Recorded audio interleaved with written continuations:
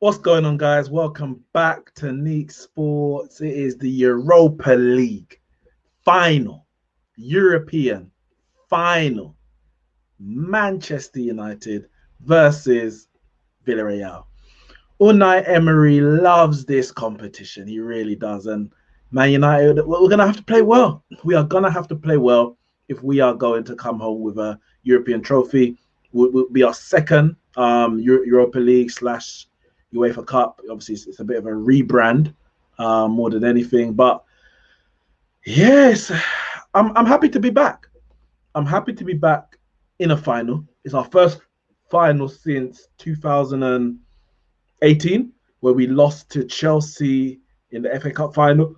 Jose Mourinho against Antonio Conte, of course, who we've just heard has left Inter Milan after winning the league, so he's available. But we're not talking about that for Man United. Of course, we don't need another manager right now. Our manager is in the final, and our manager needs to go out and get the win. And this is the team he's chosen to do it. This is the team. He has gone. Oh no, sorry, that's the wrong team. That is the wrong team. Bear with me, guys. Sorry about that. I brought up the wrong team right there. But he's gone with David De Gea in goal. Aaron Wan-Bissaka, of course, as the right back. Luke Shaw as the left back. And of course, he had a decision to make about the fitness of Harry Maguire. We know Harry Maguire didn't train yesterday in the last session with the guys. He got injured. What was the game he got injured in, actually? Was it I can't remember what game it was he got injured. Was it the Fulham game? I can't remember the game he got injured in.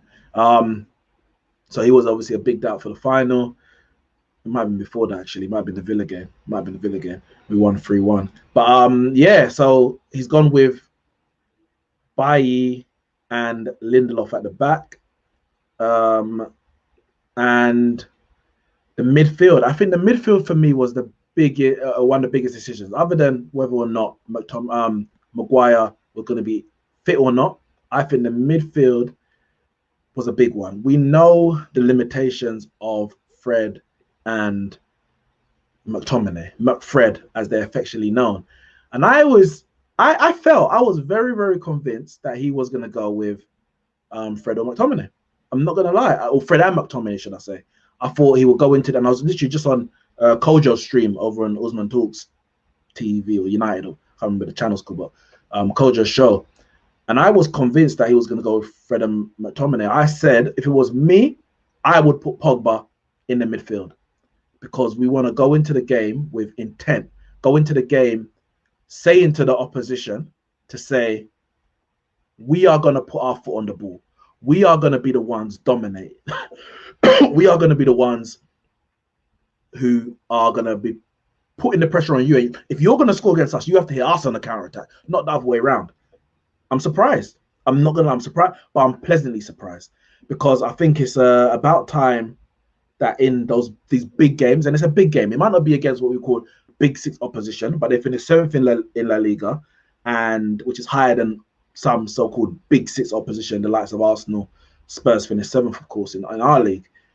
They've knocked out Arsenal to get here. They're on the same side of draw with Spurs, who were knocked out to Dynamo Zagreb. Same side of the draw is actually as Leicester as well, because Leicester were knocked out by Slavia Prague, who then Arsenal knocked out. So they have come through the same side of the draw of teams we consider to be big six. And it's a final. So it's a massive game. It's a huge game. And he's gone with the two in midfield of McTominay and Pogba.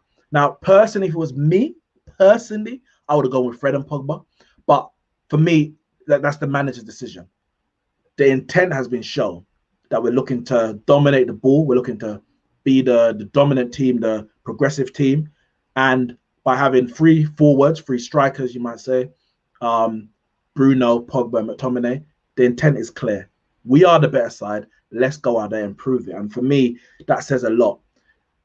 Does it say that Ollie's turned a corner or anything like that? I think there's a long way to decide on that. But it does say to me that he has more confidence in his team in a game such as big as this, that we don't need to play two defensive-minded midfielders. Neither of them are defensive midfielders, so I can't call them that. But two defensive-minded midfielders. He's decided to do otherwise. So, in terms of that, I'm happy. I'm happy with what he's gone with. Of course, yeah, as Junior just mentioned in the chat, make sure you lot smash the like button. David De Gea in goal. David De Gea in goal. Back between the sticks. I had no. See, there's a whole debate about David De Gea, Dean Henderson. For me, is a bit tired. It's a bit long, bit drawn out, whatever in it. I was in no doubt that David De Gea will start. This is a story created by David De Gea fanboys, Dean Henderson fanboys, and the British media. Solskjaer had David De Gea as the #1 domestic keeper, you might say, during the season. And then he went and changed it to go and have Dean Henderson as the domestic keeper. And in both times, the cup keeper was the other one. So at the first half of the season, that was Dean Henderson. He was playing in the League Cup, the FA Cup, and he even played a few Champions League games as well. Or at least one Champions League game. At least one. Maybe it was the Istanbul game. I think did he play both Istanbul games? It's possible. But definitely one of the Istanbul games. David De Gea got injured at one point. I think he got injured against Southampton during the season. Dean Henderson came in at half-time. Then he played the next game, I think it was against West Ham. He was influential in one of the goals there. He played against Sheffield United. So he's played at different points this season. So when David De Gea came back from, what do they call it, paternity leave, and Dean Henderson was the #1 domestic goalkeeper, or the league goalkeeper, it just made perfect sense that David De Gea is going to be the cup goalkeeper. Now, there's a bit of rotation when the Europa League finished, just to keep both keepers fresh, I guess. Dean Henderson was rested for the Leicester game in the league, and then he played against Liverpool. We know he didn't have a good game there. I always expected David De Gea to come back for this final because he played in the knockout rounds, the build-up to this final. But people making a lot out of nothing. Yeah, so obviously David De Gea in goal. The back two, Lindelof and Bailly, as opposed to, obviously, Maguire's on the bench, actually. So I don't know if he has any chance of actually coming on. Sorry, I lost my phone. Oh, there we go. Yeah, I don't know if Maguire has any chance of actually coming on. I don't know how about it, but he's on the bench. So maybe in the last few minutes, if necessary, he may get called upon. But I can't see that happening. Now, did Axel Tuanzebe deserve to start? Maybe.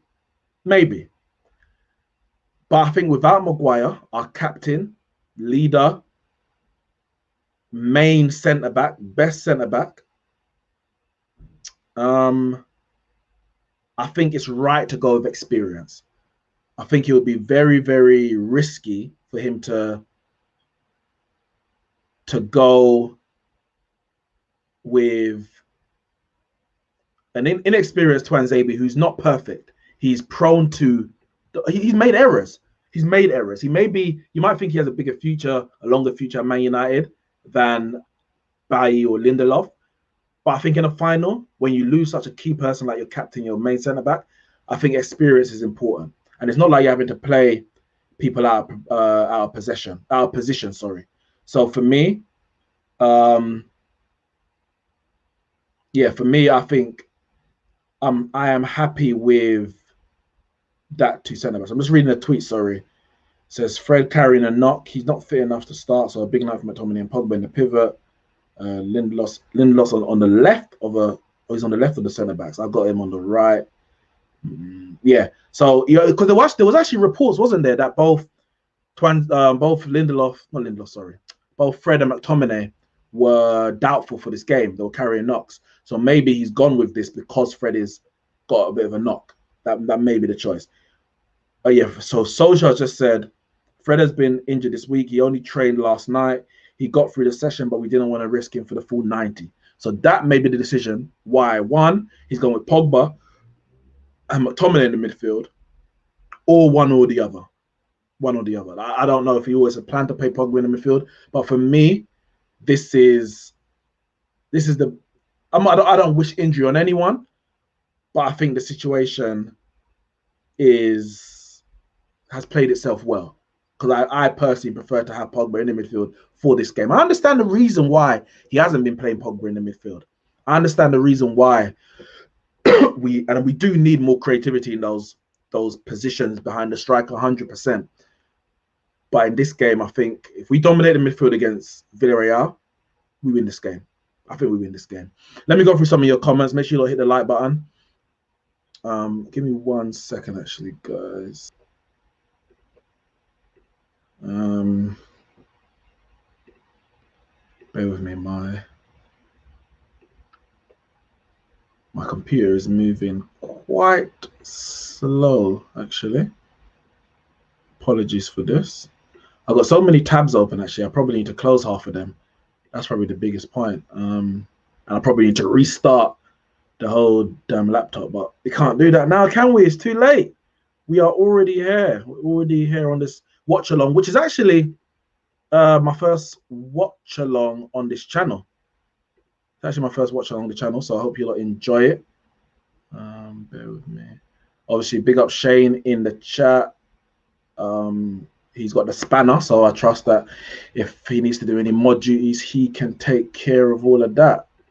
Big up Junior back here again. Let's see. Go through some of these comments.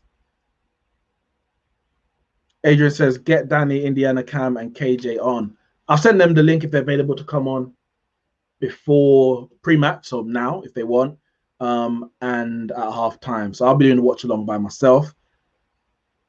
I'm not watching on TV. I'm watching on either my BT Sport, not the app, but the login on the internet, or YouTube, whichever one's slightly ahead. But because it's going to be slightly behind, I don't like doing watch-alongs with people who are going to be slightly ahead of me. So if they're available, I've sent them the link anyway. I sent it to Red Devil Studio as well, but I think he's doing another stream. Prime R9 says, let's get the W, lads. Slightly nervous with that defense we have, but I'm sure they're up for it. So Mace is starting then. Yeah, Mason Greenwood. I haven't even spoken about the forwards yet, but Mason Greenwood, he's on some scintillating form right now. And he could have a good game. He could have. It's a big game for him. His first final. A lot of these men have played finals before. I think McTominay probably hasn't. Wan-Bissaka hasn't. That's it. Everyone here, Pogba's won a World Cup final. Actually, has Bruno. Maybe he's won a cup with Sporting. I'm not 100% sure. Maybe he's played the final there. Obviously, we know Rashford's been a part of all our wins post Fergie, League Cup.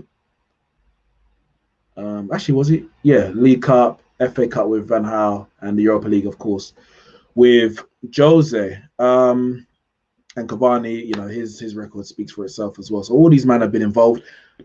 The Bailly one, now I'm not 100% sure if he played in all those finals, because I know he was injured for the Europa League final that we had in 2017. I remember him, Rojo, Shaw, and Zlatan were all out on crutches or with, what's it called? They have had knee braces or foot support. Like, we were walking wounded in 2017. It was crazy.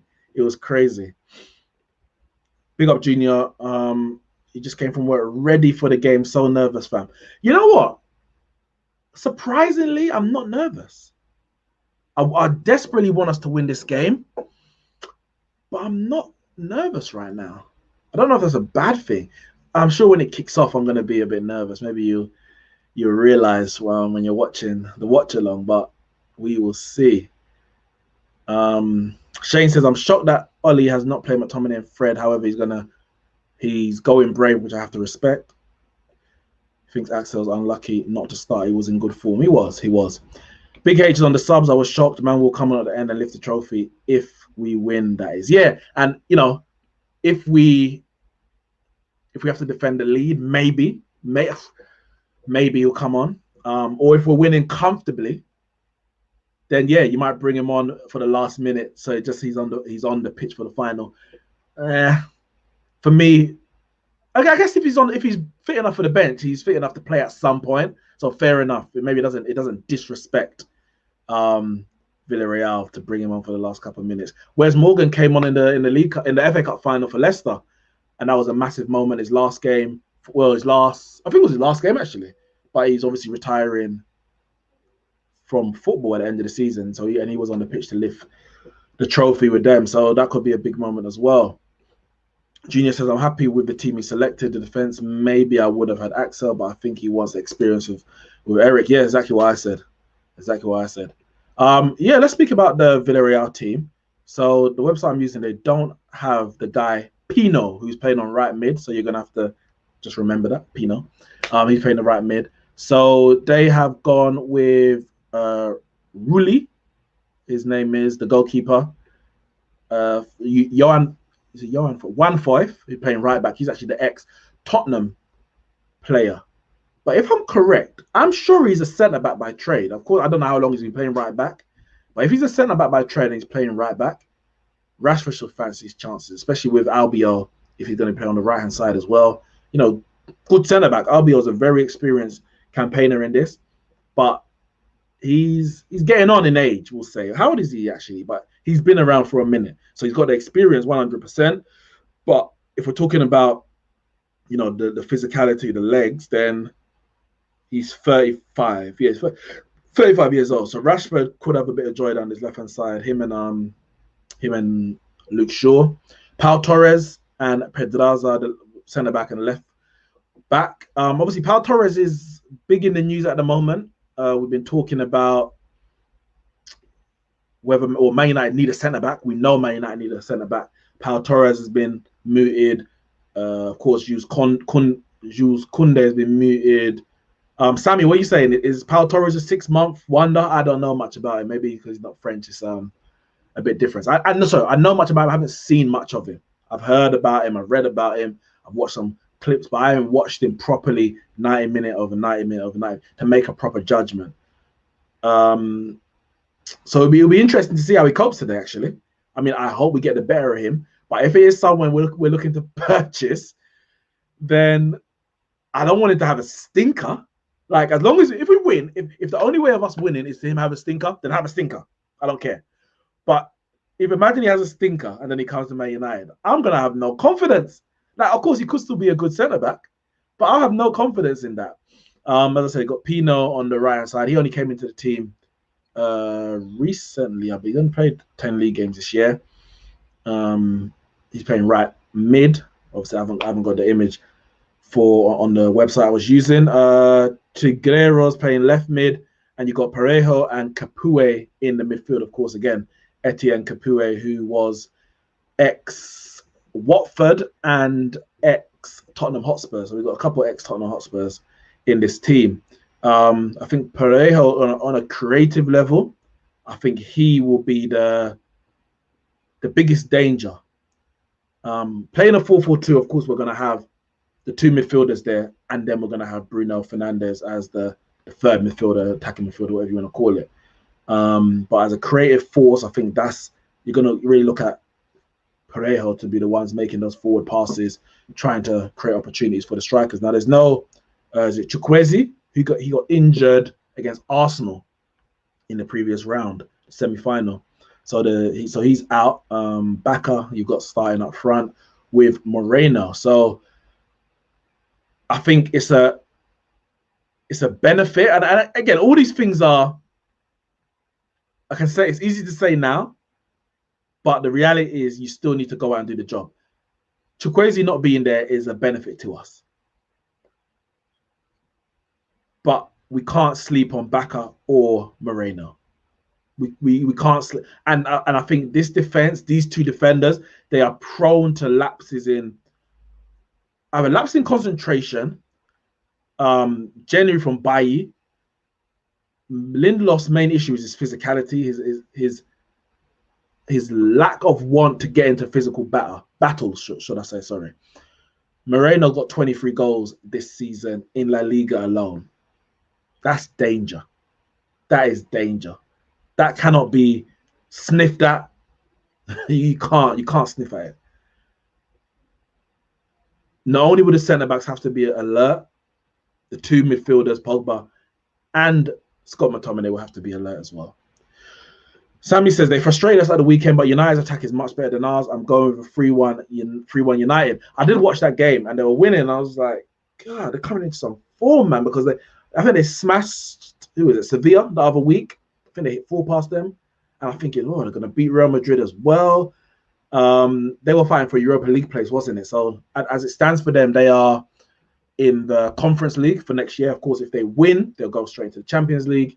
If we win, we're already in the Champions League. But what happens is Monaco, who are at the moment in the qualifying round for the Champions League, they will go directly into the group stage for next season. We will go as first seeds into the pot for next year's draw. And Zenit will fall out of the pot 1 and probably go into pot 3, I think it is. So, yeah, this game alone has a lot of different permutations for other teams. The likes of Zenit, Monaco, they're going to be thinking, oh, if they win, if this team wins, our preseason maybe starts a bit later, or we have a longer preseason, wherever it might be. And for Man United, it's a trophy. Ole Gunnar Solskjaer will be his first trophy at Man United. For Unai Emery, it will be his 4th Europa League alone. So, big things in the offense here. Ram says, Bailly ain't a centre-back. What is he, Ram? If he's not a centre-back, you tell me what he is. I don't know. He ain't a right-back and he ain't a DM, innit? Ollie knows who's suitable for this game, so I trust his judgment today for this big game. I think, and I've said it before, Solskjaer deserves trust. Now, it depends what you're talking about. Do we trust him to go and win a league? Well, no, because he's never done it. But I think for what I would say, he's done enough for me not to question every decision he makes. We've improved enough for me not to question every decision he makes and to put a bit of trust in him. And that's all we can do. That's all we can do. Shane says, if Ollie wins the Europa League, do you think he could be the manager that takes United back to the Premier League title? So hard to say. You have to take the Pep and Klopp factor, and now the Tuchel factor are big issues here. Someone just messaged me saying something very weird on Twitter. Anyway, I'm back on Twitter, by the way, guys. I had a ban, and they banned me, but I'm back.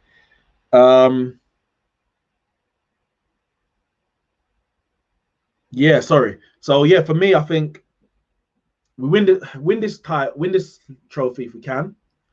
Big summer needed.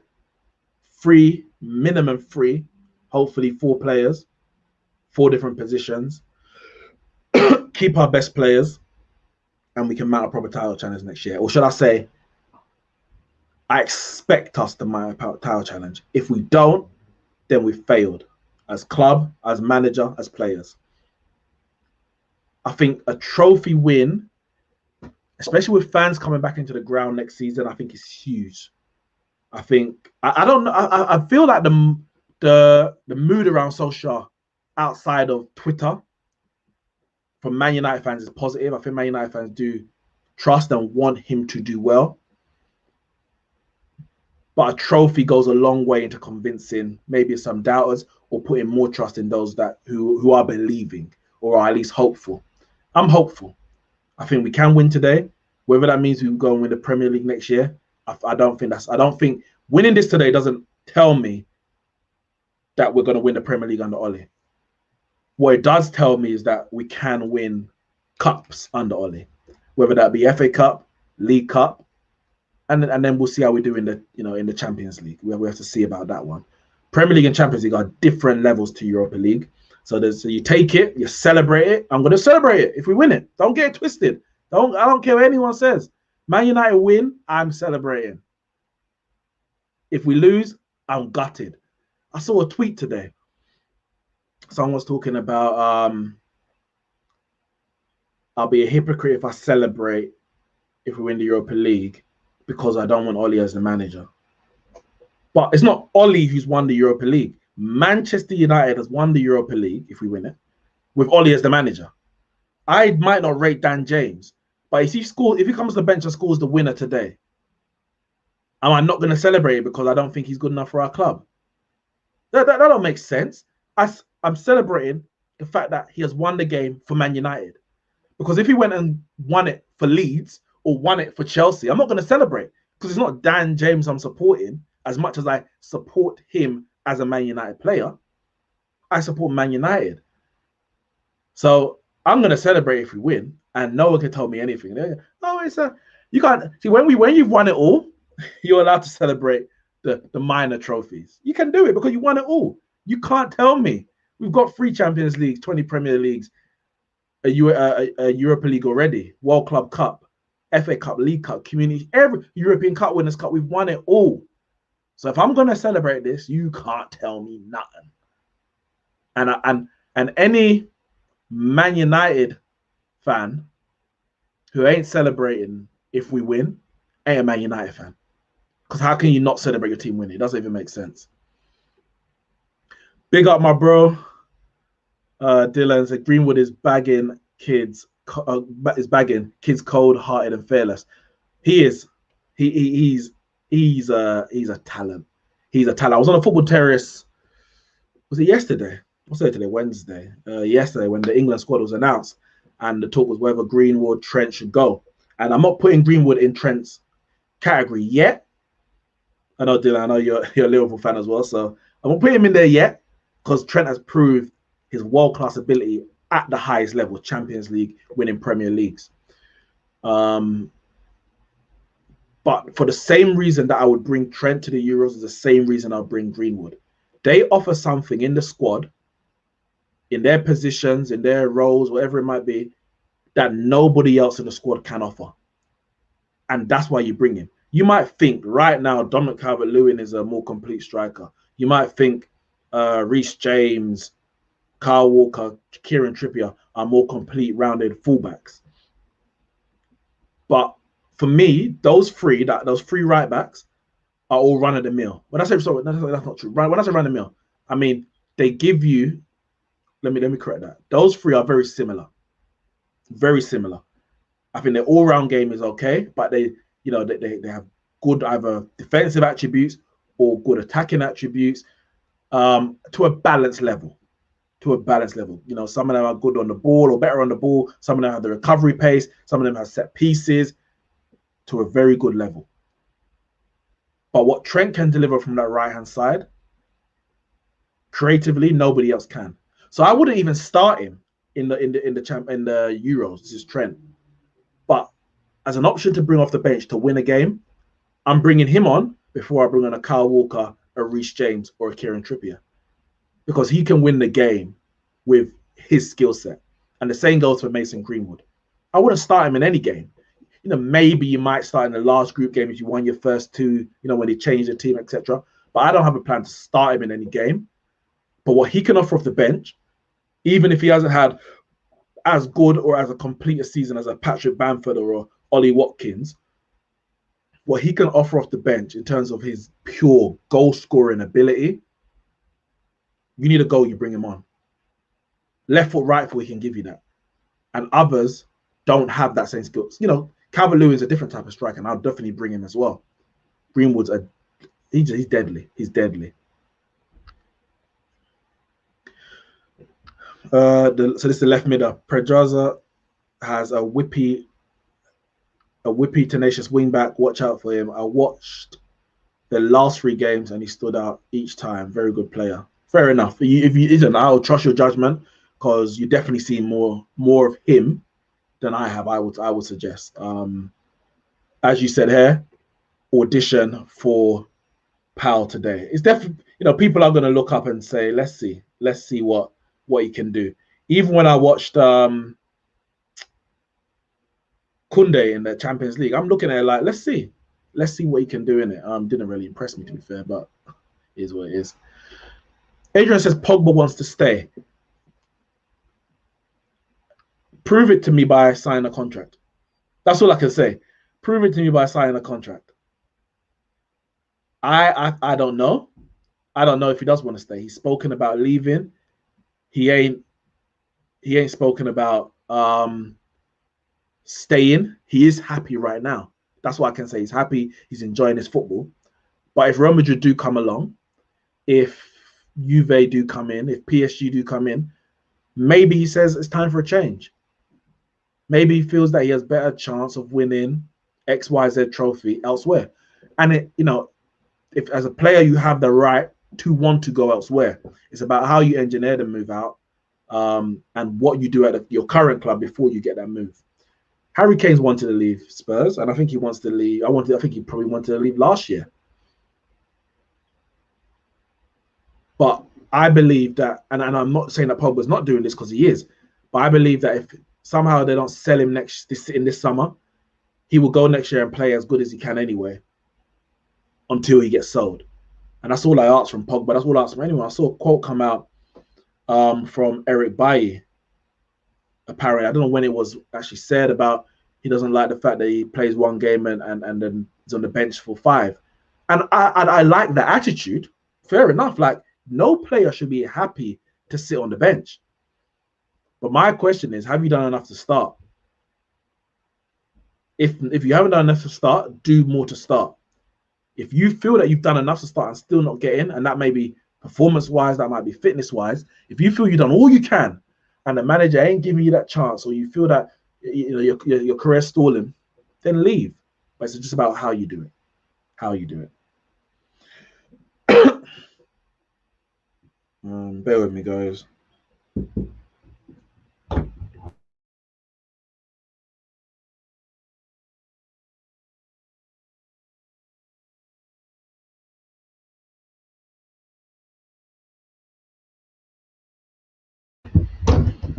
Sorry about that, guys. Let's see. Harsif says, make sure you lot smash the like button. I don't want to be negative, but Fred should have started. But I also get why Pogba is playing in midfield. Without Harry, we lack ball progression, and Pogba has to be disciplined today. He definitely does have to be disciplined. He's going to have to be the one to pick up the ball from the midfield.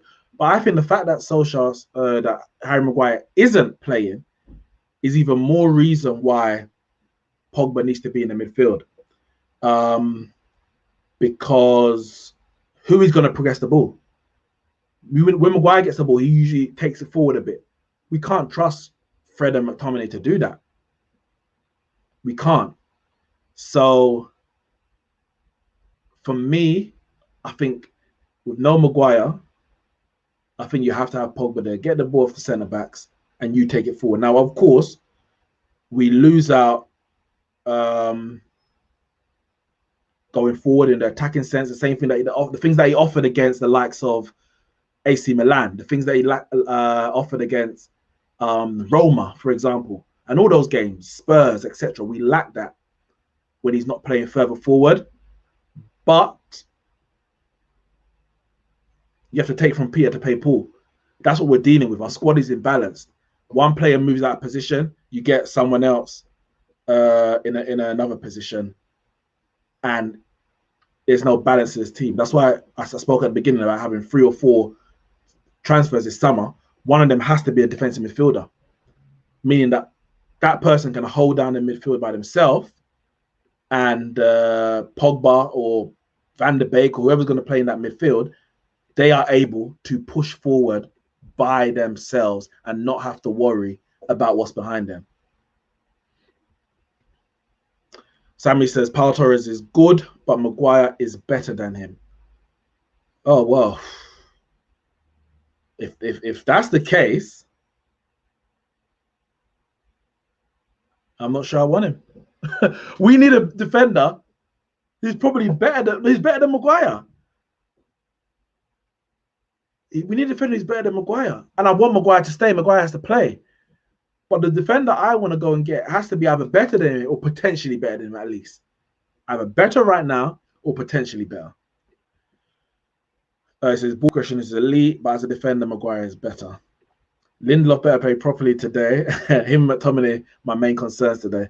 They are dodgy players. 100%. Lindelof has pissed me off one too many times. I swear down.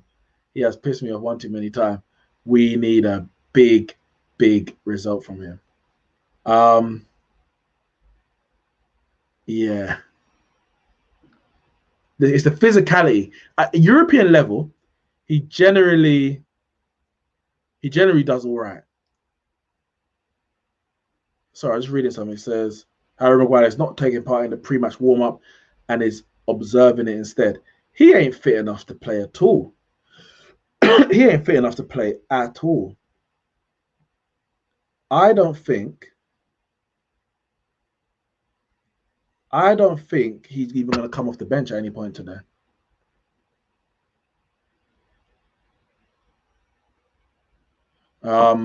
But it's good to have him on the bench. You know, I think we've got 5 subs that we can probably make in the competition, 9 on the bench.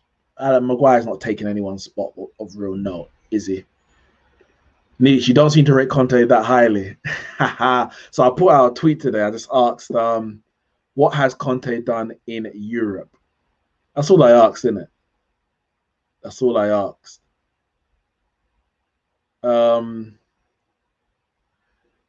I think he's a very good manager. He's very volatile. He's prone to explode. And as you can see, he doesn't really last that long. Like, let me just check his career history actually at the moment. Obviously, he was at Chelsea for 2 years. Yeah, Chelsea for 2 years. Won the league, left. Oh, league and FA Cup. He was obviously now he's at Inter for 2 years. Won a league, left. Did they win the cup last year actually? Inter, he won. No, he didn't. They won the league this year. Got to the Europa League final last year. Of course, lost to Sevilla. At Juve, he was it there for 3 years? I think he was there for 3 years at Juve. Let me just double check that. So Juve 12, 13, 14. So 3 years at Juve. Won 3 league titles in a row. Left. He won the Super Cup as well, the Italian Super Cup. At Bari, where he won, this is back in 2009, he won Serie B.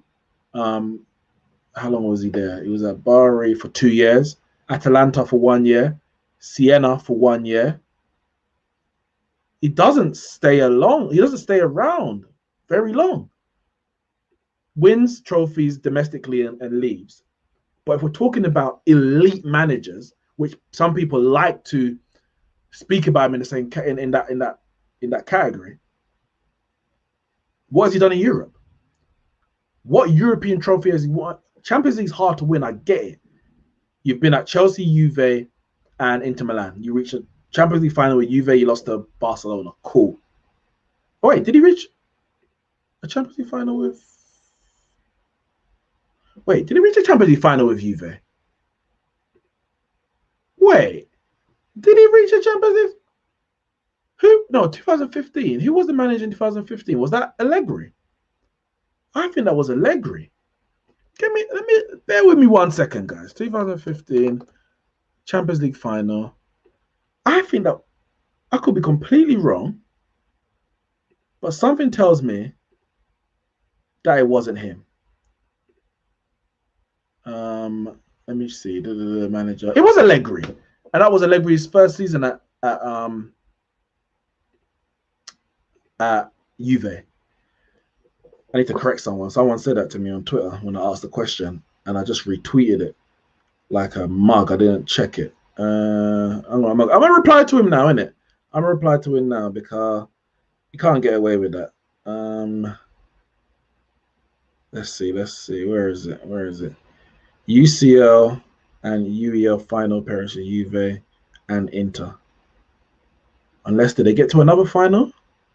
2011, 2012 was Chelsea Bayern, 2013 was Bayern Dortmund, 2014 was Real Madrid Atletico. Yeah, no. UCL final was Allegri. Right, let me take back that retweet because he was wrong. But yeah, so what has he done in Europe? What has he done in Europe? People disrespect someone like Zidane who's won 3 Champions Leagues in a row. What has Conte done in Europe? He reached the Europa League final because he got knocked out of the Champions League group with Inter and lost to Sevilla in the final. Solskjaer got knocked out of this competition, and people are like, well, it's not an achievement if he wins it because he shouldn't be here anyway. So I can't. Are we saying that we don't honor that Europa League runners up. I mean, can't honor it anyway. He didn't win it, but he's a good manager. He ain't elite. He ain't elite. Sorry, he ain't elite. I'm not having it. Very good job this year. He got all the players that he wanted, but he got them and he put them to good use. That's a good manager. Everyone ain't as blessed to get all the players that they want. And why is he leaving? Because they're saying, listen, we lost a lot of money. We need to sell some of these players. He's like, no. I want to invest some more into these players. I gotta go. I rate him. He's a very good manager. World class. If world class is the level below elite, cool. I'll give him world class. But he ain't elite. He ain't elite. If Oli was to lose this and supposedly got sacked in December, would his legacy be greater than Jose's? Oli is a Man United legend, whether he gets sacked or not, because of him as a player. His time at Man United 100% wouldn't be as successful as Jose's, but I would say he left us in a better. Obviously, it depends on the summer we have, because that was the issue with Jose, or not even Jose, but the time under Jose. In 2016-17, his first year, won the League Cup, Europa League, finished 6th. 2018 came second, 81 points, lost the FA Cup final. In that summer, we bought Lee Grant, Diogo Dalot, and Fred. And that was supposed to close the gap to the Centurions, who went on and got 98 points the next year. Really? Really? So not his own fault, not his overall fault, or just to do with him. He had a big issue with the dressing room. He lost the dressing room, and players were disgruntled. Martial wanted to leave. Pogba wanted to leave. It was a big mess at Man United. So with that, as well as the bad recruitment, we were supposed to get Maguire the year before. Maguire spoke about it in an interview with Gary Neville on the overlap. We were supposed to get him the year before, and we had to wait a year to get him. If Oli was to get sacked in December with a bad transfer window, I can't say his legacy is better than Jose as a manager. But if you have a good transfer window and he still gets sacked in December, I would say he's left us in a much better position than Jose did, despite him not winning any trophies. If, of course, your scenario happens that he loses this. We don't want to see that, though, do we? One of the reasons I want you to win tonight is so that Arsenal fans can shut up about this delusion notion about Arteta being a better manager than Oli. Yeah, listen, Arsenal fans were saying it, and we had these stupid Man United fans riding the coattails. Like, even if you believed it, why are you going to ride the coattails of a rival? And I'm not saying Arsenal are rivals in terms of on the pitch, because they are dead. They are dead. But they are our historical rival when it comes to the Premier League and English football in general. If they want to say that, let them say that. But don't throw your own club in the mud to make a point. That's embarrassing. And both Arsenal fans and those fans are being proved wrong day after day after day. So thank you for your support, and hopefully we do win. And that will be another set of people shut up.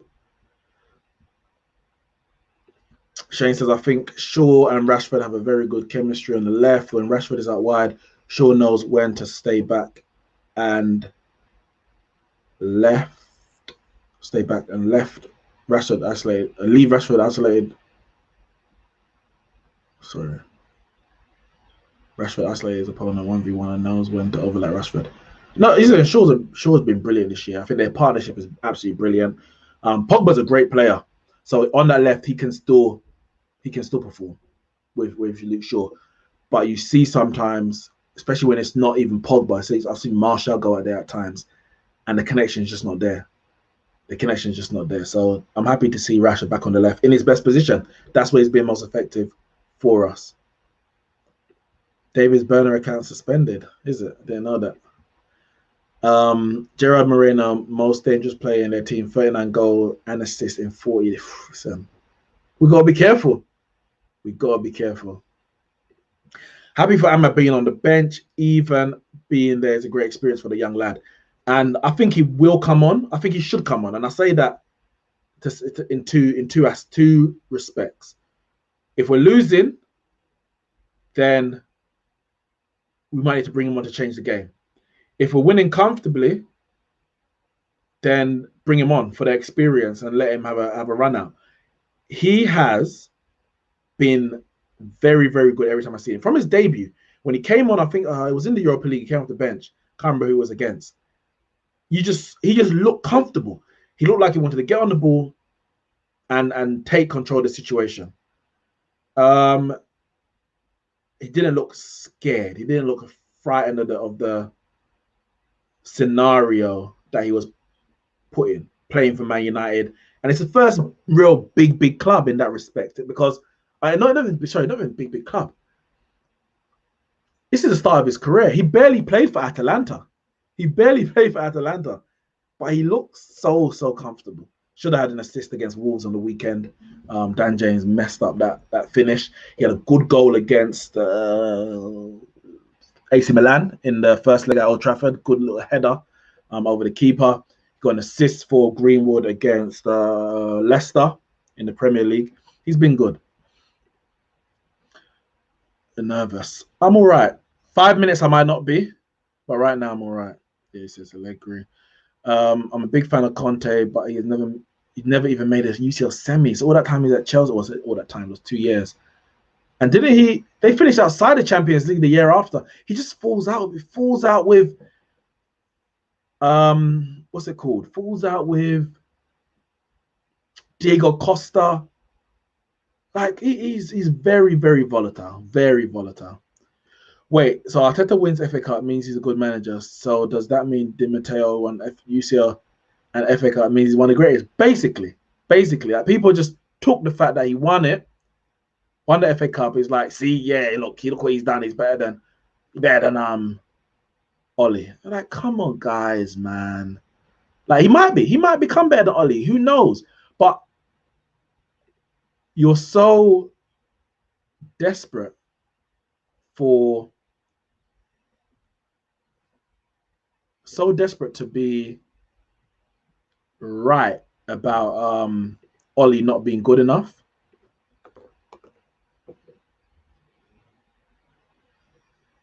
Yeah, so desperate for Ollie not to be right about Ollie not being good enough that you're willing to get any old manager who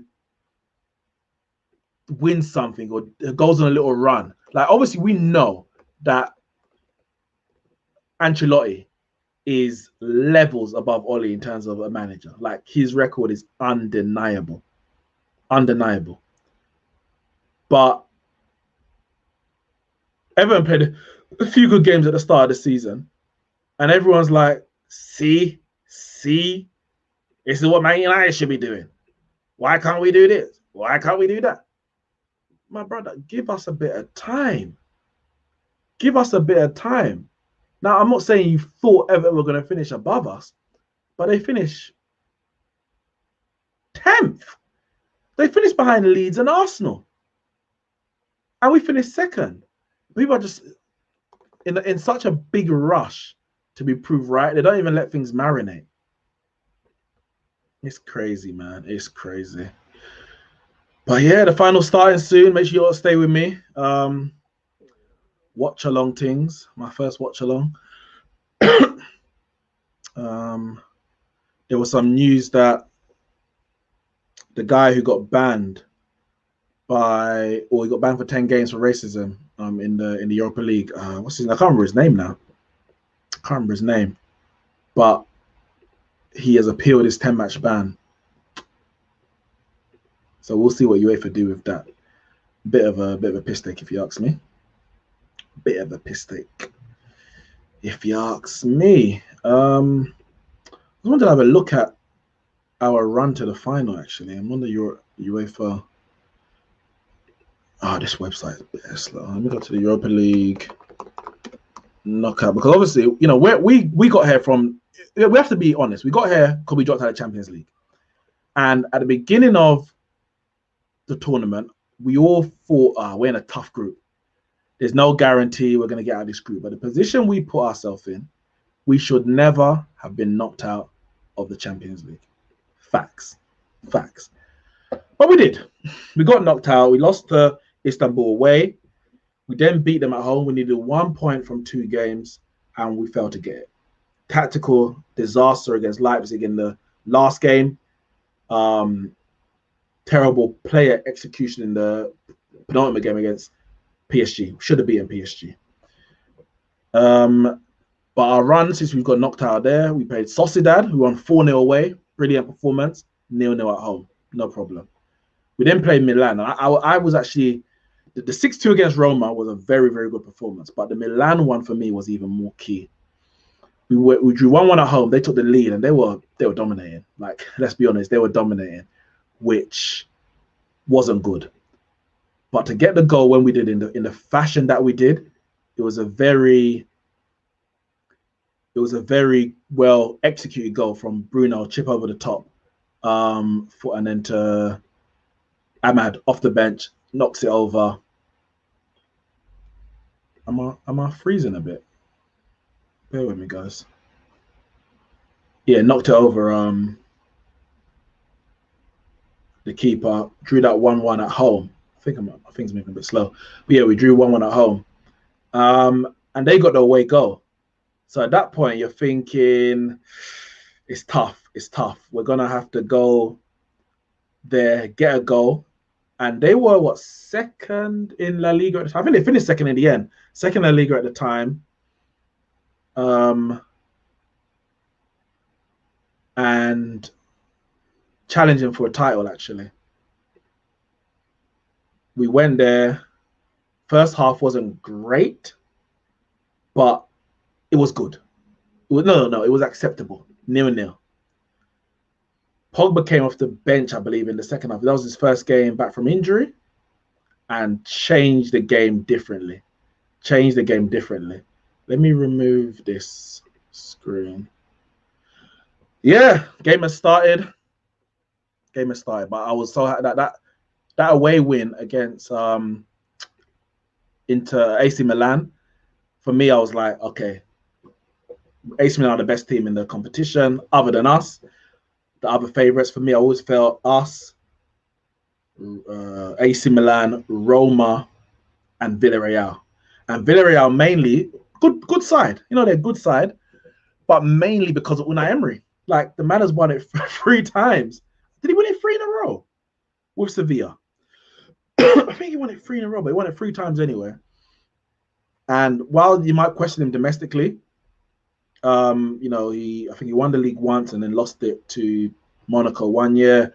He struggled in the league with Arsenal, especially when they had that great opportunity to finish in the top 4, and they bottled all their last few games and dropped outside the top 4, and then lost that cup final actually to Chelsea, got battered 4-1. I just felt, listen, this is his tournament, and they know how to he knows how to get a team to the finish line and over it. So I was always a bit wary about Villarreal. Villarreal started decently, actually. They're controlling the ball at the moment.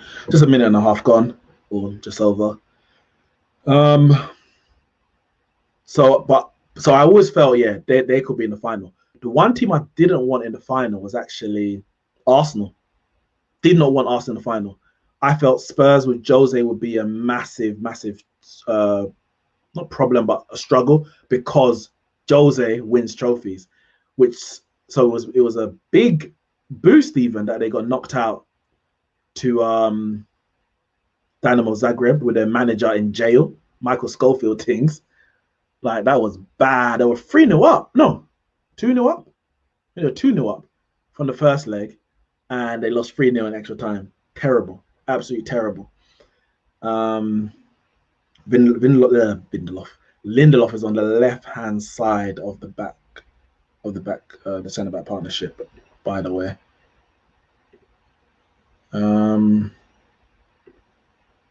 Yeah, so then obviously Tottenham got knocked out. I didn't want Arsenal because obviously Arteta's got a decent record against Oli. Not a decent, he's got a good record. He's won 2 out of 3, drawn the other one.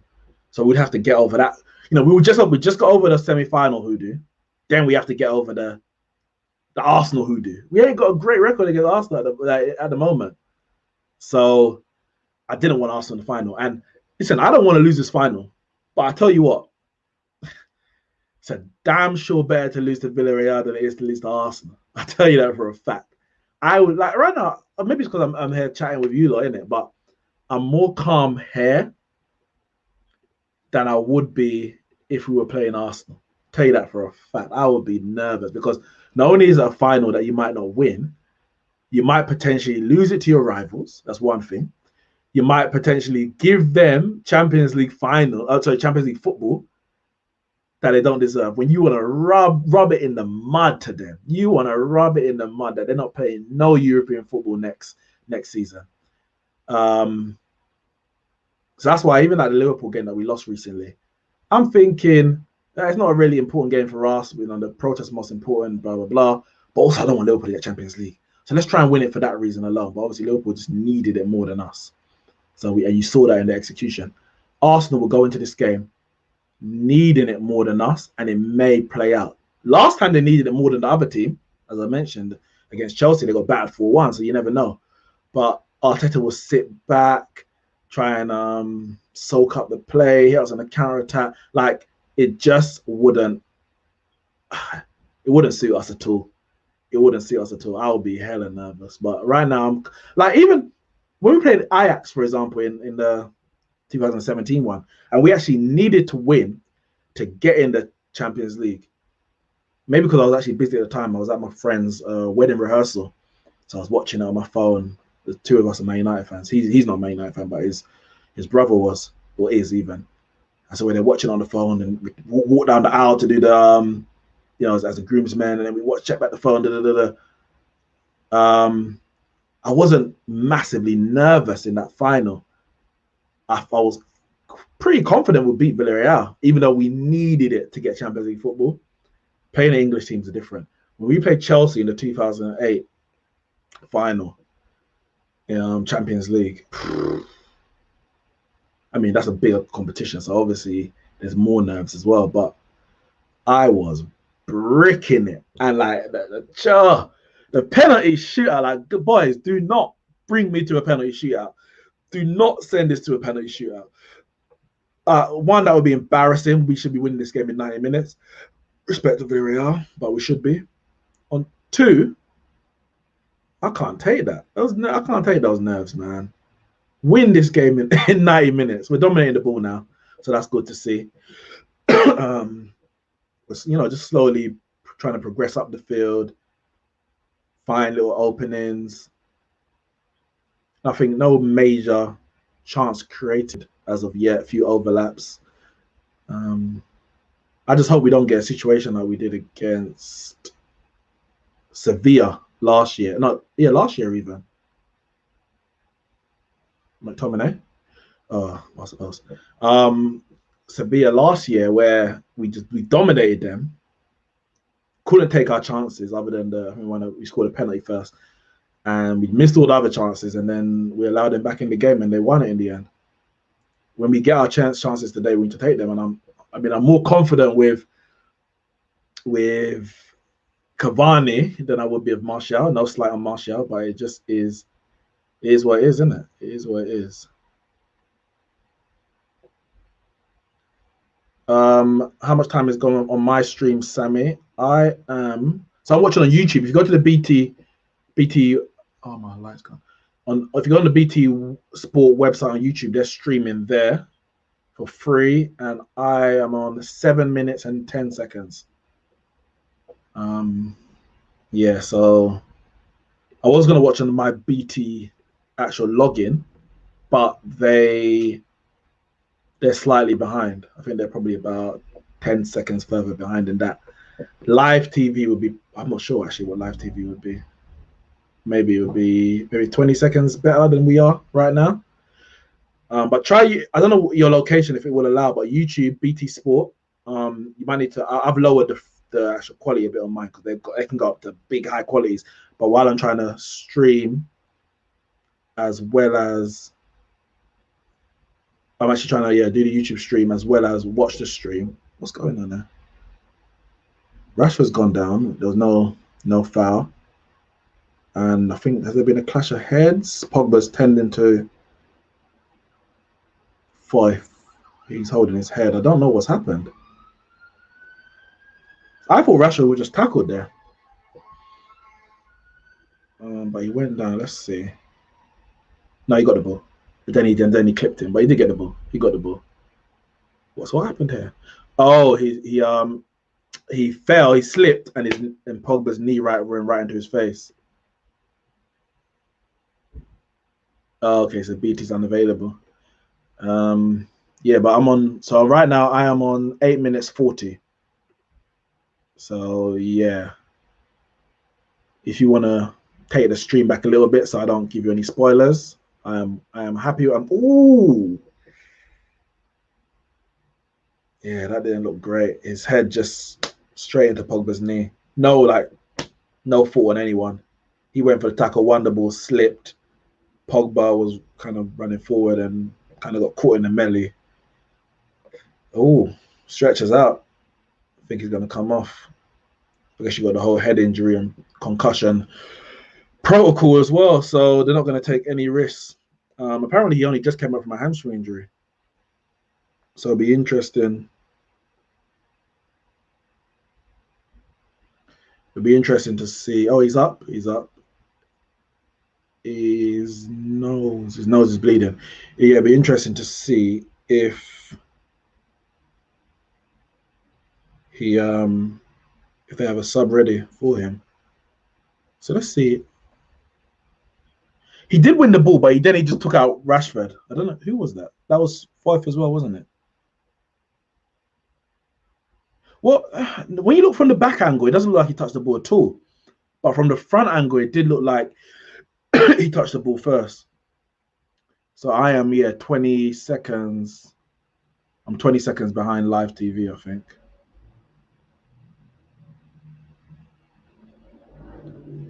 But play is back on. He's not back on yet, is he? No, I don't think so. I don't think so. It's been a very, very balanced, even start. No chances really created. We've had more possession so far. Control the tempo of the game more than anything, rather than dominating the game, I would say. Other than we had that shot from McTominay that went past the post. Villarreal haven't really offered anything. They controlled the ball in the first 2 minutes. But other than that, they barely controlled it. Ooh, cross from Greenwood. Bruno was open in the middle. Bruno was open in the middle. Caputi clears it. If it got past the net post, no one was picking up Bruno. Right in the middle of the 6-yard box. Outside the football from Pogba in the midfield. Getting a DM this summer is so important. It's so important. Where's water? Because it just allows Pogba to just be in the midfield, and I think it might be offside anyway. Yeah, Pogba's offside. But yeah, getting a DM in the summer is so important. It just allows Pogba to be Pogba. Yeah, just offside.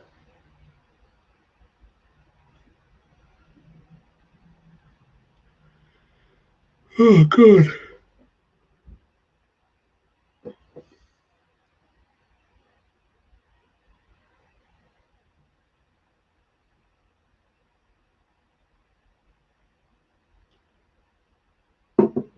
Yeah, it's talking about the Pogba goal against AC Milan. He's been very, very good. He's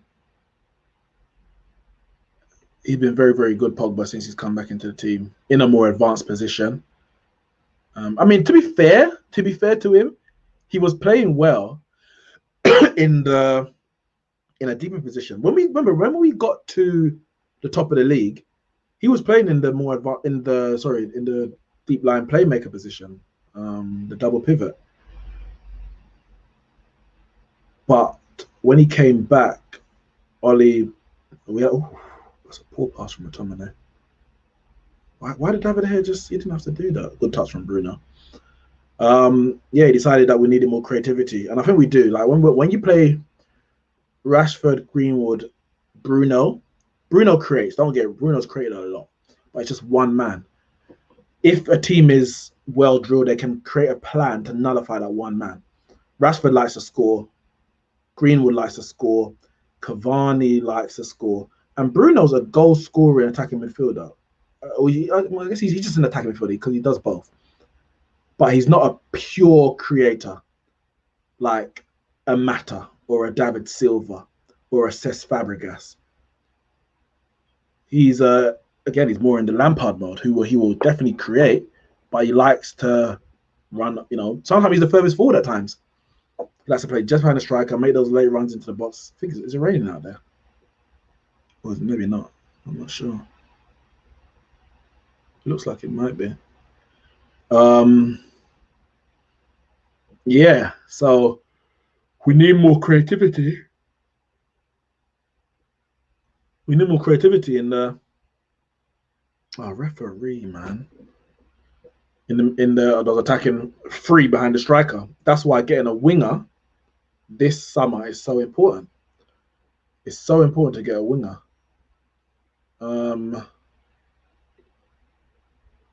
Because the two wingers that we have, are strikers / forwards. And I don't think you can sustain both Greenwood and Rashford for the whole season. I think one of them will have to be benched for a creative winger, a Jadon Sancho. There's been talk about Neto. We know he's out injured at the moment. There's been talk about Rafinha, but Jadon Sancho is the man. Villarreal are very, very good from set pieces. Very good from set pieces. We have to be careful. We have to be careful here. Give me a second, guys.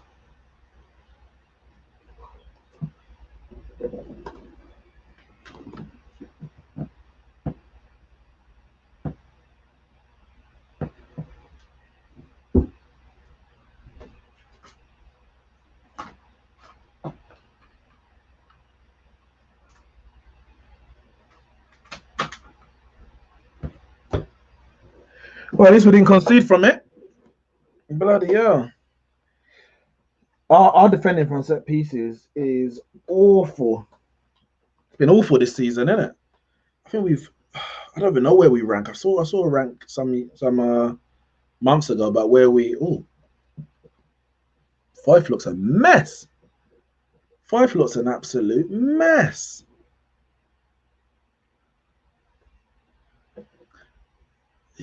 He can't. Can he stay on like that? I hope he's all right. Like, just physically speaking. Bloody hell.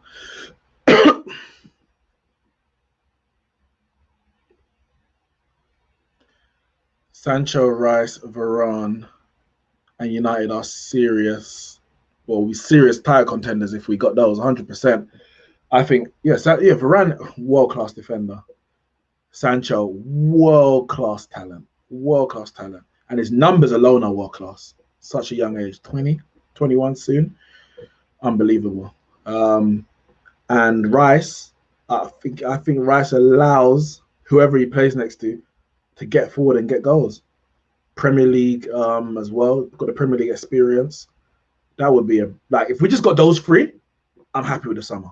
Like you said, I want Harry Kane in it. Don't get it twisted. But we got to be realistic as well. We're not going to get all those three and Harry Kane unless you're selling Pogba. And if you sell Pogba, you create a whole new problem anyway.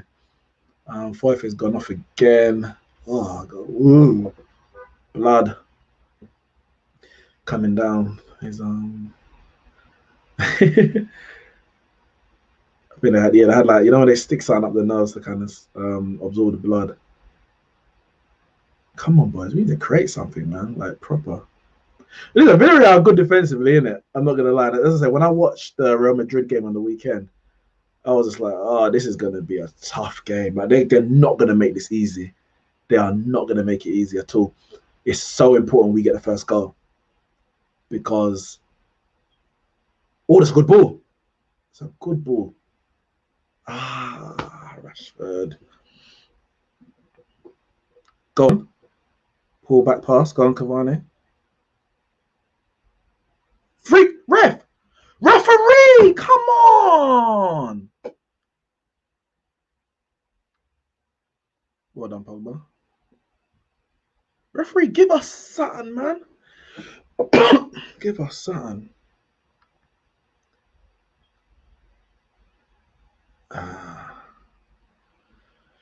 Yeah, we can't afford to go behind against Villarreal. I'm not saying we can't win. Europa League. Europa League. It's a conference league that we need to sing about. Arsenal. Oh, that's a good touch from Greenwood. Arsenal wish they were in the Europa League right now, but they wish they were playing this final. Good evening to you, Ramsey. Good evening. Yeah. I was saying something, I can't remember now. But yeah, this was never gonna. We have to score first. We have to score first. Not saying we can't come back from a goal deficit. I mean, we've been coming back from a goal down all season, but just look at the way they're set up. They've got a flat. It nearly looks like a flat 5-3-2. Defensively, it's nearly a 5, but it's 2 banks of 4 and 2 all in their own half. Like they ain't even got someone hanging back on the counter. So we're gonna need a bit of ingenuity. Oh, someone go put that in. Oh, Luke Shaw on the left-hand side. There's ain't 3 men in there. And no one just slide in. So the cross from Wan-Bissaka gets flicked off on the defender to... so who took the full? That Bruno. So flicked out by Albia. God.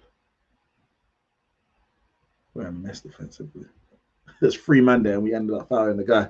But yeah, cross from Wan-Bissaka gets flicked on by Albiol over to Luke Shaw on the left top corner of the box. Drills it. Well, he shoots like a shotgun cross. Yeah, that's a foul from Luke Shaw. He just flicked his hand out.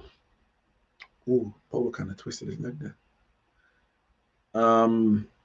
Yeah, drills it right across the 6-yard box.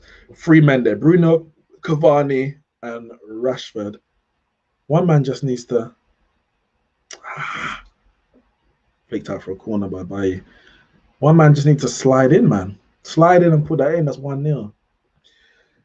And now we got defender corner again. Make sure you're smashing the like button if you haven't done so. Share the content. Subscribe to the channel if you are new. I get so nervous from these corners, man, because we just haven't defended it well all year. We do like a part zonal and part man marking. But actually, what are we doing now? Is it all man to man?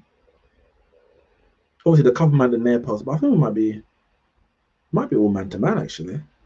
No, it's both zonal. Oh, deflected corner again. Yeah, so you have like a 4 that go across the 6-yard box, defending their zones, and then another 4 man marking on the edge of the area, following the runs. Oh, yeah, shot from Pino, edge of the box, and blocked by McTominay. You need to have someone at the edge of the box. You need to have someone at the edge of the box picking up. Why is it taking so long? We're wasting time already. Yeah, you got someone at the edge of the box picking up those loose balls. Can't allow them the freedom to just kind of keep recycling possession. And all right, that's cleared.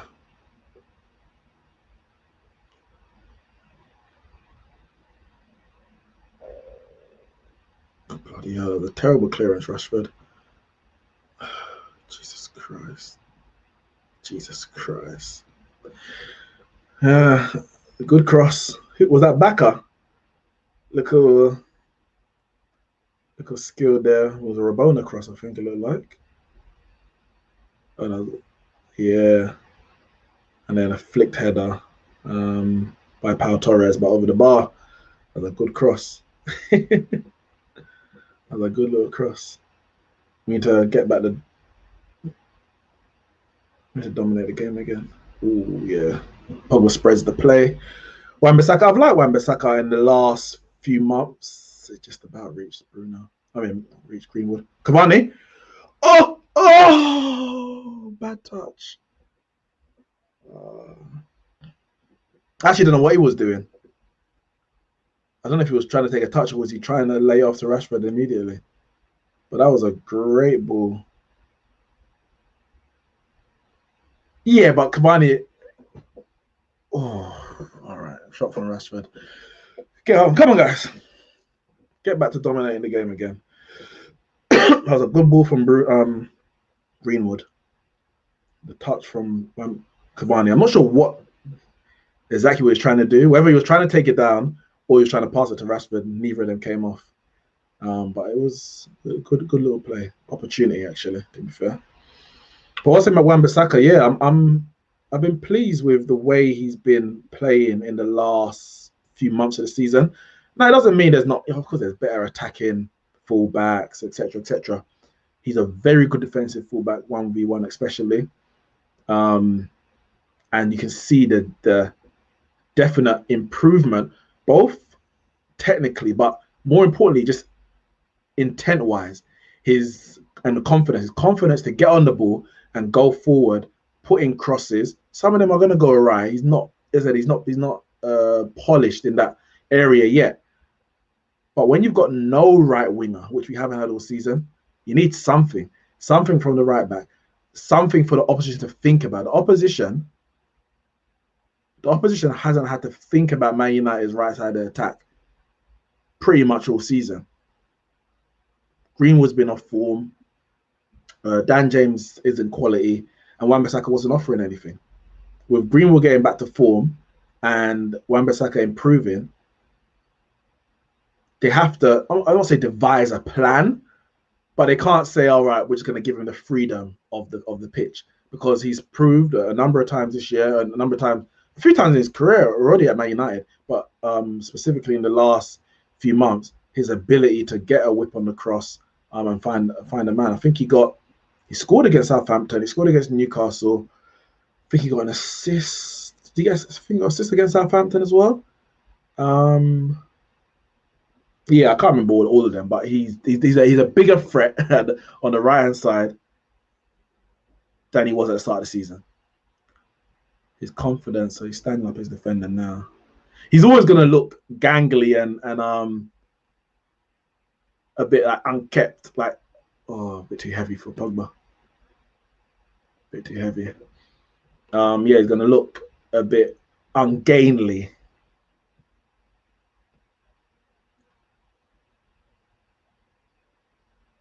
Careful, Bruno. Careful.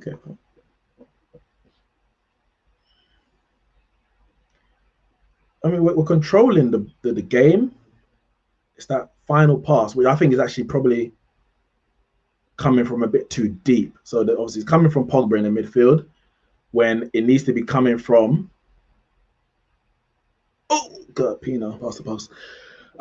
It needs to be coming from either Pogba a bit further forward or from Bruno.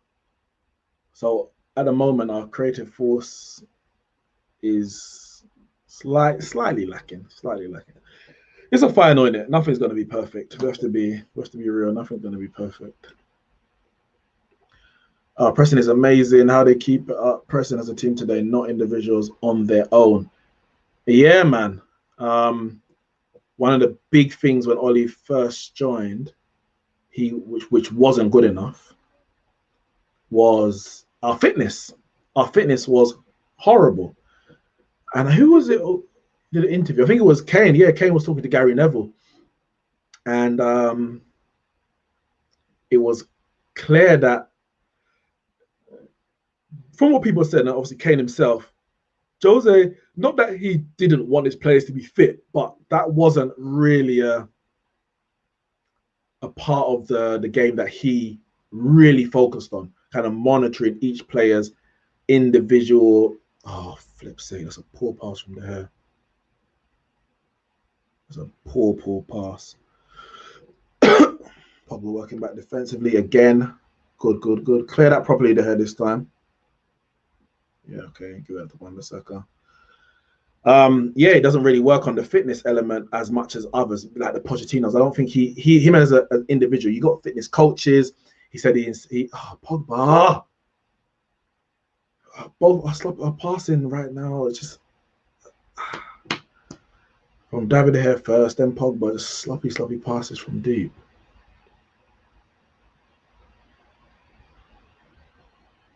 Of course they won't mind. Of course they won't mind.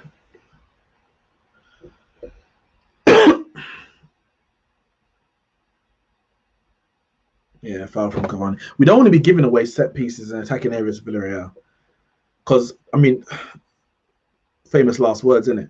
They're not creating anything from open play. A set piece. I'm not saying they're going to. Oh, flip sake! Oh, for fuck's sake.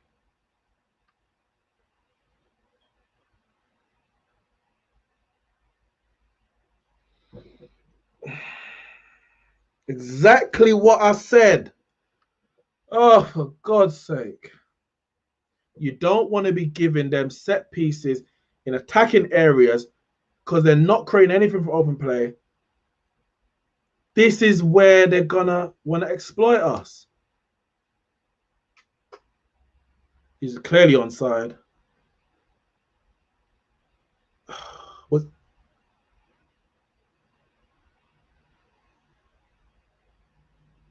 What's Lindelof doing, man?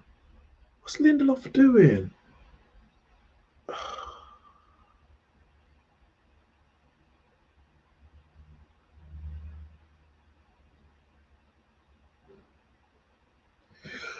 I mean, if we were going to concede, it was always going to be set pieces. All season. All season we'll be conceding from set pieces. All the progress is all well and good. But our set piece record is horrendous. It's down there with the worst teams in the league, in the Premier League. And now we're going to come from a goal down against a team that ain't coming out. They ain't coming out. Oh, for God's sake.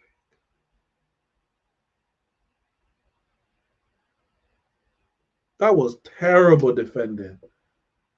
That was yeah, because he just ran from the left hand side of the box, right across two of our defenders, right behind Lindelof. Like it wasn't Lindelof's man, but why can't Lindelof get to that ball in the way that Moreno did? Where's the urgency? Oh, for God's sake, man! Another goddamn set piece. It's gonna be tough. It's gonna be tough. We're trying to play a creative ball from too deep. Shaw just did it then. Pogba did it. We've been doing it earlier.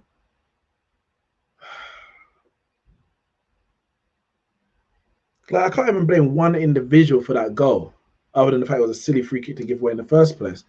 Because it's all season. All season we're conceding from set pieces. And I'm not even going to say if Maguire was there, we wouldn't have conceded. Because we were conceding from set pieces with Maguire.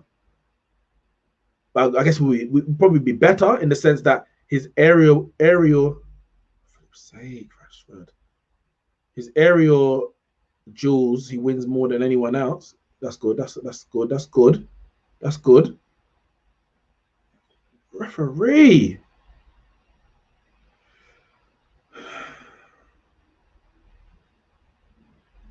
Cavani.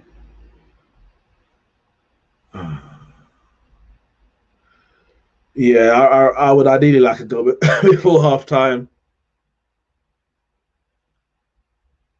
They're defending with all 11 men.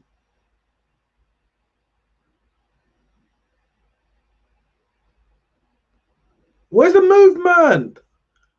I mean, I don't understand why Bruno even played that ball because nobody was even motioning to make a move.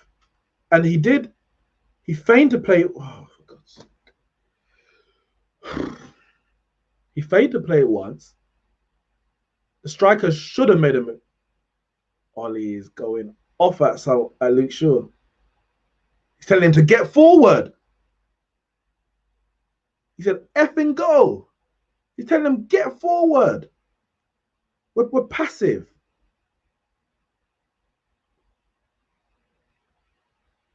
He said, Luke, effing go.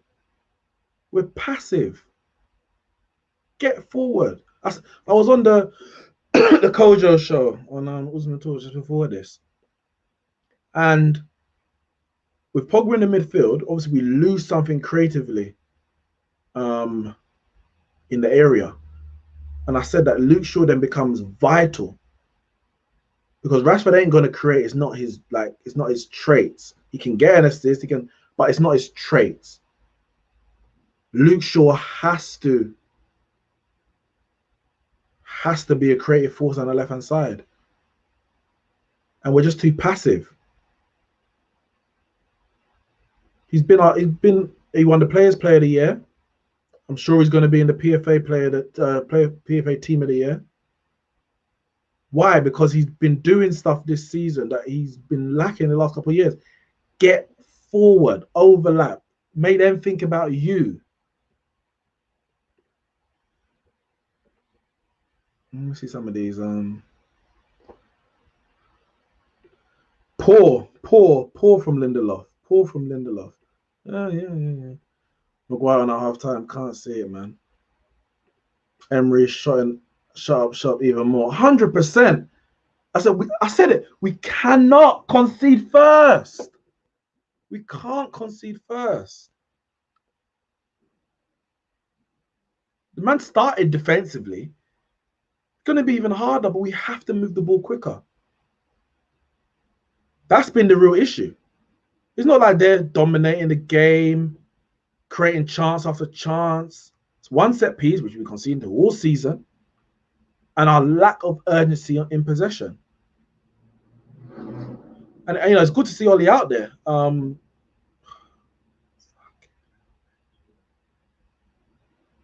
Giving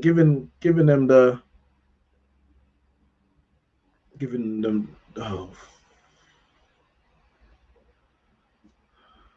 that was poor from Shaw.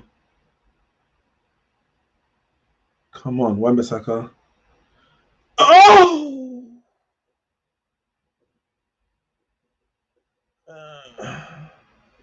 That was good from Wan-Bissaka. More of that, man. More of that. McTominay bursting forward. Rashford's. Oh, what's that?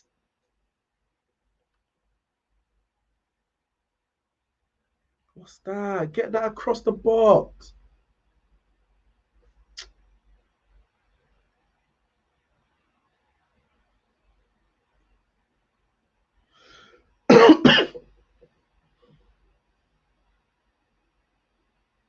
They were wasting time at bloody 0-0. Of course, they're going to be wasting time now. Yeah, that's not anything.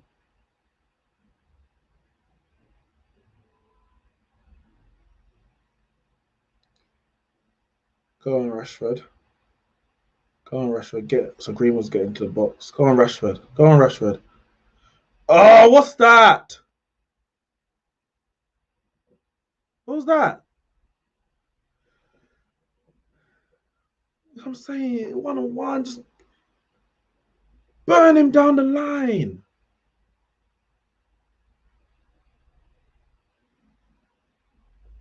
Go on, Shaw. Go on. Yes, it's in. Bit too heavy from Rashford, that pass.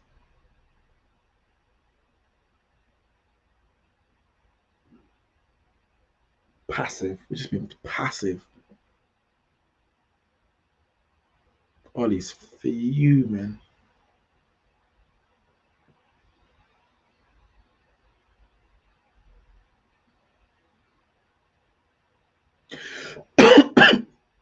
Again, we control the ball, control the tempo of the game. We're just progressing. I say control the tempo. The tempo's too slow, if anything. We need to go for half time, man. When all is said and done, maybe going behind ain't even the worst thing based on this season, but it's just not. It's not sustainable. You can't keep going behind and keep. I'm not gonna say get away with it, but keep on winning. It's gonna. You're expecting Bailly to play that ball, Rashford? Come on, man. He can't play that. Bailly ain't gonna play that ball.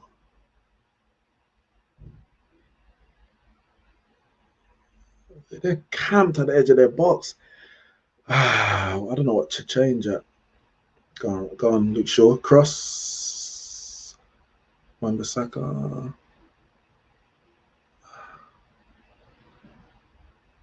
I think crosses might be a cross goal might be the way it's gonna be because they are packed out at the at the back. All right, Rashford, go on. Corner. I should have went out.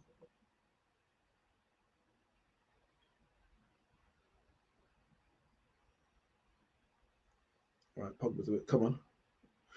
Go, go Cavani. Oh no, Cavani. What's that? So now Villarreal are gonna try and counter on us now. Cavani just needed maybe take a second more. Take a second more and pick out a better pass.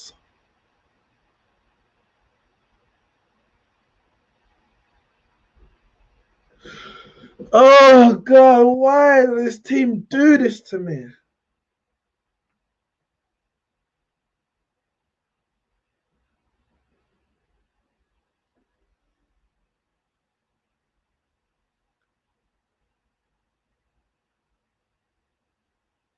Bloody set piece. I mean, I hope someone put a bet on that. Man United to concede a set piece. What was that?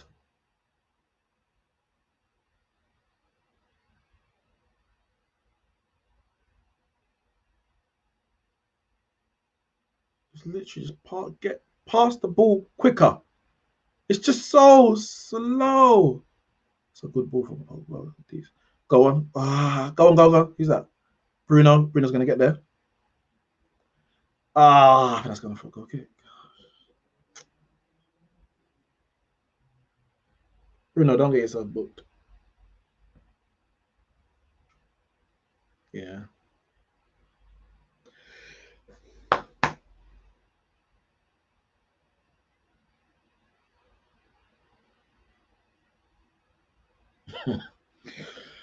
Oh God. He's like an upgrade on Arteta, isn't it? Jet black hair, defensive, counter-attacking football.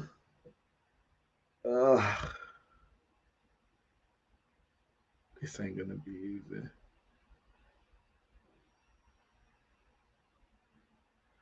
63% possession. How many shots on target? They didn't bring it up. Have we had a shot on target? A few block shots, a few wide. Oh, one. There was one from Rashford from long range.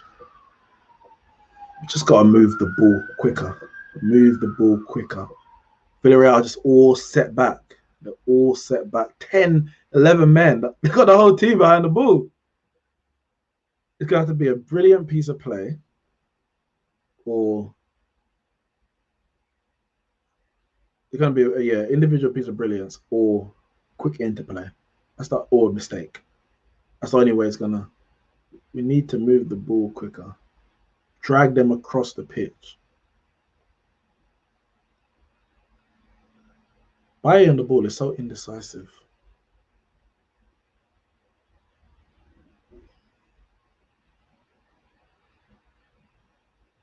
Yeah, Bruno's coming. I mean, he's coming too deep, but I don't blame him. But I know why he's coming so deep because he's not getting the ball anywhere else. Villarreal comfortable. Comfortable. They're just so comfortable. We're gonna have to go wide, get a cross in. Hope Cavani can go and end it. This is not good enough.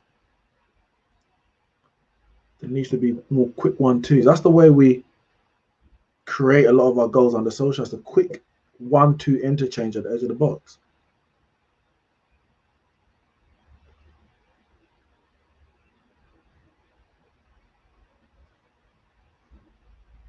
They're gonna break. And a break. No one's even up there with him, so you better not let him score. Oh, now they want a corner. Is that a corner? The goal kick. Goal kick.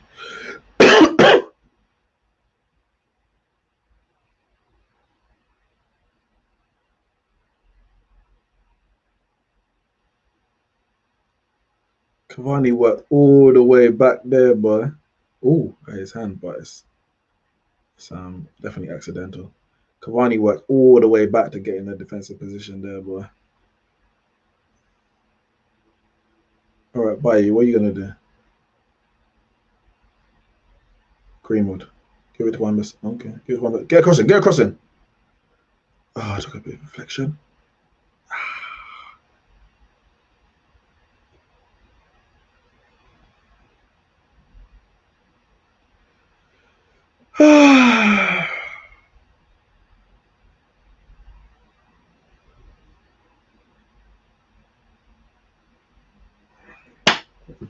They're literally, yeah, they have good working back, Rashford.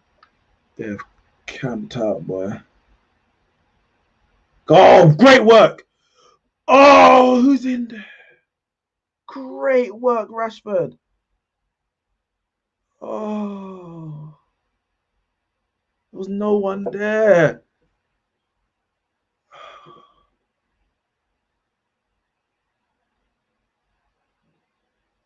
Man, I don't know who that was he duppied, but he duppied him. Did a look of Ronaldo chop inside on the right hand side. Go on, Greenwood. Yeah, burn him, Greenwood. Yeah! Oh!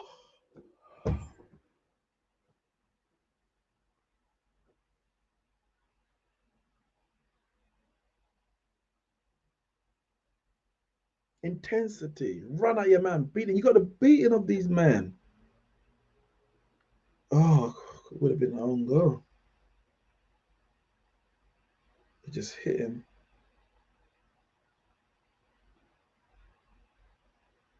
Oh, God.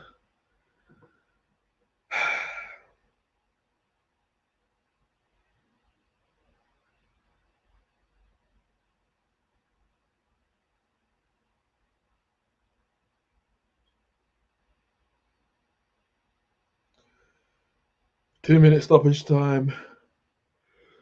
Oh, God. This is just not good enough, frankly. Not much more you can say. I mean, Villarreal attacking now. If they score, if they score again, we can just set piece corner. If they score again, pack your bags, man. Pack your bags. What changes can we make at halftime? Matic, Van der Beek. All right, Villarreal corner. We need to see this out. All headed away by McTominay. Halftime. Halftime. Villarreal 1, Manchester United 0. I mean, what can I say? What can I say? Sorry, 1 second, guys. It's been a poor half. It's been a poor half.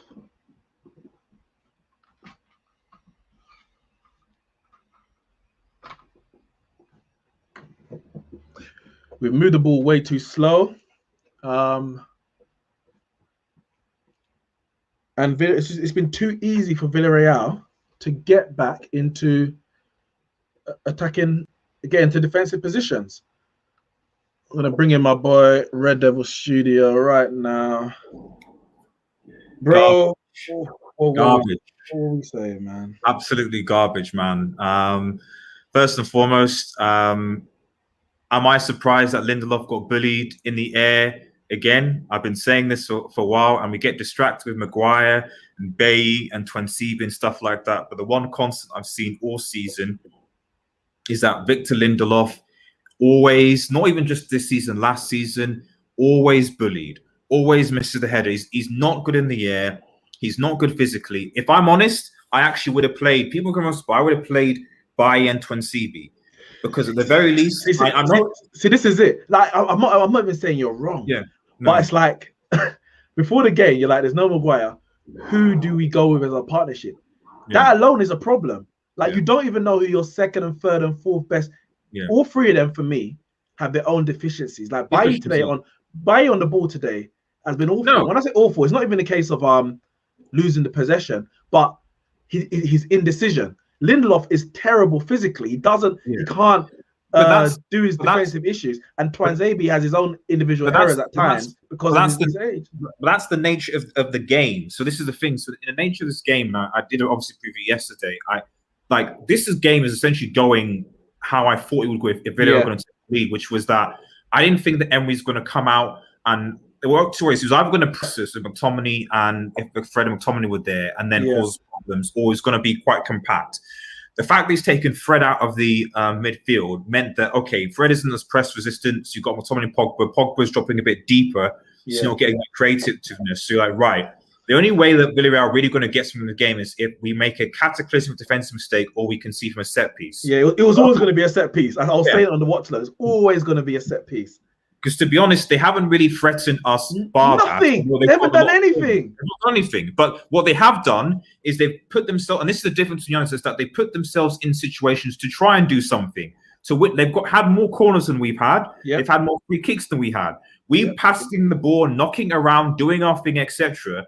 But have we really created anything? This is it. We've controlled the tempo of the game, but it's too slow.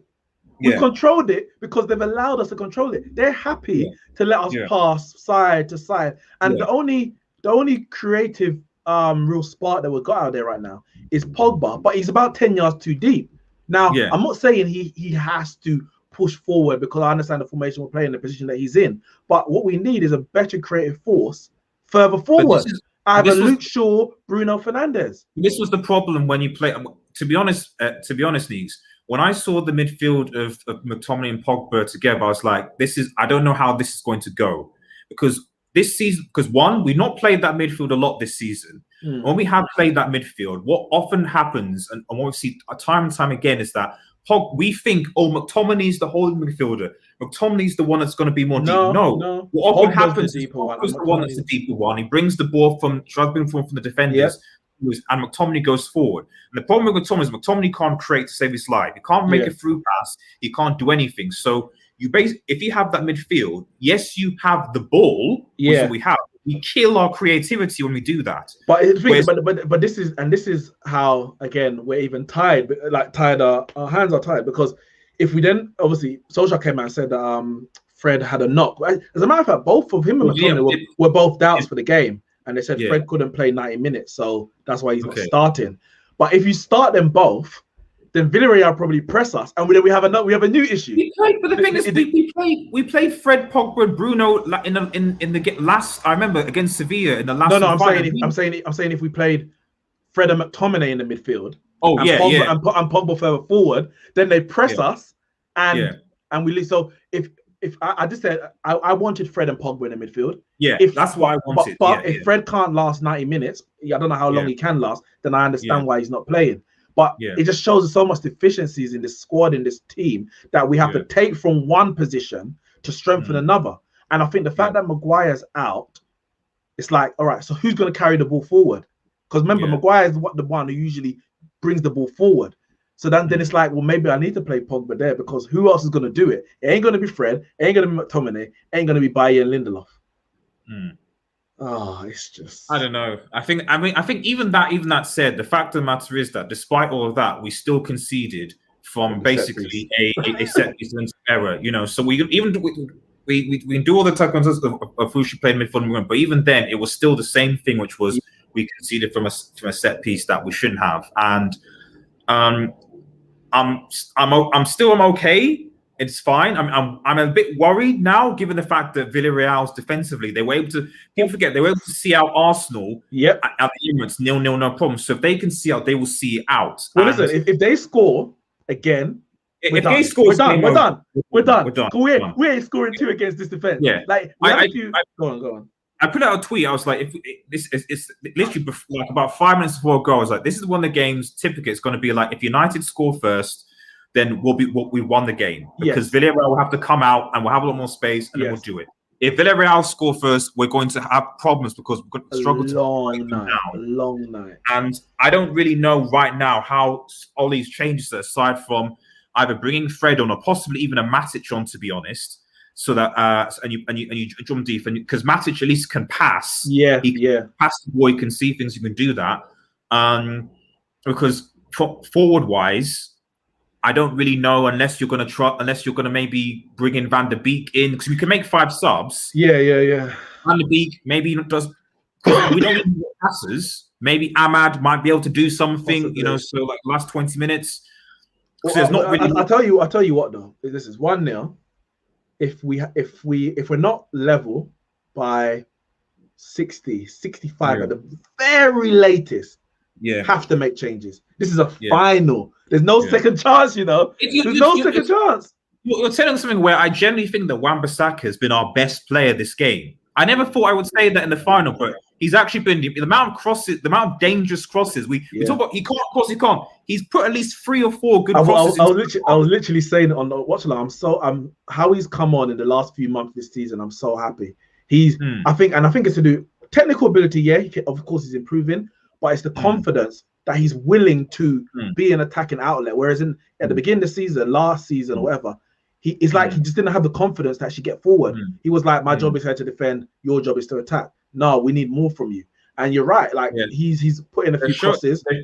They're showing the thing again. Okay, so I blame Shaw and Lindelof there for that. I think actually, because initially the guy Shaw's man, Shaw lets him go, and then he runs across Lindelof, and then it's both. If one of them basically knows him, then that doesn't go in. Well, this is it, because he runs across them, so that they've. I think didn't he run across 2 people? I thought it was so Shaw lets him go, and then which I never like the thing of defending where, like, if you're. And I mean, I'm sure people as well. So in my mind, I'm always like, if I've got a man in front of me, so I'm always like, I don't care about any other men around me. If there's a man in front of me and we're taking set piece or anything, it's like, he is my responsibility. He might run, but like I need to at least try and focus on him. I don't just let him go and hope that someone else will do it. And that looks like what's happened there with Luke Shaw. It's like, oh yeah, he's run. The step he's been taken. Oh, he's run. Yeah, oh, he's not in my zone anymore. So then someone else can take care of it. Like, no, he's in your zone for you. You make sure that you track the guy, because you're not tracking anybody else. Exactly. There's no one else around you. So you follow him.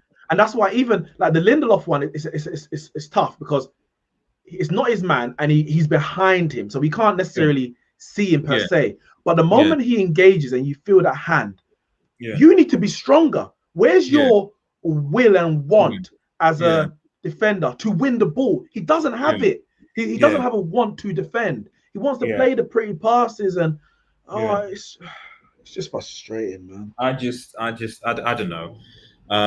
But I wouldn't be surprised if this game ends 1-0. I wouldn't be surprised. I wouldn't be surprised, but Ollie has to give. This is going to be the greatest, because we know. And this thing, the only reason I'm calm, not somewhat calm, is because of our history of coming back from behind. Yeah. I'll say maybe it's a bit of a blessing that we actually went behind. Exactly. So being complacent. So we come back. So Ollie has. This is potentially the of his career. So because the thing about this game for me is that I don't trust United's board to deliver it in the summer at all.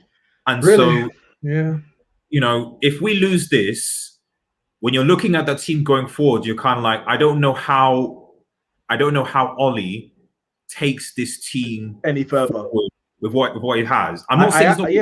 I I'm agree. not saying he's I not going to believe get so. top four, because you look at the way that Arsenal and Spurs are now, they're probably in the worse position than we are. So we probably would get fourth just by default. But we're talking about progress. We're talking about going forward, as in we finished second this year. Yeah. I mean, we're in the European final. God knows what's going to happen now. We need to be winning trophies, whether it's League, Champions League, both, whatever it might be. And I agree. I think with this squad, Ollie has taken this squad as far as he can go. Yeah. With more better players, I think we can make the step up. As you said, can we trust the board to bring in those players that he's going to need to take Man United forward? And I think not winning this final is it's massive. It's a massive consequence, because it's the semi-finals, and the thing is, it's the same similar mistakes where, I mean, I can ignore the Carabao. We got to the Carabao Cup semi-final this year, lost to City. I can be like, okay, Pogba and Cavani weren't fit. We can write it off. City's their trophy. In the FA Cup, you're kind of like, well, should we have? Okay, Leicester City did end up winning the thing. They did. So, Chelsea's, but still, you're kind of like, we still shouldn't have lost that game, in my opinion. We lost we should have beat again because of defensive issues. So even the Champions League, we got knocked out again because of our defensive issues. So this is the thing. So when we're saying, oh, let's get Kane, let's get this, let's go, like, no, let's get Sancho, like, no, get a CDM, get a centre back, fix the defense, and then take things from there. But the thing is, the fact that we're even having to do this, like, I won't say debate, but let's not get that position, get this one. We shouldn't be in this position. Sancho should be here already. We should be able to go out and focus on a CDM and a centre back. But now we're like, we have to juggle this and juggle that, get this. I want all three of them. I want a centre back, I want a CDM, I want a right winger. But we're owned by the bloody Glazers, isn't it? We're owned by the bloody Glazers. Yeah. And I mean, I just, I don't know. I just think that, when you've got the Champions League final at the end of the week, and one of either Chelsea or City is going to basically have a Champions League brand, so most likely City with the way that things are going, but you never know. Either or, it's bad. The only reason why I know it's bad, but I'd prefer City to win it, is just because there's just more Chelsea fans, and the City fans aren't going to be as noisy. Nobody cares about them anyway. No one cares. Oh, you got the City. Oh yeah, congratulations, you got one Champions League now. Maybe people talk how great Pep Guardiola is, but that would be probably the only thing as far as City concerned. Whatever. You welcome to the club, basically. If it's Chelsea, it's like, oh man, I'm going if Chelsea win, they've got two, and we're going to have three. They're going to be one behind us. And the fans are just going to be even though, to be honest, I don't think that they'll compete for the league next season with the way they are, ironically enough. But yeah, we need to do something, and we need to do quickly. But the most would you make any changes at halftime?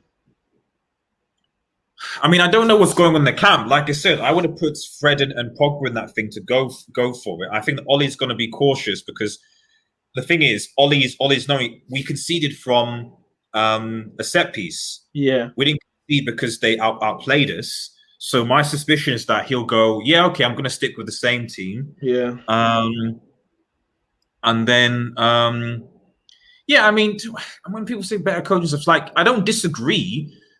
But the thing is, it's just that, like, again, with this game, I'm like, is it the same thing with the Sevilla game last semi-final? I couldn't criticize Ole Gunnar Solskjaer's tactics. Yeah, I couldn't blame him for that semi-final too. Player execution. The players, if Martial had scored could finish last season, we'd have had the Europa League, had the trophy. To be fair, if Martial scored this season, we wouldn't have been in the Europa League. We would have beat PSG in the bloody exactly. And in this game, they're just kind of like, again, if Lindelof, if you defend well, it's not because Villarreal, and it's cutting us open and open, or they're dominating, or they're the much better team. Yeah, they're organized, but they're not they've not done anything. So you can't say, oh, it's because of Ole Gunnar Solskjaer's tactic. It's not because of Ole Gunnar Solskjaer. Sometimes the players need to actually do their job. Yeah. Do you see him on the touchline? He was fuming. Oh I yeah, don't know what you saw. He was mouthing. He was saying, Luke. To Luke Shaw, I think. Yeah, get forward, because we're just so passive. Because weirdly Shaw isn't. Yeah, Wan-Bissaka on the right. This is the irony. Is like we've been the two players we criticized going to arguably Wan-Bissaka and Bailly, who are the ones that are kind of like, oh, Bailly hasn't been particularly great. Yeah. Bailly's been okay relatively, and Wan-Bissaka, like I said, has probably been our best player. Maybe Pogba with a slight second with his passing. Yeah, but Shaw, I'm like, I thought that the whole Shaw Rashford on that left, that was where we're going to do the business. What I'm thinking, man. And yet there's no creativity from that left-hand side, which Rashford's not being creative, not creating anything for Cavani. Rashford's best creative moment was when he came down the right-hand side and got past the man. Yeah. Wan-Bissaka's, like I said, put in at least 3 good crosses where you're like, if people, we could have got them. So, but anyway, bro, I'll... yeah, man, I'll chat to you later. Yeah, I'll. I think HJ just said that if this loses, then supposedly I'm going to be going to be leading the stream while he clowns everybody. But I didn't agree. Didn't agree to that. I didn't. Maybe yes. The other ones might. I will show my face and then with that. So if you're doing a post match, I'll probably cut because I'll need a rant. I'm going to be on the football terrace first. Oh, you're going to be on the football terrace. Then I'll be back here. Yeah. So I'll need to rant from this. I'll let you know anyway. Let's go. Anyway, see you in a bit, bro. All right, man. Take care, sir. Yes, guys. Second half has started. We just need to move the ball quicker. Move the ball quicker. Be more direct with our running, with our possession.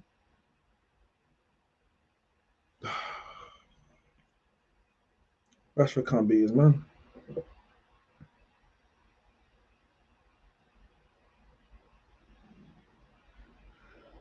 I was about to say, oh, referee, man, there's a dive. There's a dive. This is Bailly's former team, isn't it? Villarreal. Oh, okay, he touched him. But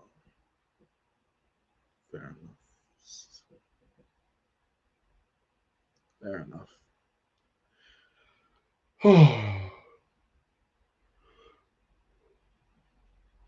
These guys, man.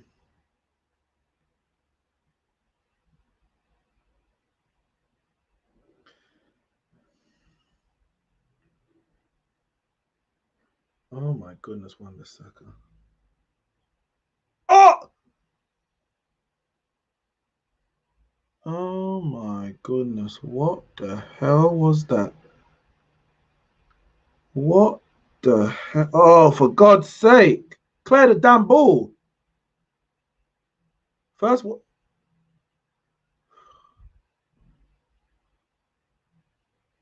Wan-Bissaka missed the ball from the header. Then Bailly tries this acrobatic clearance and what's that, Greenwood? And God knows where that was planning on going. I thought they were going to score. Flipping, man. We can't defend set pieces. We can't defend set pieces. It's embarrassing. It is absolutely embarrassing.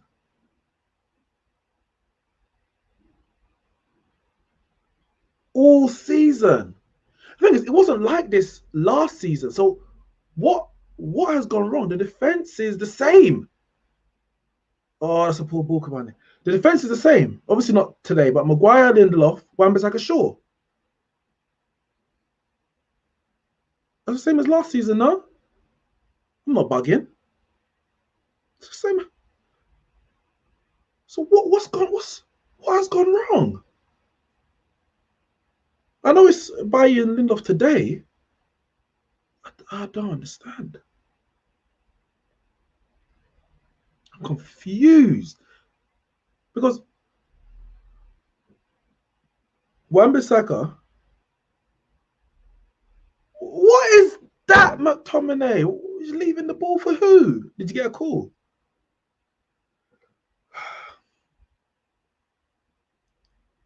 Wan-Bissaka's playing better this year than he was last year. Luke Shaw's playing better this year than he was last year. I mean, Lindelof's probably worse this year than he was last year. Maguire's probably as good. Have we changed the set piece coach?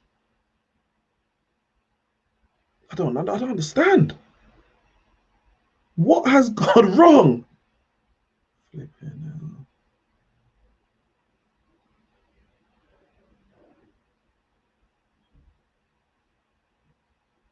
Go on.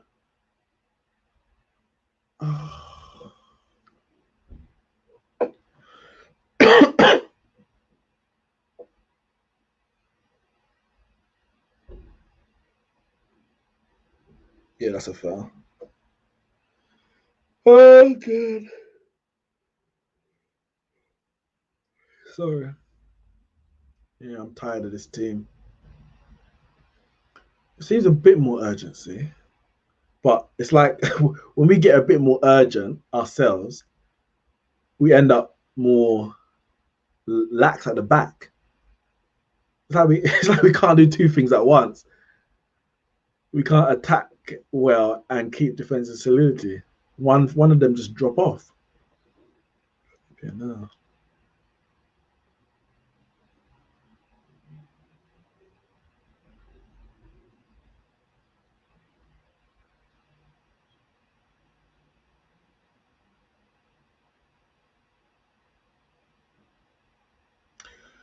Out to Wan-Bissaka again. Wan-Bissaka is the only man who's really willing to take on his man. Is that a penalty? We'll see in it. Other than Greenwood right at the back and the oh, did he get the ball? Maybe he got the ball. He did catch Greenwood, but if he got the ball, then no penalty. Can we get another angle? Can we get another angle?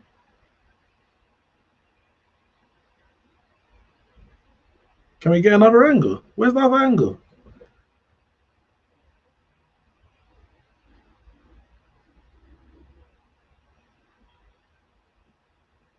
If Greenwood got there first, it's a penalty. No, they're playing on. We didn't get that angle.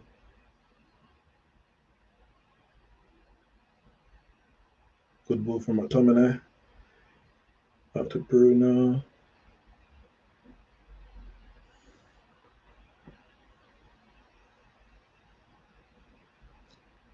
And see the other angle, but you definitely see the ball goes the direction that the Villarreal player is kicking, but it's very possible that Greenwood got a touch on it first because the guy definitely kicked the bottom of Greenwood's foot. But I've only seen one free kick, only one replay, so God knows what actually happened. You'd hope that the VAR saw yellow card, man. You'd hope that the VAR saw all the angles and made the right decision. I hope so. I wouldn't want us to be losing because the referee made a bad decision. Or not the referee, but the VAR made a bad decision. We get the sense in Europe at times anyway. We never see the full replays. Like the offsides at times, they just kind of make the decision and they'll show you it, I don't know how long later. I don't know if they show it in the stadium, the replay as well. But oh God, you guys stress me out, man.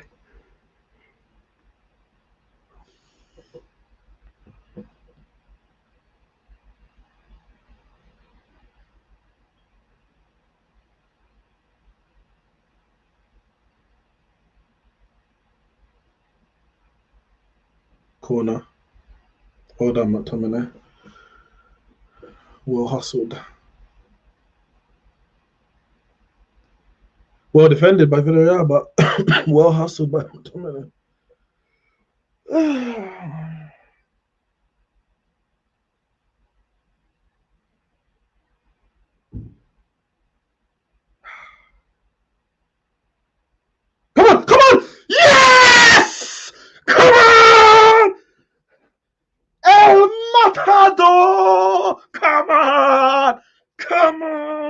better not be offside. I tell you, that better not be offside.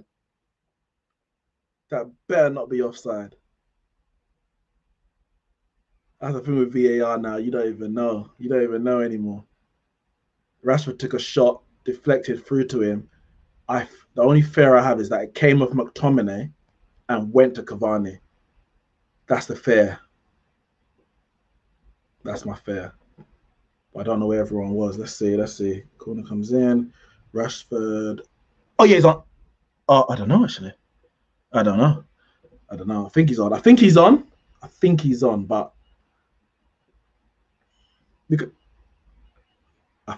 on, but I don't know. Yeah, again, they don't show us the replays. Like, they just make it. They'll show us the replay like 5 minutes down the line. We haven't even seen the Greenwood one yet. It's about who it came off last. It came in from Rashford. I think it hit a Villarreal defender. It then hit, I think, McTominay and went to Cavani. I don't know where Cavani. I don't know. I don't know.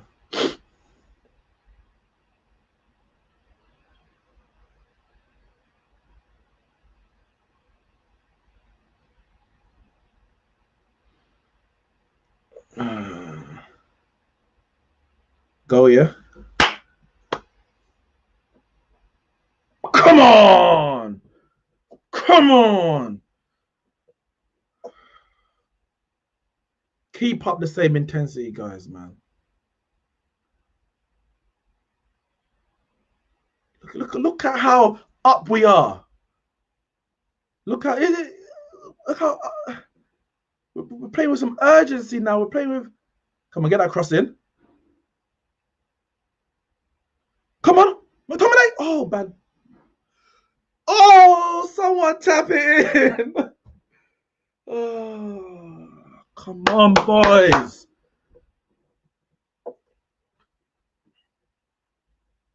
It's intensity. That's how we should have started the game. Why do we always do this? We wait to. Oh, that went straight through Cavani's legs. We wait to go down all the time.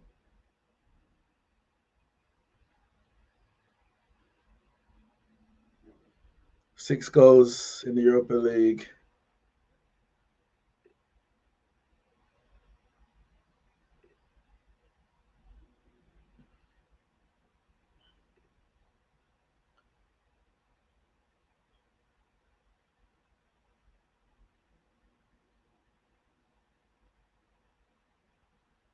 Come on, guys. All right.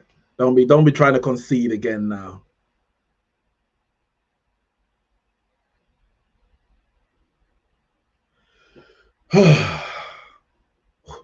I mean, when all is said and done, what a signing, isn't it? What a signing. Free transfer, number 7 shirt. All hope was lost.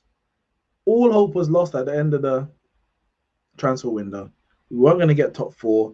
We've signed another Falcao, maybe.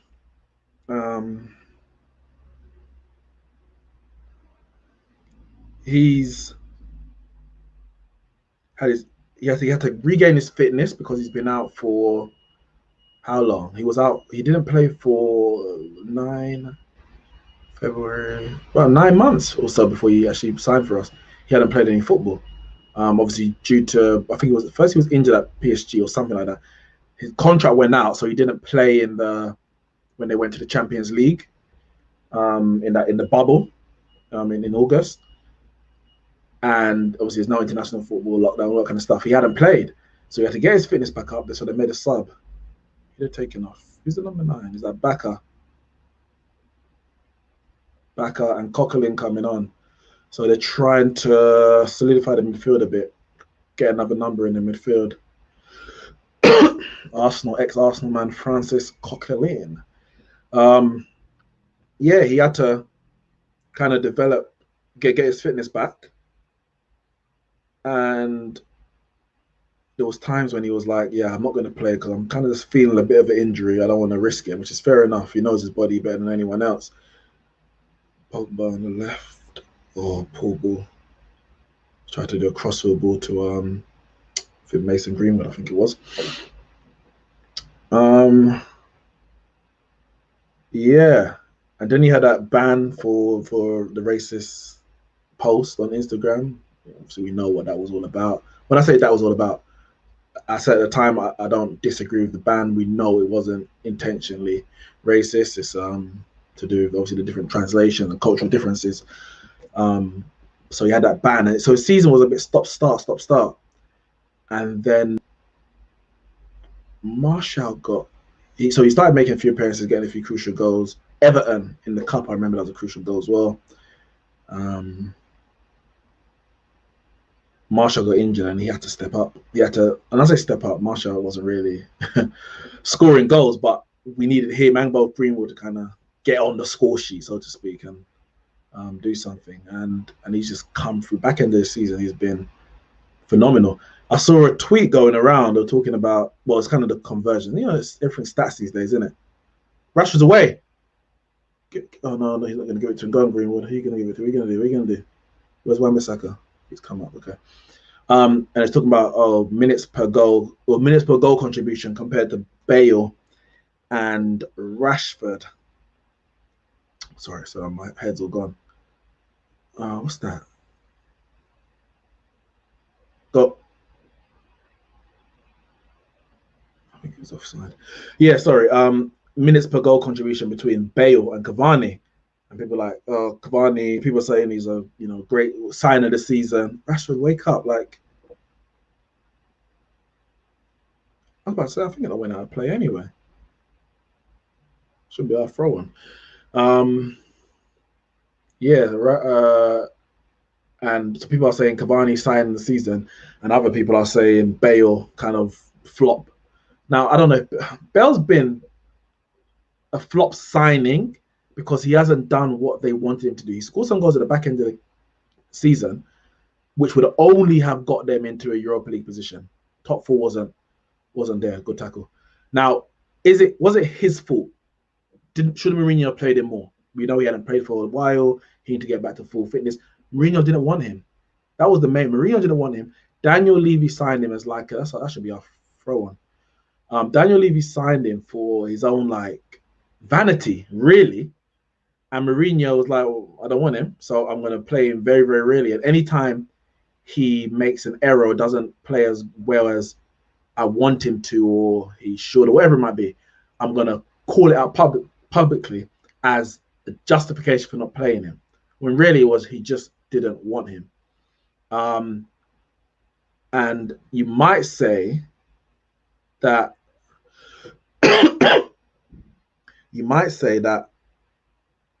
if he had played him more, maybe he'd still be in the job. So maybe cut off his nose to spite his face there. But he's come on well at the end of the season. But all these goals and assists, what has that done for Spurs? Okay, Conference League, that's it. Cavani's goals have helped us in different ways, securing top four, top two even, second place, scoring against Spurs at White Hart Lane. Big goals in the Europa League. I think he scored at home to Granada. Was it Granada? I think it was Granada. Scored 2 and got 2 assists versus Roma in the first leg. I think he scored in the second leg as well. Can't remember now. Scored a lot of goals in that game. In that tie. Good play. Greenwood. What's Bruno doing? Go on, Bruno. Oh, Hamo!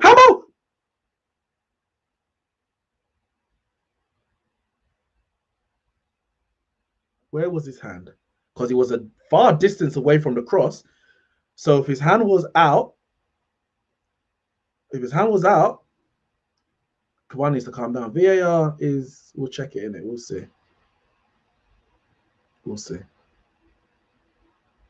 Cavani better calm down before he gets himself booked.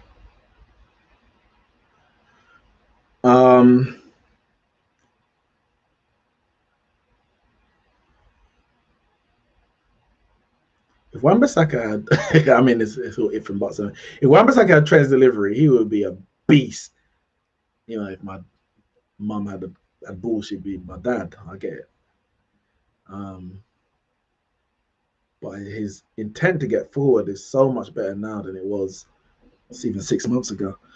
But yeah, what I'm saying, sorry, Cavani's goals have just been of more use and more importance than Bale's. I'm not saying Bale's a flop, but it ain't a signing that's worked out for Spurs. What they gain from it? Conference League football. Is that what they signed? So they signed Bale to get Conference League football. Is that what you're telling me? Oh, sure. He hasn't been great today. He hasn't been great today. Come in, turn in. Why you don't go back?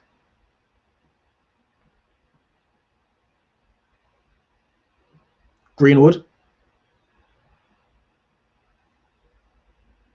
Pogba. What time are they? Playing much better. Moving the ball quicker. Moving. Just. was that by? See this handball. Pau Torres. No, he put his arm behind his back.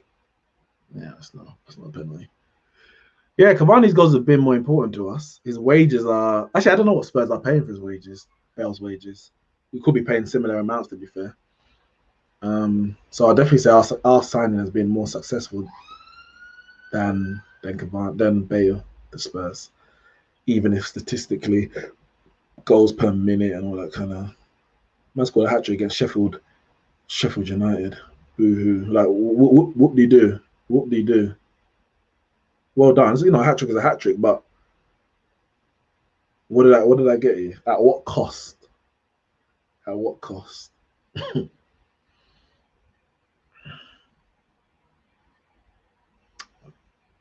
Free kick.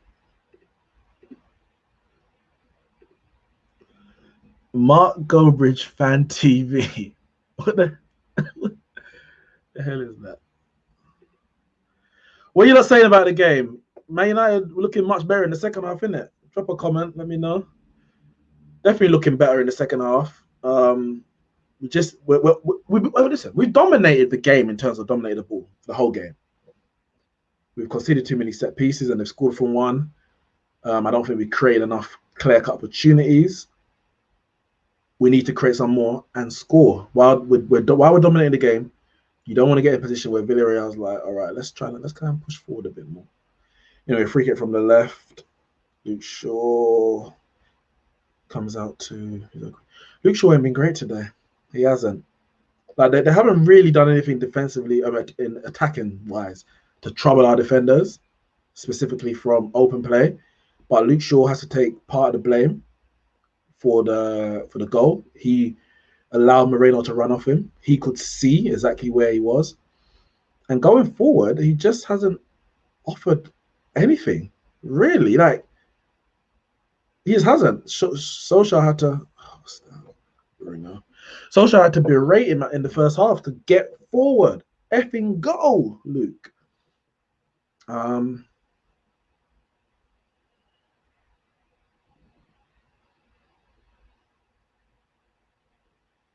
So yeah, he needs to going forward. He hasn't been the Luke Shaw that we've enjoyed this season.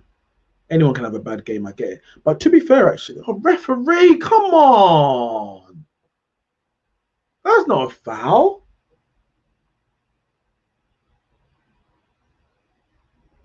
No, this referee's weak, man. Weak. But yeah, he's been much better this season than the last couple of years, especially under Jose. But today he's kind of like he's holding something back. Yeah, like he's holding something back. I don't know why. But yeah, I think the last few games of the season, to be fair, I was watching. I was like, Luke Shaw's he ain't look great. We ain't look great in the last few games. Is he on or is he off? I think he's off. Oh my god! Offside anyway. You gotta score that, Rashford. Yeah, he's offside. Miles offside, but You gotta score that, Rashford.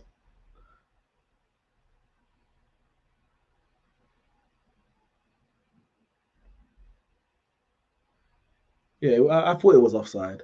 The line, like the liner, the liner was like it's like he wanted a flag, and he thought, okay, let me just wait. Like he was Villarreal attacking for like the first time in feels like forever.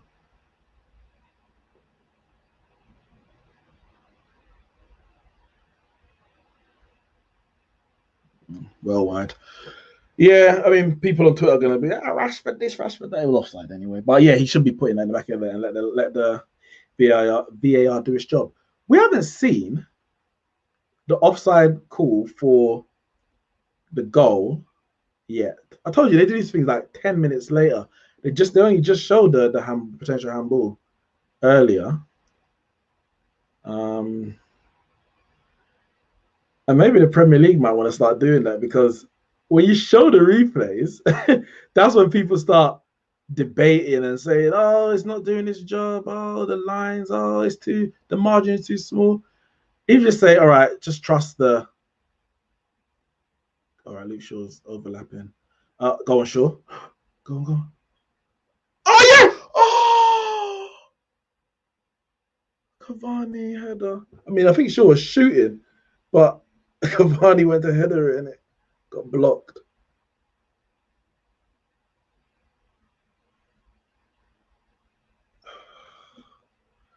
I thought he was about to score that Cavani. Luke Shaw cut inside from the left Capoue for dead.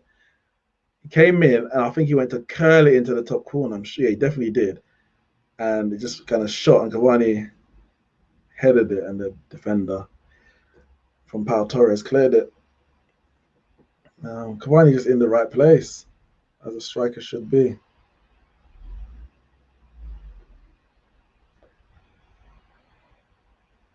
What happened to my? Oh,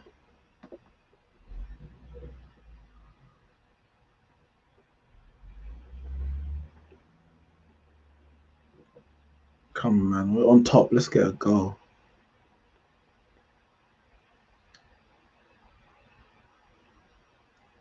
Don't lose the intensity, guys. Keep it up. Keep it up.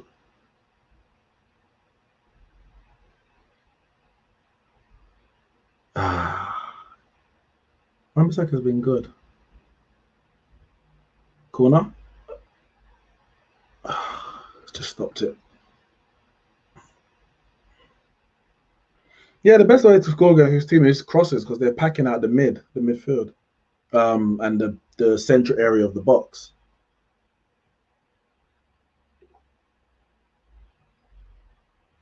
Man said Rashford Werner, Marcus Werner, Timo Rashford.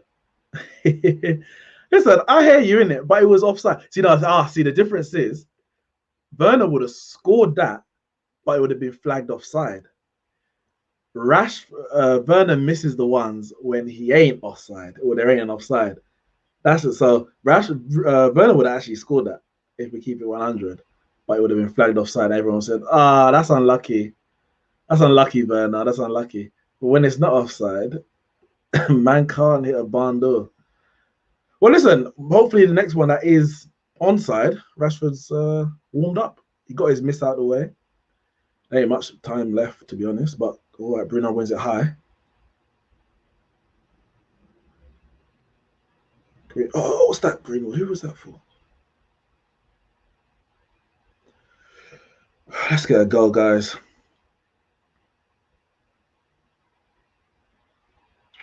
I wonder when we're going to make a sub. We didn't make a sub in the. So poor from Pogba. We didn't make a sub until after 80 minutes in the semi-final against Sevilla because we were on top.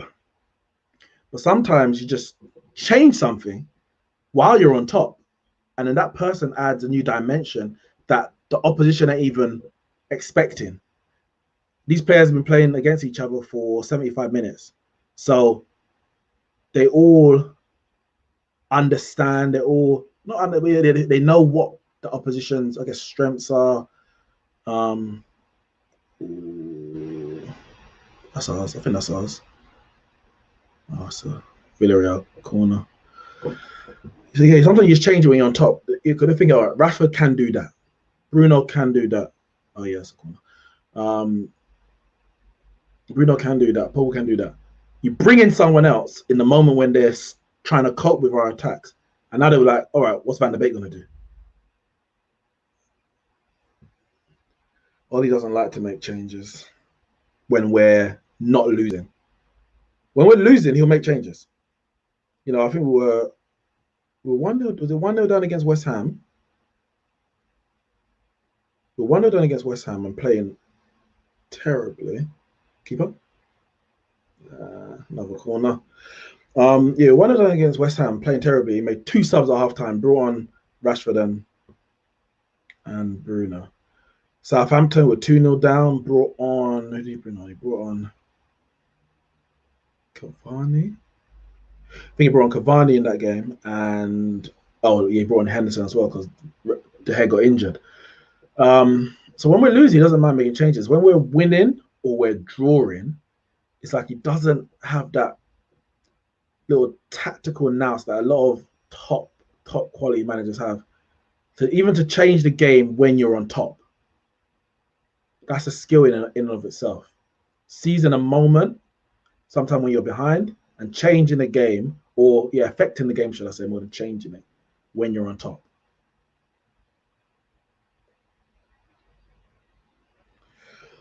All right, guys, 14 minutes. So he has made 2 changes now, hasn't he? We're not Emery.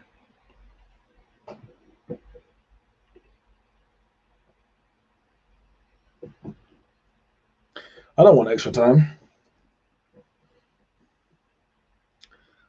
I don't want extra time. Oh. So Alcacer has come on for Pino. Alcacer, did he used to play for Valencia? Or was it always Villarreal? And Moy Gomez is on for Trigueros. He was the left. Who was he playing? Left mid. Left mid. Come on, boys, man.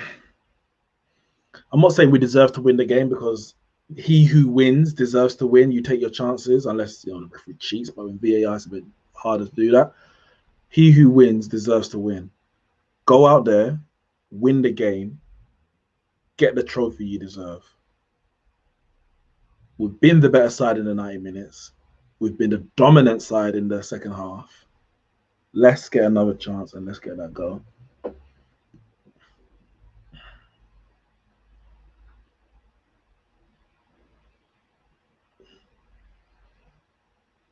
The thing is, our squad is, I'm not saying it's depleted. Did someone just jump in? I read over. What are you saying, bro? Oh, well, I mean, give it to Cavani, man. Give it to Cavani. I mean, he really did.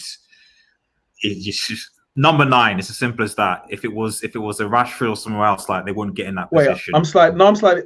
Oh, you mean for the? It's still 1-1 where you're watching, right? Yeah, still 1-1. Yeah. Okay. I thought I was a little bit behind. No, it's not. Yeah, you're like, is this got? No. Yeah. I'm saying if it's not from a set piece. Yeah. Aside from that, we haven't. I mean, for a spell of the 10 minutes, I think that we were okay. But he was lurking. He was lurking in the position. Yeah, there's no doubt we've been the better team. It's just 100%. That, like, and how we come on. Oh, that corner. Did that go out? No. Yeah, they go out. The thing is, the way we start the second half is how we should have started the game.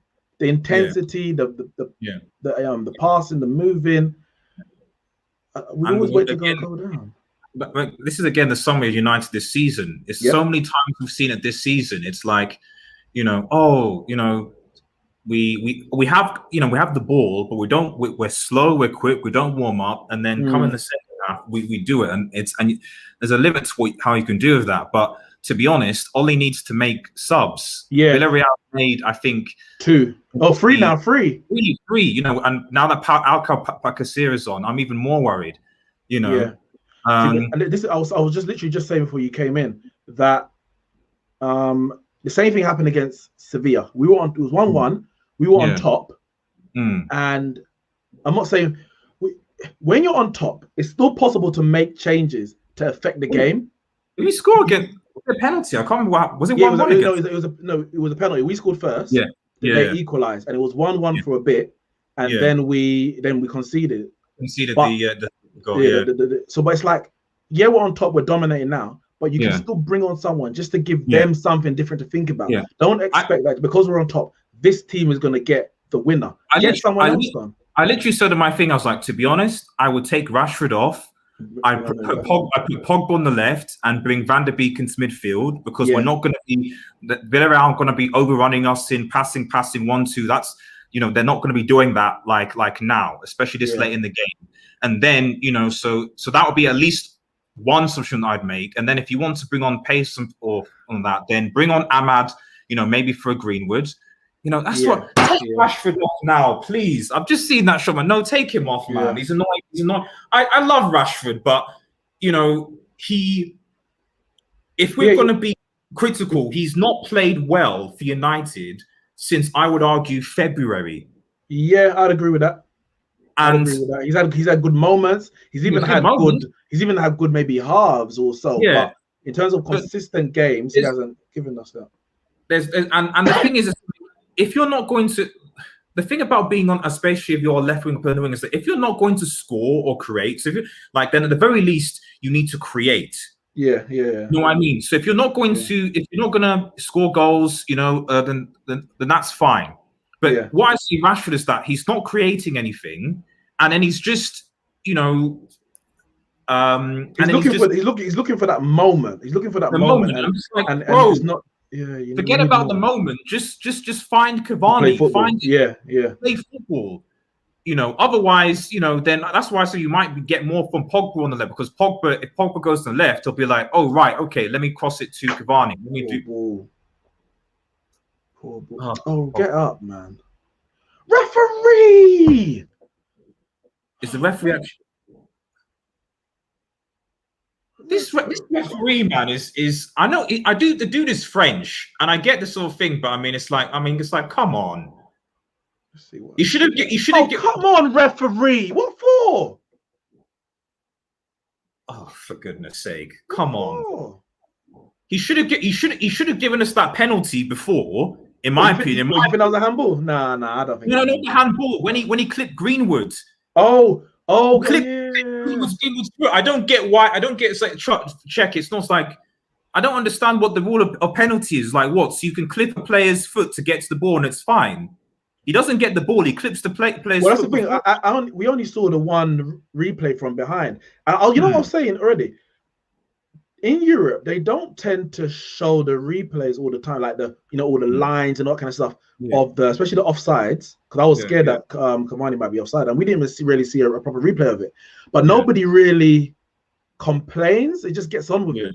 Maybe the Premier League can learn something. Just make the decision, and we just have to get on with it. When you start bringing up the lines, and then the people's gonna be like, "Well, I don't know. Is that enough to be offside? Is it actually shoulder? Did it leave his foot?"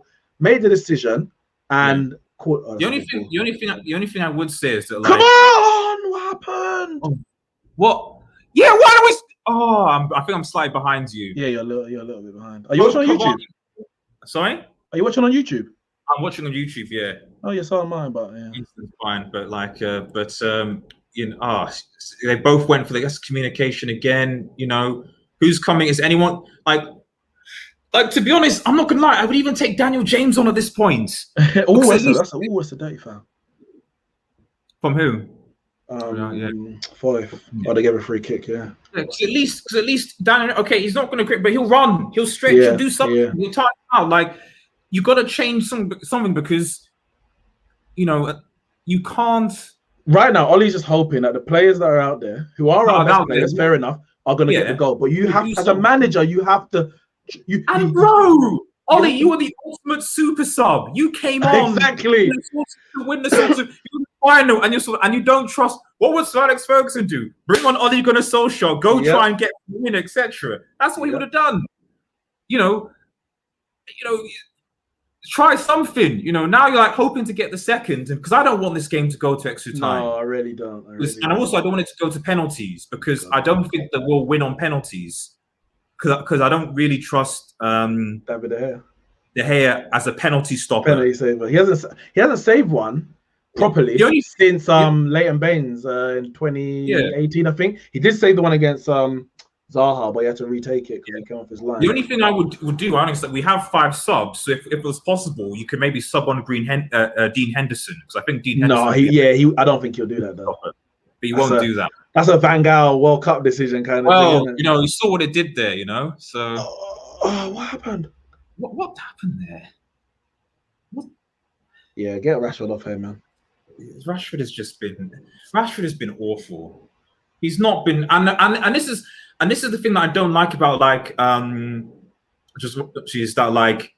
I get player loyalty, but you have to take things on a game by game basis. Yes, when a player's not playing well, like just think of the players on the bench right now, thinking, hang on a minute, what am I going to do to get a good game? Because I don't think McTominay's had a good game. I don't think he's been bad. Oh, I think he's not been bad, you know. So, but it's what I said with Pogba and McTominay in midfield. If you're now going to be the one that's going to be playing more advanced than Pogba, then at the very least you need to try and create a pick a pass or drive forward or do something like he's doing now. Exactly. Exactly. I think both Rashford. Oh, for God's sake! Man, both Rashford and Shaw. Please take Go on, Pogba. Rashford and Shaw for me haven't been good enough going forward. No, haven't been good enough. Take Rashford. The thing is, if Greenwood was playing as bad as Rashford, he'd be off. Solskjaer would have taken him off already. He'd be off. Why? I don't get why Rashford was. To be honest, Rashford's got a chance. He can be a match winner. He's got that in his locker. Yeah. But as you said, you got to be game by game as well. Yeah. Like he's not created any. Like if you're not going to score, fine. Then at least create. This is like this is all 5 subs they're making, isn't it? Yeah, they've made 5 substitutions now. We've not made one. We haven't made one. We ain't made one. And the thing is, this is in preparation for extra time as well. Like you're making 5 subs. For extra time, he will make subs at full time if it goes extra time, but those players are gonna have to get up to the speed of the game. Yeah, these ones who have come in on is Alberto Moreno from Liverpool. That's what. I mean, he's not that. Well, if this guy's, I don't be bantered by Liverpool fans if Moreno scores. I mean, last time he was the one that led them to lose. Yeah, in the cup final against Sevilla. Wesley says, rumor has it Anthony Martial is needed. Well, this is Solskjaer's issue. He doesn't trust his bench. He doesn't trust his squad. Now, I understand the squad is not strong or it's not great, but if the players on the pitch aren't playing great, what harm can it do? I mean, technically it can do harm. Someone might make a mistake. I don't understand how like Van der Beek has played in a European Champions League semi-final. Yeah. Like I get it with certain players that okay, they don't have the experience, don't need to sort of, but Van der Beek's like some of these players have like Van der Beek played in the Europa League final when we beat them as well. Yeah. Matic, even Mata. These are players that you still got experienced players on the that have been there, they've done it before. And then even your youngsters like your James and at least they could give you something like I said. Yeah. Running at the defenders, causing problems. Emery has basically put 5 subs, so he's basically just made his team incredibly fresh. Yes, yeah. Now I'm looking at this team like we look tired. We've gone back to how we played in the first half, where we're playing side-to-side football, where we're not quick enough, and like it's this type of and this is where the doubt comes in terms of Solskjaer. What is it that you can do? Should I say how far? Go on. Yeah. Go on. Pogba! You gotta hit the target. Keep it down, man. Keep it down. This is where the question. Face, man. You can see the pain in Ollie's face, but don't sit down. Exactly. Do something. No, you need to get the subs in. This is where the question marks about whether Ollie can take us to the next level. So you need to make the changes in these games to affect it. We can't allow. That's why we got so many draws this year. I'm not saying it's Solskjaer's fault, but are you doing enough to win a game? Are you putting all your cards on the table and saying, you know what, I've done all I can? Then it's up to the players to go and execute. I don't think you are.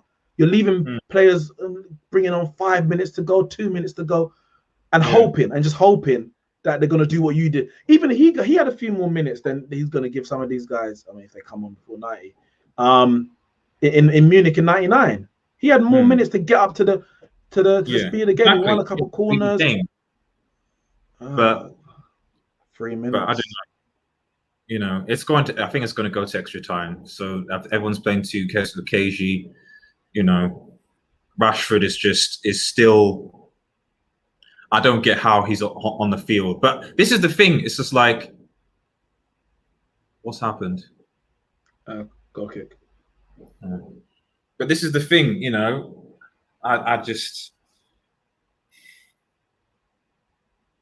You gotta be bold and make that decision and just take. But this is. But dare I say, this is the England bias. It's going to be this. I'm sure Gareth Southgate will do the same thing in the Euros. The Euros, you think so?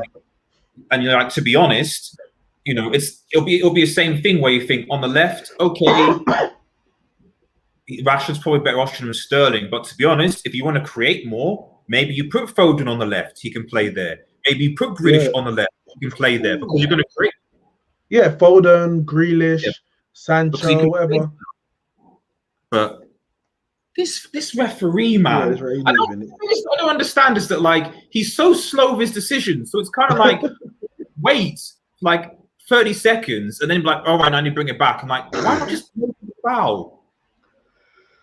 Oh, God. And how is that even a foul? I can't work him out. Because let's be real, we should be. This is Villarreal. This is not PSG. This is not RB Leipzig. This is Villarreal who finished what? Seventh, eighth in La Liga. Conference League team. Yeah, they're basically qualified for the UEFA Conference League. That's where they are, and I've no doubt that they'd be favourites for that competition. But we should be winning this game. And this is what I was saying in my preview. Like, I want not only do I want us to win the game. Winning is the most important thing, of course. Like, I want us to get a scrappy goal right now, win the game, cool. But winning this game with some level of like style and panache tells me, this team is too good for this level. They haven't proved anything today. No, they've not. We know that they got ability, blah blah. But you haven't proved any. Right now, you are telling me you are a Europa League team. Yeah, exactly. Because you're in a Europa League final against a seventh team in La Liga, and you're drawing 1-1. Yeah, and the goalkeeper ain't the man of the match. Yeah, absolutely. Extra time. It's gonna be done. That's a foul, ref. See, this is what I'm saying. This referee. How can they not see that he's come on. But this is also why I need to start. It's like, look, the assistant, he literally pulled Mason Greenwood's shirt there. I know.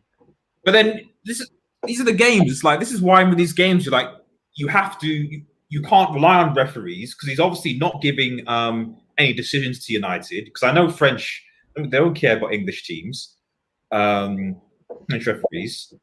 So, you know, this is.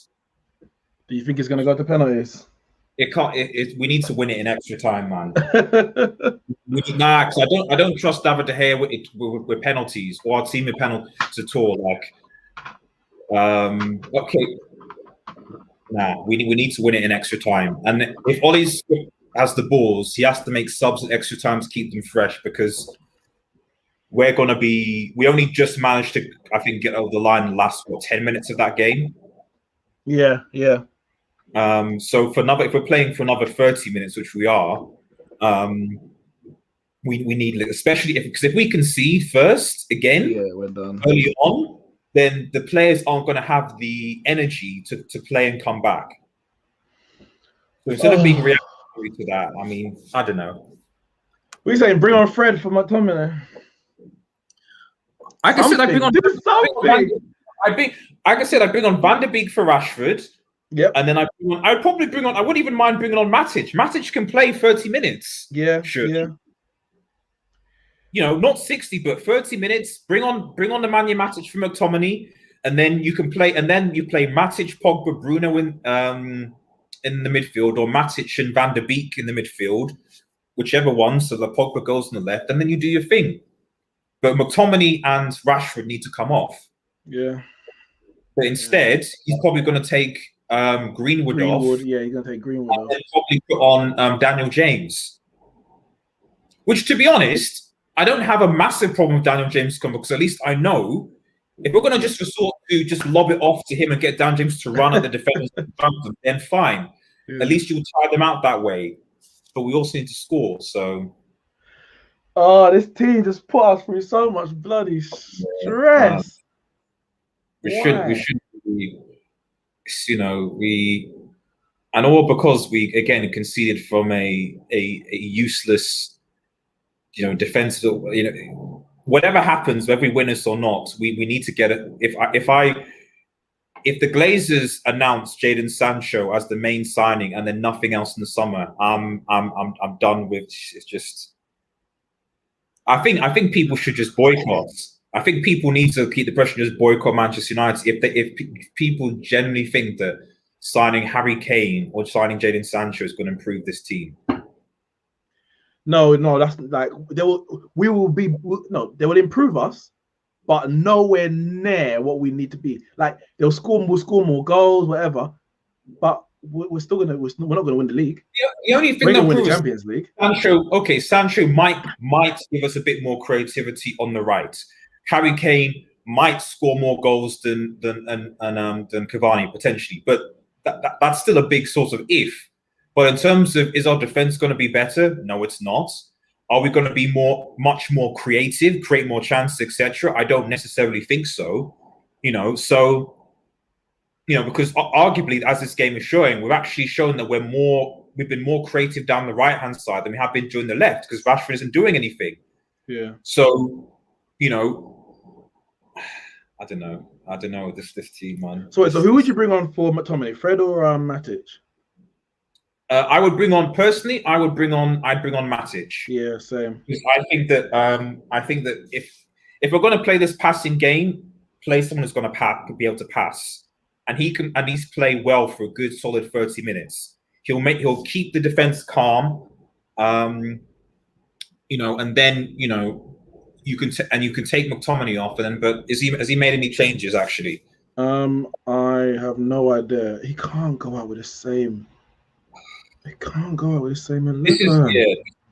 Is he honestly playing another 30 minutes with the same team? This is ridiculous. Nah, man. This is where I'm like, because I remember at the start I was like, okay, against Sevilla. I can't blame him because at the end of the day, we were the best. It's ridiculous. Team. But this is where you're like, okay, I have to now question your coaching. Your coaching, yeah. This is not how you. Even if we win it, it's like you can't do this on a long term. If we win it, cool, well done. But how much of it? Obviously, barring the training, how much of it did you impact? In this game, what have you done other than give them a pep talk at halftime to win this game? Yeah. Is that still Rashford on the left? It's not like we didn't even do it in. I mean, against Milan, Old Trafford, subbed Amadon, got the goal. In Milan, we brought on Pogba, didn't we? Exactly. So we've done it before with Impact Cavani, Southampton. We've done it before. So, you know. For me, the biggest shock thing is I don't get how Marcus Rashford is still on the field.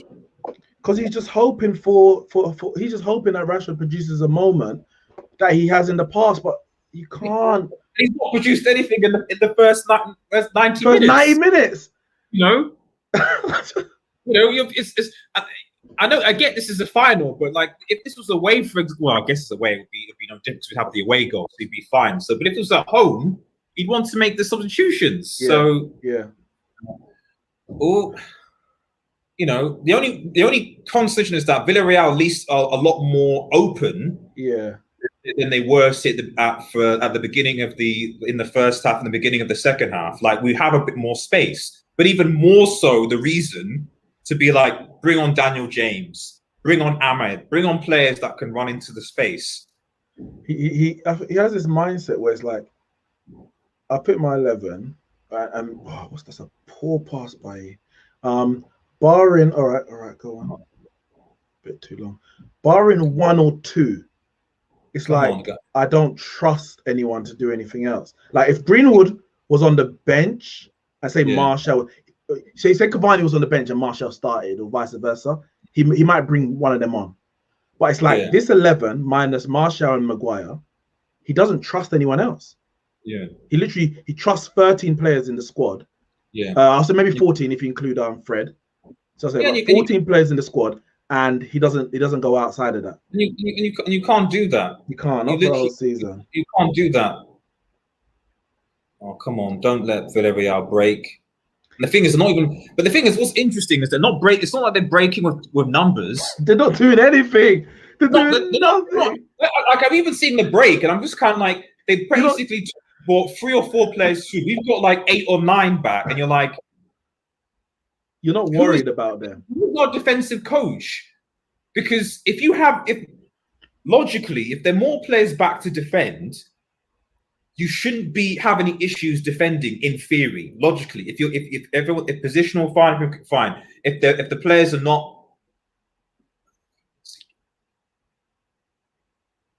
come on, don't let them cross in the box. Now what time are you on? I'm not that far. I'm 93 minutes 003, so maybe a few seconds behind. Okay, yeah, it's about maybe 5 seconds behind.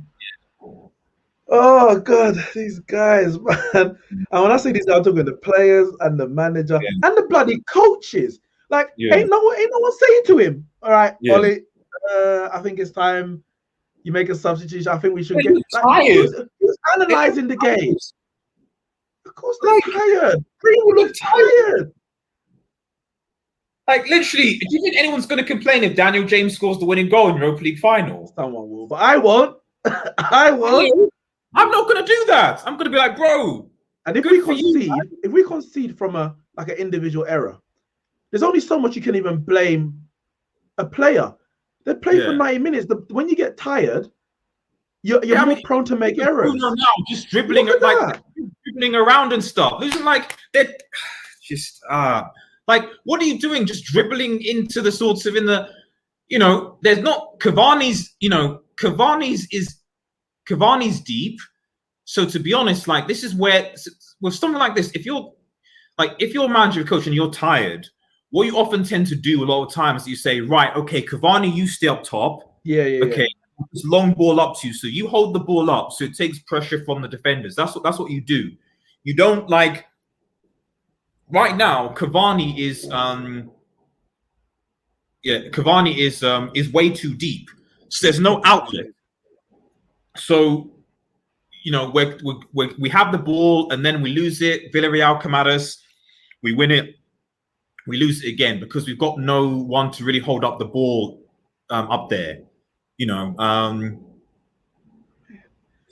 just don't.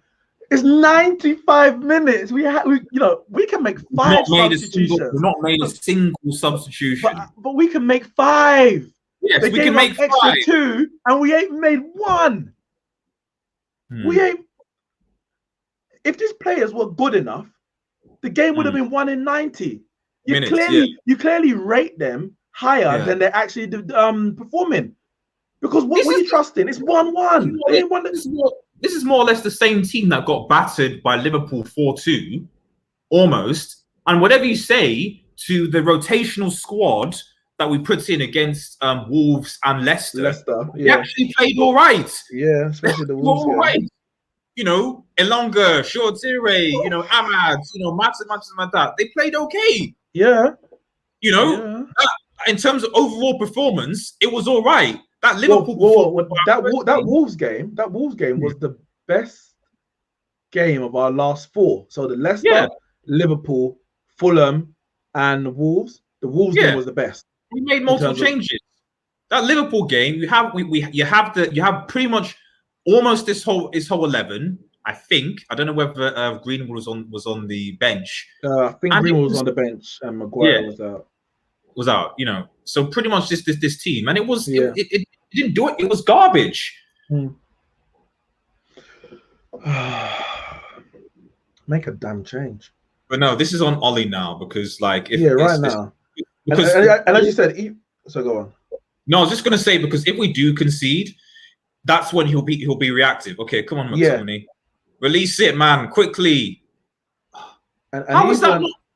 Oh no, it should be a foul. It should be. Well, I mean, that's to say we can't rely on the ref in this game because he's not giving anything to us. And as you said, even if we win now, it just comes with so much questions. Yeah, like I'm not like it's weird. I'm kind of like I'm like, is anyone down? Why are they being slow? Yeah, everyone just stopped for a second. I don't know. Yeah, someone's. Oh, are they down? Is someone down? No, I think it's all right. Okay, close him. Yeah, you're saying. I was saying if we win. No, yeah, you win it and you're kind of like the only thing you're thinking is okay, what we're going to do in the summer. Yeah. In the summer, you know, so you got a bit of optimism, like maybe in the summer, but even still, there's still a lingering doubt where you're kind of like, so what's going on here? What's he gonna like? You know, like if the Champions League final between Man City and Chelsea on the weekend is locked at 1-1 at say 70 minutes, both managers would have made minimum 1 and probably 2 substitutions by then. Yeah. Now I understand. 1 second. I understand the thing about Man City having a stronger squad, etc., etc. But we have to play the card, the hand you've been dealt. This is the squad you have. You have to make it work better. And I respect the fact that we've got second. I rate that achievement to get second. You improved from last year. We're in a cup final. Cool. But now we are in the final to win it. What are you doing? What are you doing as the manager to affect it? Yeah, we came out after half time and we turned up. And we took charge of the game. You say, okay, well done, Ollie, for getting into the players, and well done the players for reacting. Cool. Look, I'm even looking at now. Villarreal know we're tired. Yes, they're pressing us now. They're pressing us because we know we're tired. So we're losing the ball. We're not able to get out. We have no out ball. Like even just a simple, I'd be like, take off Greenwood, put on Daniel James. Then just keep Daniel James up and just whip. I'm making 3 subs right now. Yeah. Obviously, he hasn't made any, but yeah. Oh my goodness. Did we concede? Oh no, it's guide. If I'm on the subs bench now, so Fred's coming on for who's number 11, Greenwood. If Fred is what does that do? He's probably going to move Rashford to the right and put Pogba on the left. If I'm sitting next to Ollie now, seeing that he hasn't made any. See this. Sorry, bro. This is again where like you're like, why are you again go? Why is Marcus Rashford on the field? Yeah. So I'm not saying Mason Greenwood has had a great game. No, he hasn't. But Rashford, he's done more 100%. than Marcus Rashford. He could probably create more than Marcus Rashford. So you've taken Greenwood and you put Fred on. Again, one of the players that you kind of trust because you play Fred and McTominay. Yeah.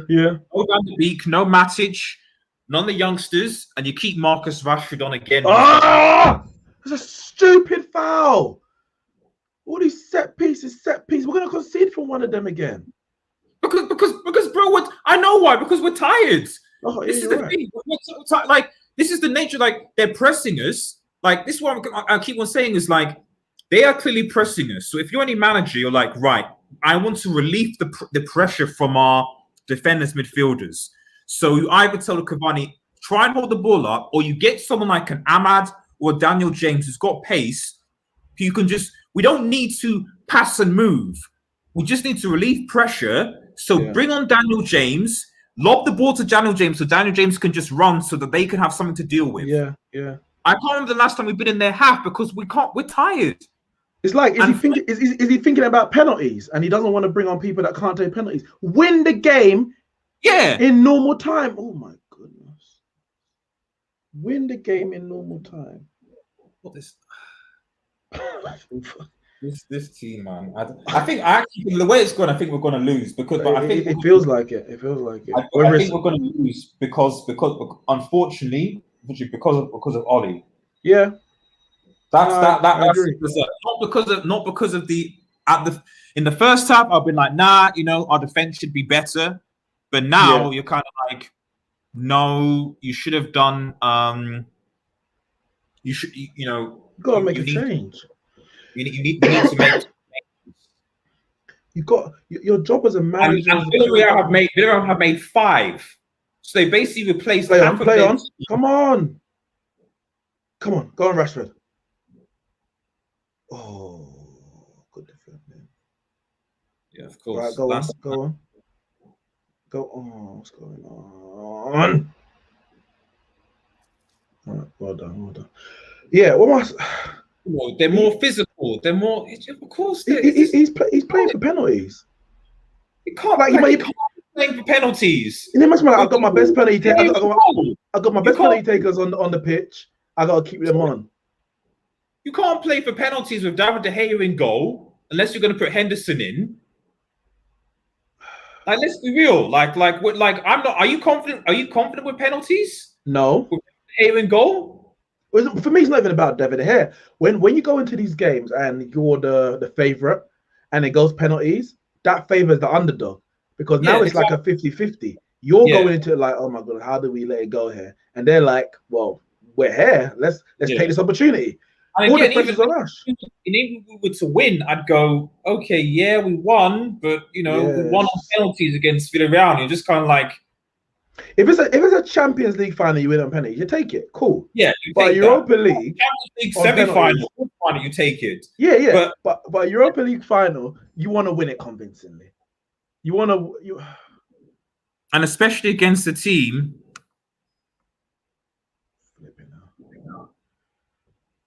They're not good. They're solid. That's it. They're just a solid team. Oh, we got so much work to do.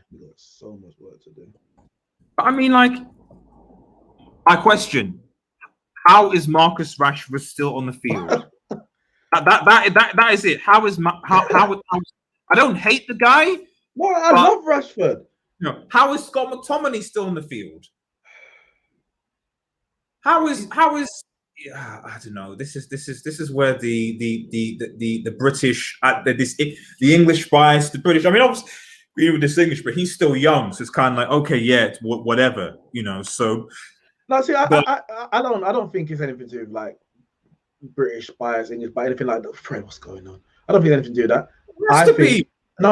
I just purely think his inadequacies as a coach get highlighted in these moments because he doesn't trust the squad, so he relies on 11 or 12 to do the job, and I think that's purely what it is. I think it's purely. This is the problem, and I think this is the thing where, like, maybe this is where you get unnecessary pressure or good ball. Was he offside? I don't know. Of course he's offside. Of course Rashford's offside. Of course he's offside. Why would he not be offside?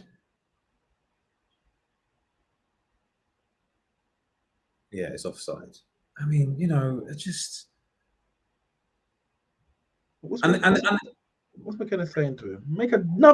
Bring on Van der Beek. Just bring him on. What are you asking? Is he okay? Is who okay? Get him off. I don't know who you're talking to. Just get him off. Literally, I'd actually even put Daniel James on for Rashford at this point. I don't even mind. I literally don't even. I agree. Someone you have to who can run and do something, So because this is ridiculous now. Like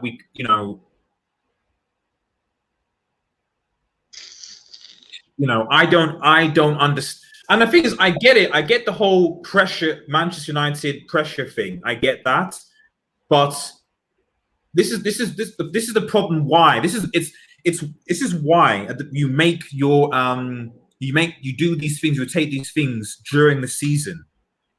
So when you're playing in your FA Cups, your League Cups, when you're playing against Sheffield United, when you're doing all these things, this is why you bring on Ahmad, do all these things, stuff like that, because when you get into a situation, you can then trust these players. You can then do these. That's why you do it. He's in this position now because this is how we've been playing all season. We've been playing our best team, 12, 13 players in all the league and Champions League games. And then we rotate in the cup. And that's what we get knocked out of the cup because there's two things. Obviously, some of those players ain't good enough. And two, a lot of them just haven't had enough games. I literally was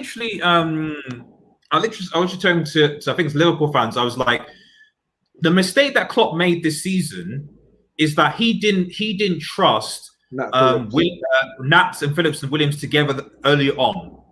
If he, instead of sort of put someone else in the centre back, rotate, move, get Kabak in, he was like, listen, you have academy players there.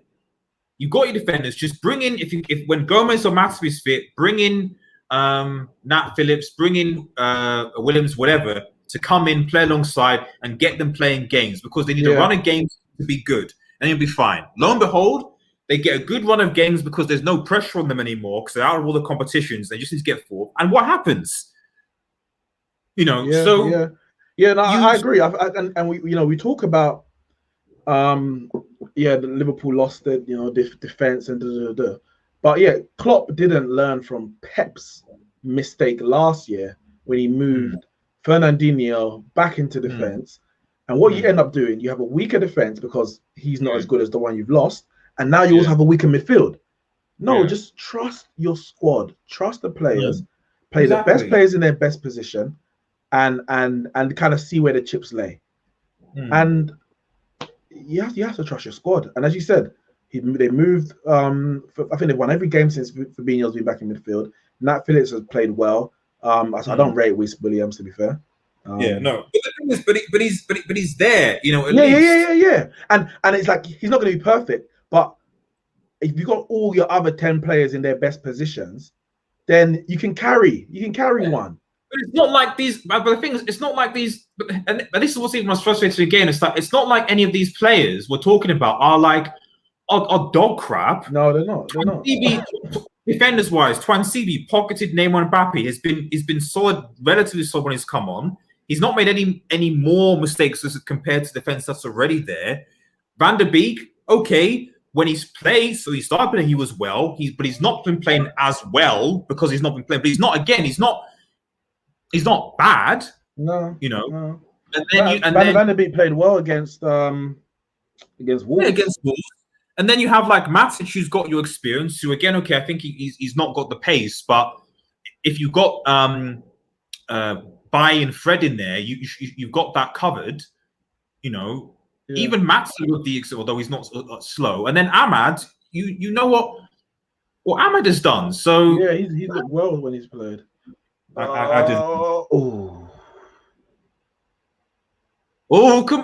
behind you. Yeah, it's just flag was off. But if it just timed the pass a bit more. Well, it's gonna go to penalties, man. I don't understand this, man. It's penalties looks like right now. I don't see any other way. Yeah, because we don't look like we're scoring. No, because we seem to be content at just being, I know in our luck, Bruno probably misses penalty after he scores every season. I think it's just because I just don't trust that if we win penalties, it'll be because they will be awful at it. What happened? Fred. Why is the referee's trigger happy, man? Let's see what happened. Yeah. If he stood on his foot, maybe, yeah. Oh God.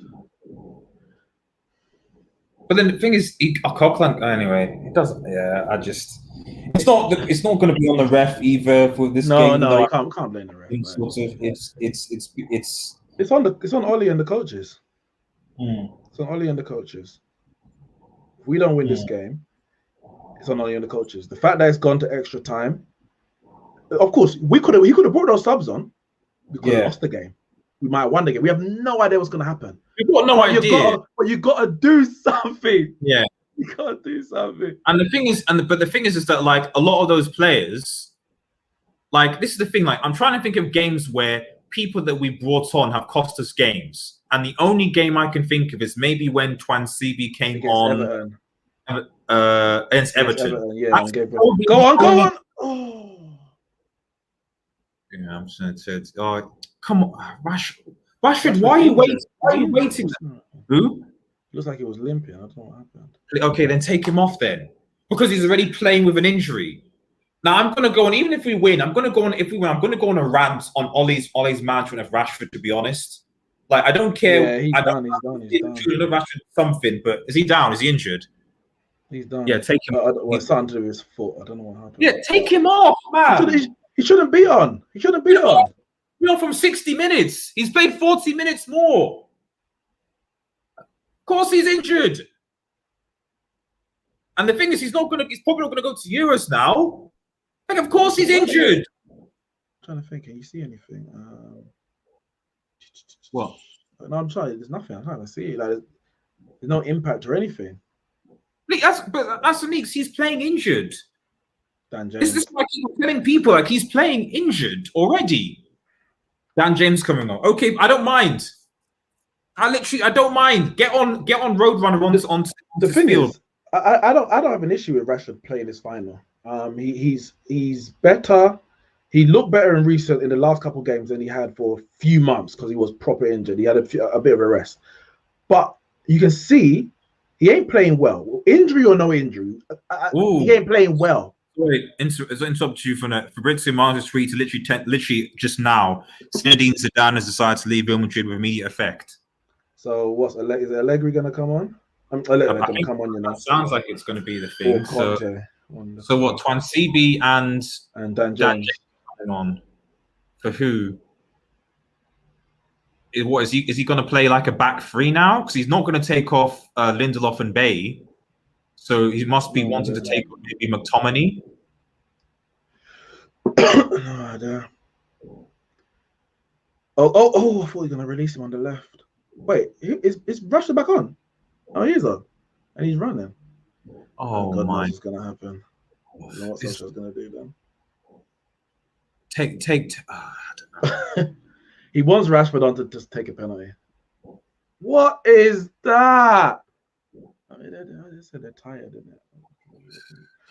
There's a big gaping gap there. Jeez, that. Oh God! Did they score?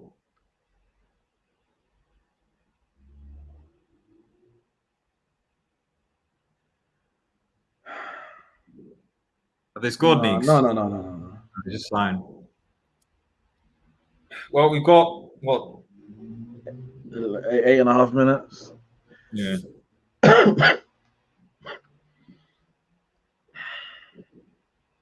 How is this going to penalties, man? We completely dominated that second half, and at a moment where you need to make a change to try and affect the game, you just leave in the same players. And he had them ready, so he had the changes ready, but it was like, so I don't know if it's because like the ball hasn't gone out yet, and maybe you can't. But like if the ball goes out, the ball ain't gone out yet. So okay, put the ball out. Oh God, what's going on? Okay, not from a set. God, what's going on? What is going on? Oh my goodness!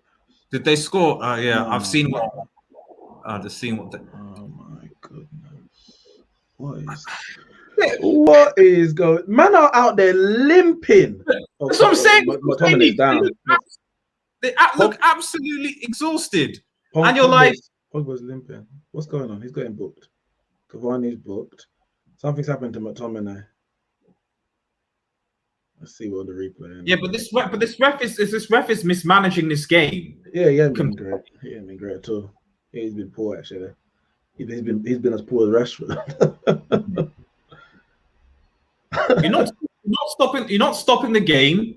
This guy, because it's a head injury. It's a head injury, isn't it? Guys, for a head injury, you literally gave Fred a yellow card for dropping a hand around a neck for him, and you didn't do it. He just ran into him. He just ran right into him. Yeah, literally, and he's saying it. Fuck this ref. It's not a He's penalty. literally seen it in front of him. The referee literally sees it. Are they saying this is a penalty? There's no way you can give this as a penalty. They better not give this as a penalty, man. Look how close he was. No way you can give this as a penalty. And then McTominay was fouled. There's no way you can give this. Are they giving it? If this is given, check over. Yeah, no they can't give this a penalty. Yeah, and McTominay was fouled in the build up to the build up, so it should be a free kick anyway. No, but this referee is clueless. No, that's not a penalty. And I think it actually deflected off Fred's foot onto the ground and bounced up. So even then, the deflection, you can't. Yeah. His hand is in and I can't. So Ramsey said bad game for the neutral. I mean, to be honest, when United got back into the game, it was looking decent. It was looking bad. Who's coming on? Bye. Is he having a laugh? Is he? So let me get this straight. You would rather play and keep the man who got bullied off the ball, who has zero pace. Oh wait, who's Daniel James coming on for? No idea. Probably what, Tom maybe, or Wan-Bissaka maybe. I have no idea. I don't get the buy for Twan CB thing, but fine, because why don't you play Twan CB and Neeks? Why not play Twan CB and buy? Are you telling me that? So are we legit saying that Bailly is more tired than Lindelof? The Greenwood. Oh, Pogba. No, see, Pogba was actually limping. That's what that's what I was saying to you when the whole incident happened with the penalty. I was like, these men are tired because Pogba was limping. Now I don't know what his injury is. It could be cramp. It could be, I don't know what it is, but Pogba, that's one penalty taken down. Yeah. So what are we even playing now? We're still playing four. Yeah, the same. Rashford on the left. Rashford on the left. James on the right. McFred in the middle. Listen, Ollie, for his own sake, you better hope they win this trophy, because this win ain't on you if we do, and this loss is on you if we lose it. Yeah, Facts. yeah, absolutely. A lot of people go very over the top for me when they talk about, we bottled 4 semi-finals. We lost 2 of them to Man City in the League Cup, and I'm like, did the better side. It's the nature of how you lose. Let me go on. Then we lose to Chelsea in the FA Cup semi-final, and I'm like, well, listen, we were clearly playing for top 4. We played our best team in all the league games. We rotated our side for that game. I understand how we went out of that one. Sevilla won. For me, the players bottled it. We didn't take our chances. Yeah, but exactly. Leicester in the FA Cup this year, not good enough from both player, but in manager 100%. Today, manager, not good enough. Yeah. Sevilla, I don't blame him. I don't blame him for Sevilla, but I don't blame him for losing to PSG. For God's sake, I don't blame him for losing to PSG in the home game, but I blame him for the Leipzig. Yeah. You have to be able to be balanced. A lot of people can't be balanced. They blame him for everything, or they don't blame him for anything at all. You have to be able to be balanced. Nah, this is going to go to penalties. It looks like they're just, you know, again, Daniel James got no problem from. He's down, Luke Shaw. What happened to him? They're all dropping like flies, understandably so. What happened to him? You thought, you know, the fact that we're now the ones. Got a knee in that face, I think. We say now where they were? We now might be the ones that almost time wasting, as it were, to counter the penalties. Just says it all, really. Bloody hell. Like, you look at this and you can't, whether you're, I don't even do this whole Ollie in, Ollie out, but if you, Matta's coming on, he'll be a penalty taker. If you think the manager is good enough, you can't even use this final. Maybe you can say the fact that we got to the final, but you can't use this final as a barometer to say, well, look what we did in the final. This proves that he's good enough. This hasn't proved anything today. It hasn't proved anything. I won the trophy. I won the win.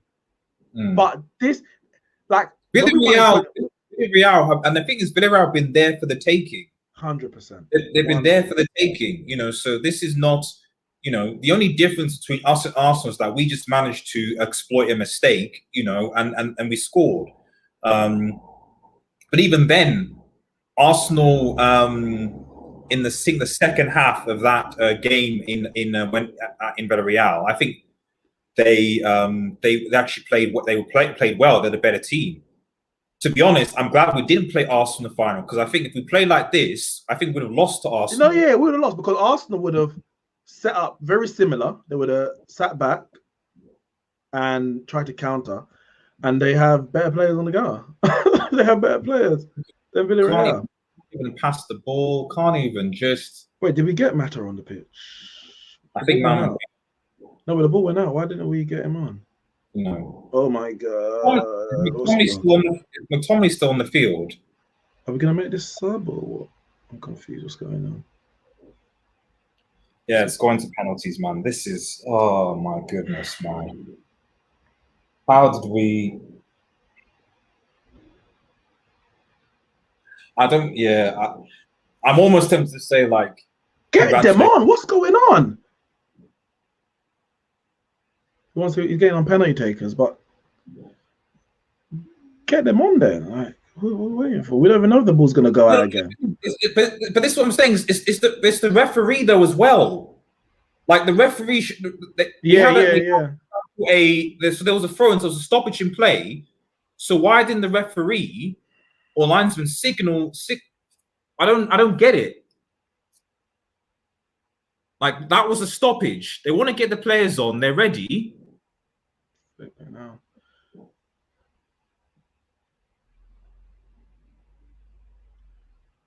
What's happening? Cavani might as well touch the ball to get the offside, to get the bloody players on. Oh god! Oh, they made the subs now. What's going on? This is the whole game management of this whole thing from both managers. To be honest, are we making subs or what? What's going on? Yeah. But this was like, who is it? Is it the? Because from what I saw, they're there. What's going on?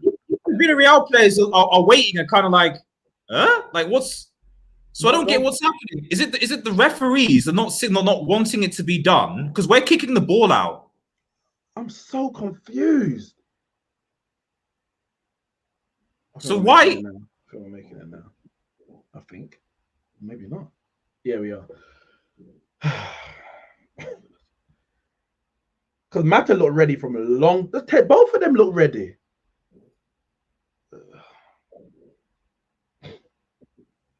Scott McTominay's off. I actually think McTominay would have been a good penalty taker. So I thought he might have been as well. Both McTominay and Pogba, like, so. No, I get the Wan-Bissaka one. No, Wan-Bissaka is not. He's not a penalty taker. The fact that it's had to come down. I predicted, I think it was at 2-1, I think, and it could have been 2-1. So I knew we were going to concede. Wait, what? I always knew we were going to concede. you know. But Yeah.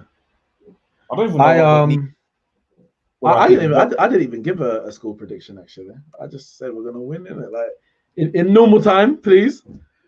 I need to lie down. I'm just tweeting congratulations to Villarreal. I'm doing that right now. Yeah, because honestly, We're not winning. We're not winning the penalty shit, are we? yeah, no, we're not. Not with the head. I don't get how we win a penalty. I can't remember the last time Manchester United were in a penalty shootout. And I can't remember the last time we won one with David De Gea in goal. And the fact of the matter is that Villarreal have been the most.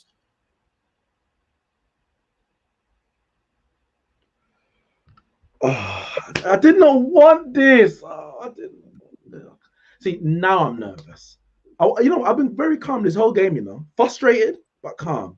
Yeah, Now I'm nervous. it's gone full time. I think some people are ahead, but yeah, it's full time. Now I'm nervous. Yes, yeah, full time. I tweet. I've already said it's theirs because we should have won this game, but this was a tactical mismanagement from Solskjaer. And you're now relying on penalties. And I don't know. I've not seen Villarreal's penalty record, but what I know from them is that I can't remember De Gea making. I would have, like I said, I would have probably done a Dean Henderson, to be honest, and subbed De Gea off like literally just now when he's doing all these subs, and I've been like, yeah, put Dean Henderson on for the penalties. This is poor. This is so poor. Yeah. This is bad.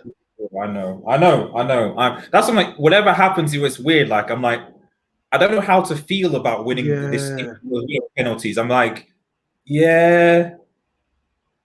And to be honest, like the Villarreal keeper, because to be honest, David De Gea has not really had that much to do in this game. Yeah, at least that one. I legit can't remember when, aside from the goal, which wasn't really his fault. I legit can't remember David De Gea having to make a He save. hasn't. He just a few catches from crosses. Crosses from set pieces again, but no proper. Whereas the Villarreal keepers, I think, had a bit more to do. But even him, like I wouldn't say is so Alex, man. I think Twanzebe may have come on to take a penalty, man. I wonder. I mean, have they practiced taking penalties? I hope so. It's a final. It can go to the penalties, isn't it? I hope so.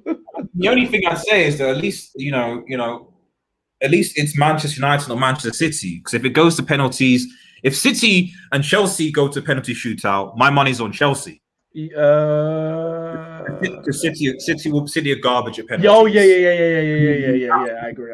So I'm even more confident United winning this penalty would be City winning a penalty with Chelsea.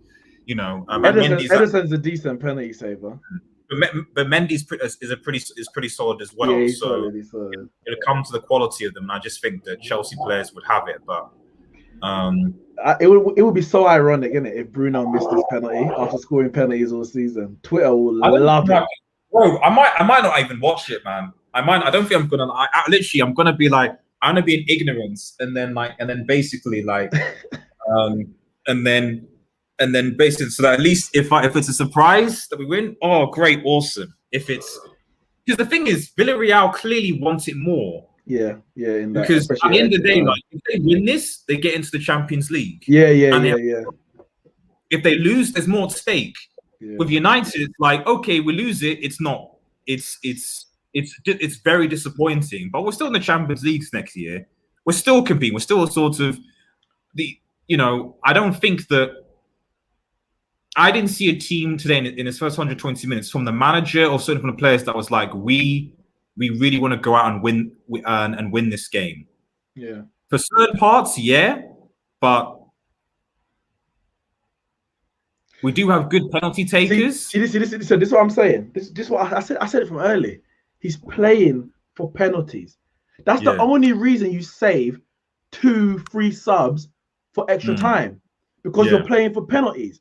If you play to win the game, You would have made those 5, and what will be will be. You bring on Diallo, you bring on James, you bring on Van der Beek, and if they still can't get a win, and it goes to penalties and they miss, so be it. It happened, didn't it? Mm. But he's too conservative.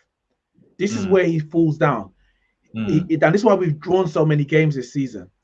He's more worried about losing a game than he is focused on winning the game. So we end up drawing a lot of games. That is the biggest issue.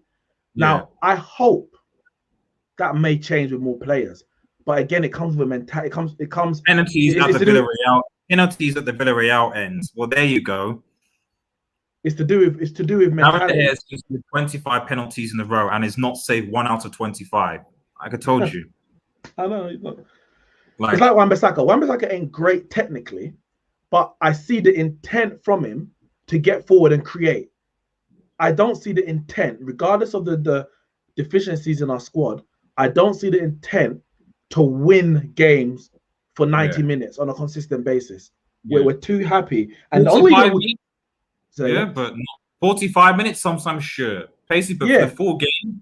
But again, that comes for me. It comes to Ole Gunnar Solskjaer not trusting. Like the thing about this game for me is that we lost this. If we lost isn't because for me, it's 70% of this is on. 30% is on the players, specifically our defending, but 70% of it is Ole because it's I agree. It shows you didn't trust Daniel James. You know, Emery made subs. Yeah. Well, I've got it on. I don't know whether I should switch this off now. 1-0 Villarreal. So he scores it, does he? David De Gea goes the wrong way. Of course. He's not saved 1 in 25 penalties. Like literally, David De Gea's like it's why I actually bring on Henderson is that David De Gea's way he moves, like I don't know why he does it, but he's kind of like he kind of shifts, he shakes left and right a bit, and then kind of just falls onto the ground. Like he doesn't even attempt to sort of dive. He does. It's almost like anticipating that every single penalty will go down through the middle. On matter. Like, right, bro. I'm switching this off, man. I can't. Oh yes. Juan Mata missed the penalty in the Champions League final 2012.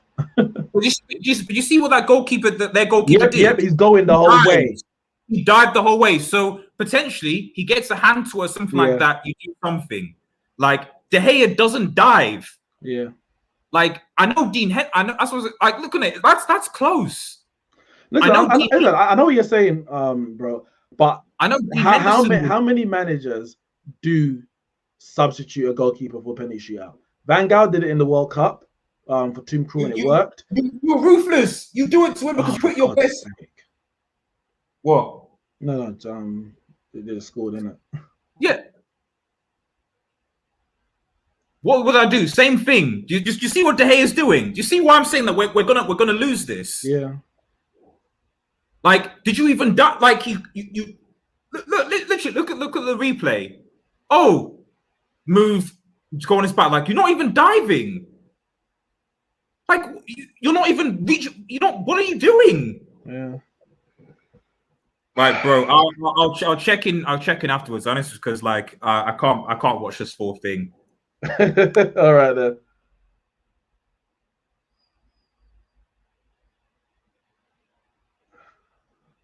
Alex Tellez 2-2.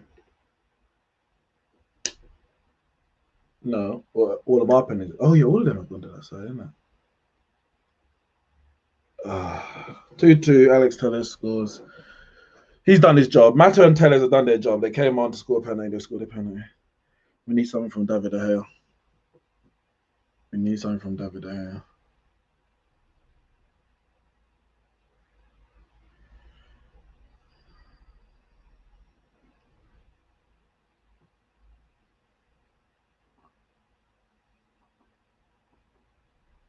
Oh, you gotta save it.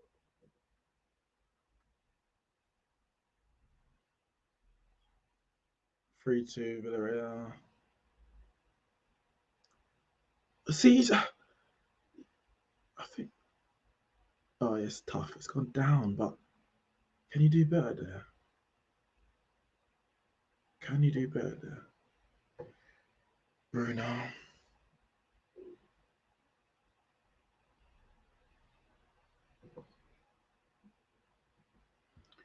Bruno stepping up.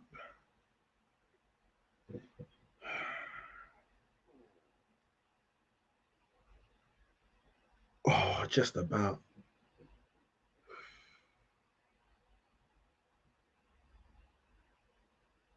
3-3. Bruno Fernandes scores.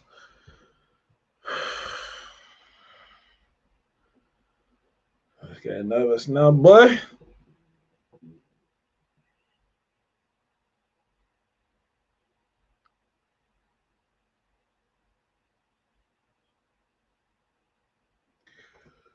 Come on, David Hay. We need. Who's this? Moreno stepping up. David Hay, we need something. Oh! It's a good penalty, that one. 4-3. David Hay went the right way, but that's right in the corner, to be fair.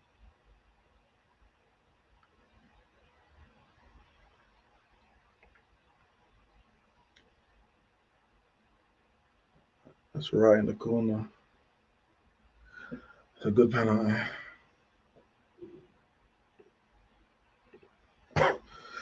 Who's this? Rashford.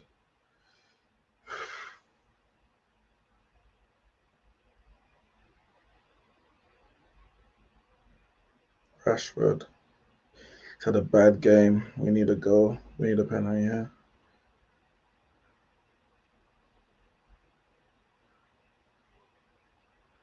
Yes, he kind of just waited for the keeper a little bit, and he looked, and the keeper went the other way. The keeper moved before he took it. 4-4. David De Gea, we need something. David De Gea, we need something. Come on.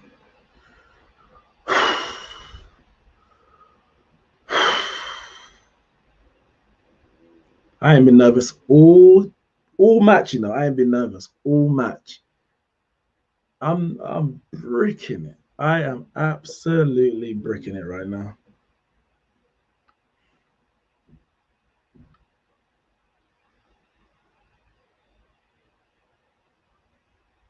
Yo! I thought he saved.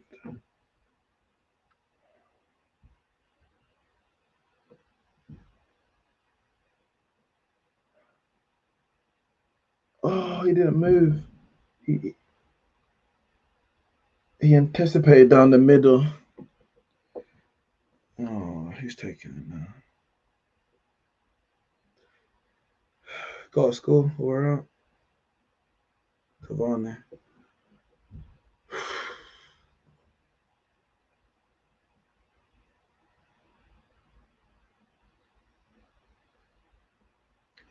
Yes. Keeper went way early.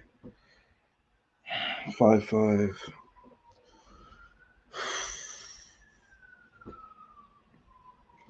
Come on, De Gea.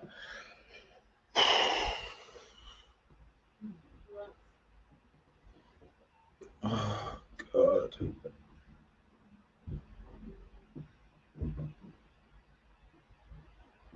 Come on, boys. 5-5. David De Gea, we need something. Come on, De Gea. Oh, for God's sake. 6-5.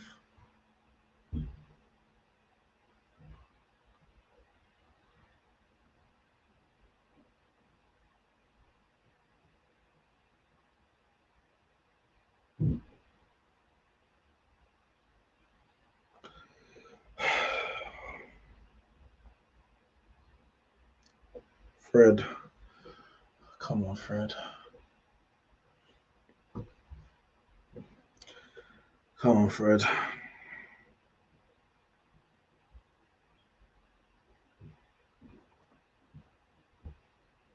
Oh, great penalty.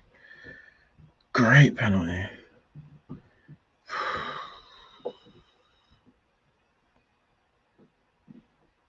Great penalty. Right in the bottom corner. Keeper's left. It's a great penalty. Oh, I'm breaking it. Oh, my belly's hurting. Can't do this. I feel sick.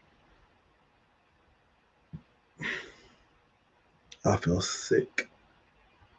I feel sick. Come on, the hell.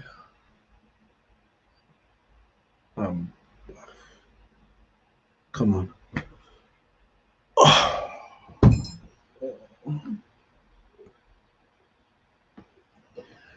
Oh, okay. I can't do this. I can't do this. I can't do this. I can't do this. I can't do this.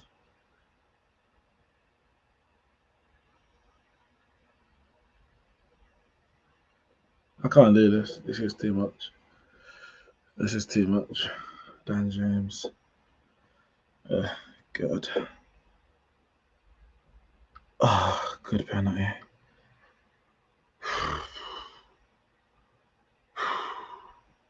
Robbie Savage in the commentary. God. I can't do this. I can't do this. I'm not built for this. I'm not built for this. David De Gea, we need something from me, man. Please. Please. I can't do this anymore. I can't do this anymore. Come on, David. Come on, David. Come on, David. Come on, David. Oh, great penalty. What a penalty. Oh, what? Oh, it's just right in the corner. That's top. That's top bins. Roof of the net.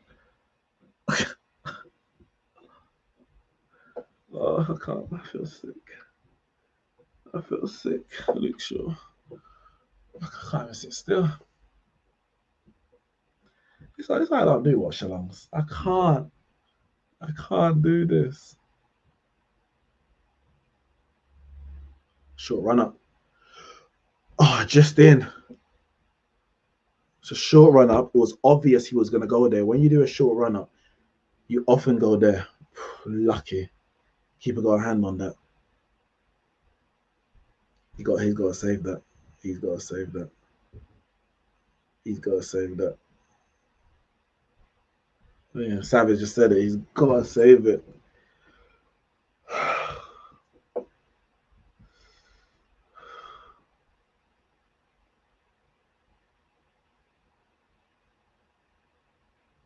I can't do this. I can't. I'm not built for this.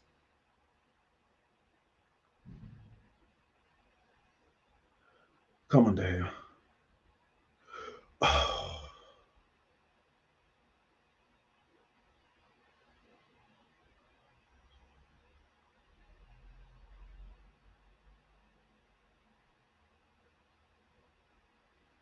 Kind of down the middle.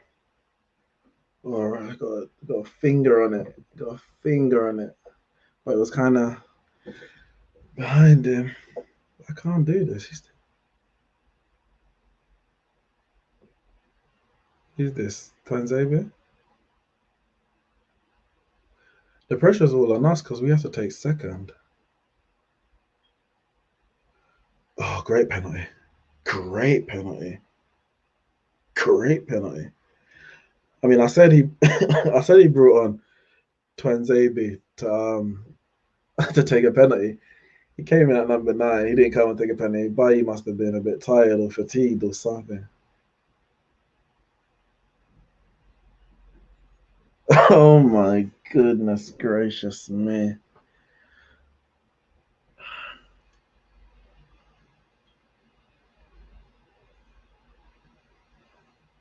Come on, De Gea. Come on, De Gea. Come on, De Gea. Please, please, please, please. Oh. It's a good penalty. It's a good penalty.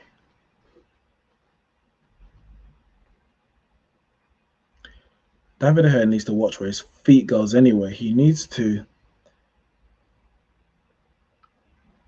Is it Lindelof? David De Gea needs to make sure his foot is one back on the line before he dives. Oh, Lindelof. I didn't think he would come in at number 10. I thought he'd come earlier. Keeper got a finger on it. 10-10. Keepers now. Keepers.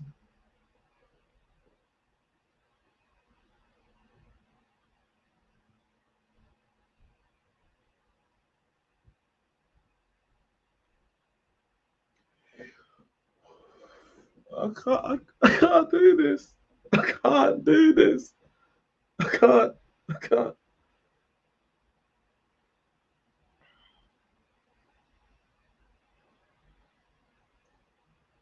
Oh, what a great penalty. What a great penalty. David De Gea now need to go from here.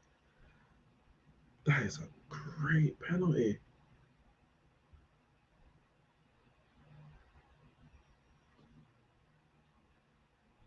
Come on, De Gea. Come on, De Gea. Come on, De Gea.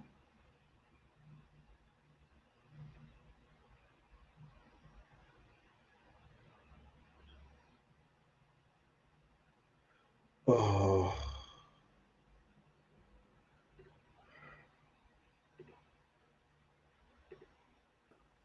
All I've seen is that I haven't seen the David De Gea miss it. Did he? Yeah, saved. Of course, of course. Told you, bro. I said you need to sub. David De Gea is a terrible shot stopper. So now it's what? It's their keeper against us, I think. It's done. Oh, it's over. It's done. David De Gea missed his penalty. But the keeper saved. No, I mean, so keeper saved David De Gea's penalty. It's done. Villarreal's won.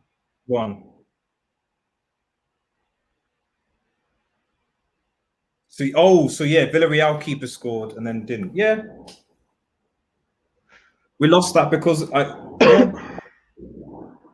don't blame the whole David De Gea substitution or anything like that. I said most keepers don't get subbed off for penalties, but I know, but 120 minutes. Yeah, and you made three subs in the last 5 minutes of the game. That's it's a disgrace. But it's the miss. But it's just it's just the mismanagement. It's not knowing a squad because like I even look. I mean, bro, like even as bad as City are, their keeper might have saved one of those penalties. Even as bad as one of them might have saved those penalties. You know what I mean? So you should know that your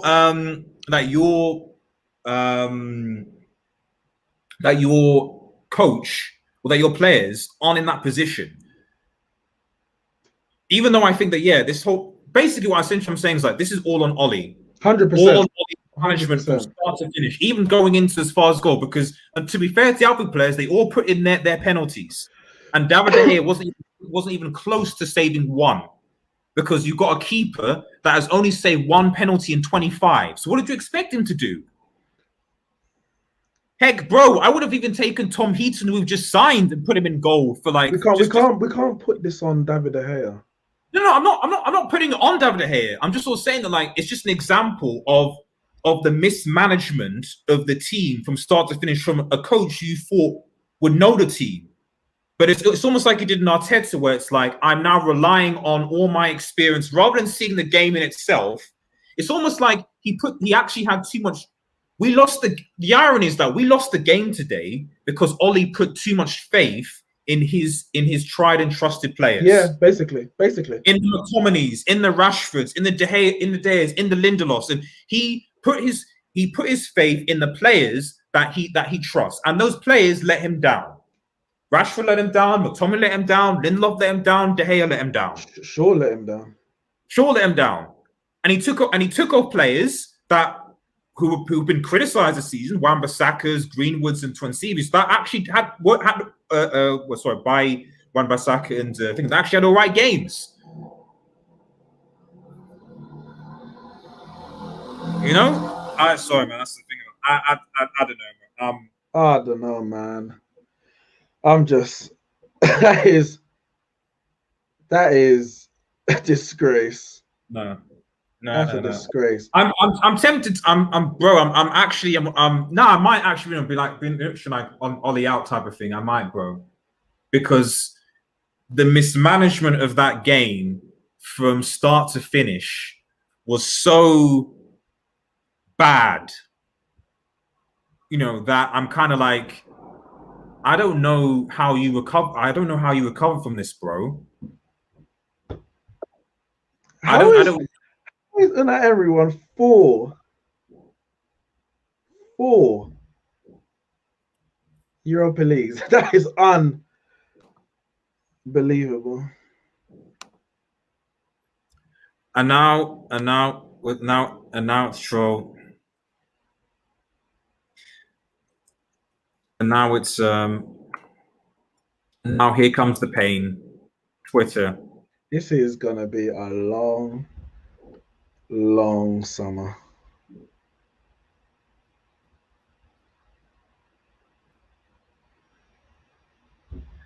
So I don't know. That just, yeah. But the thing is, this is the thing. This is the thing. It's like even going into summer, I'm kind of like what optimism going into the summer for what? Like what? Because I don't even know whether the coaching staff, Ollie, know what they need. I don't know whether, and then on top of that, I don't even know whether the board know what they need. Yeah, good evening, man. I'm here for the banter. I'm here for the banter. There's no comment here from Christian Navarga. If I remember, you guys have been supporting Ollie, so why are you crying? I don't even understand that statement. I support Manchester United. Man United have just lost the European final.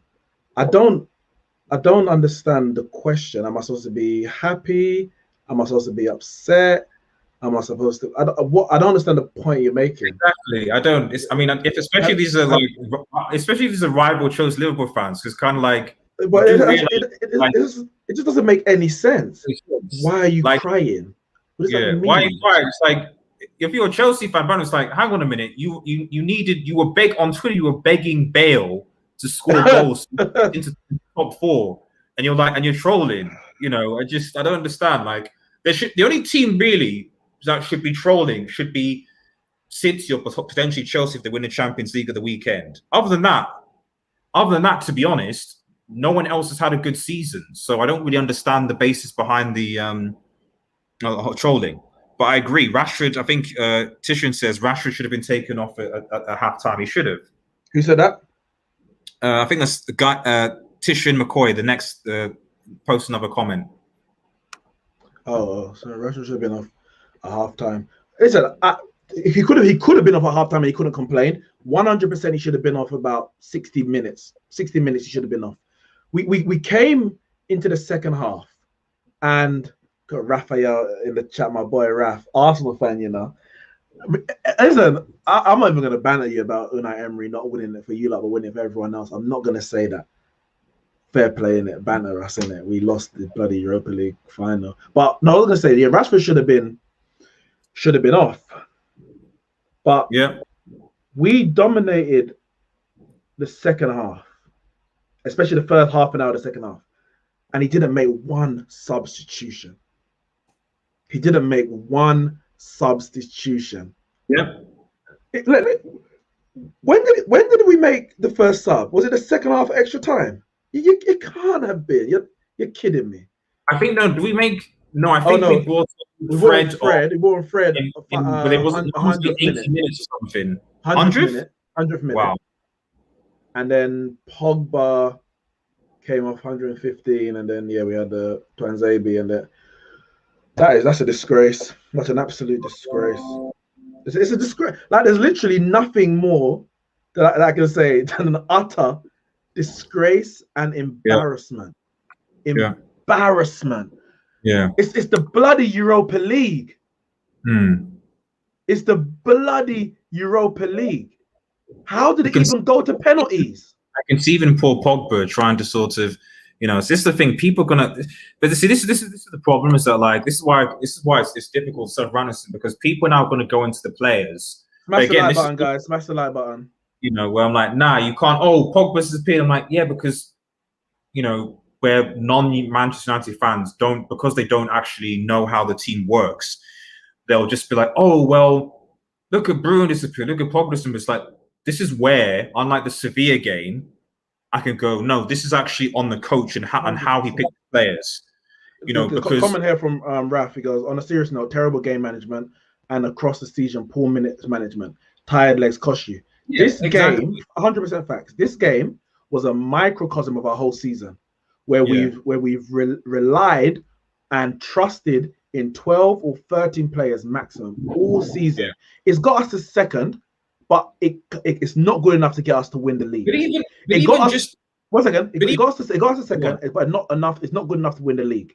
It got us to 1-1 in the final, but it's not good enough to take us over the line. If this is not a massive wake-up call for two reasons.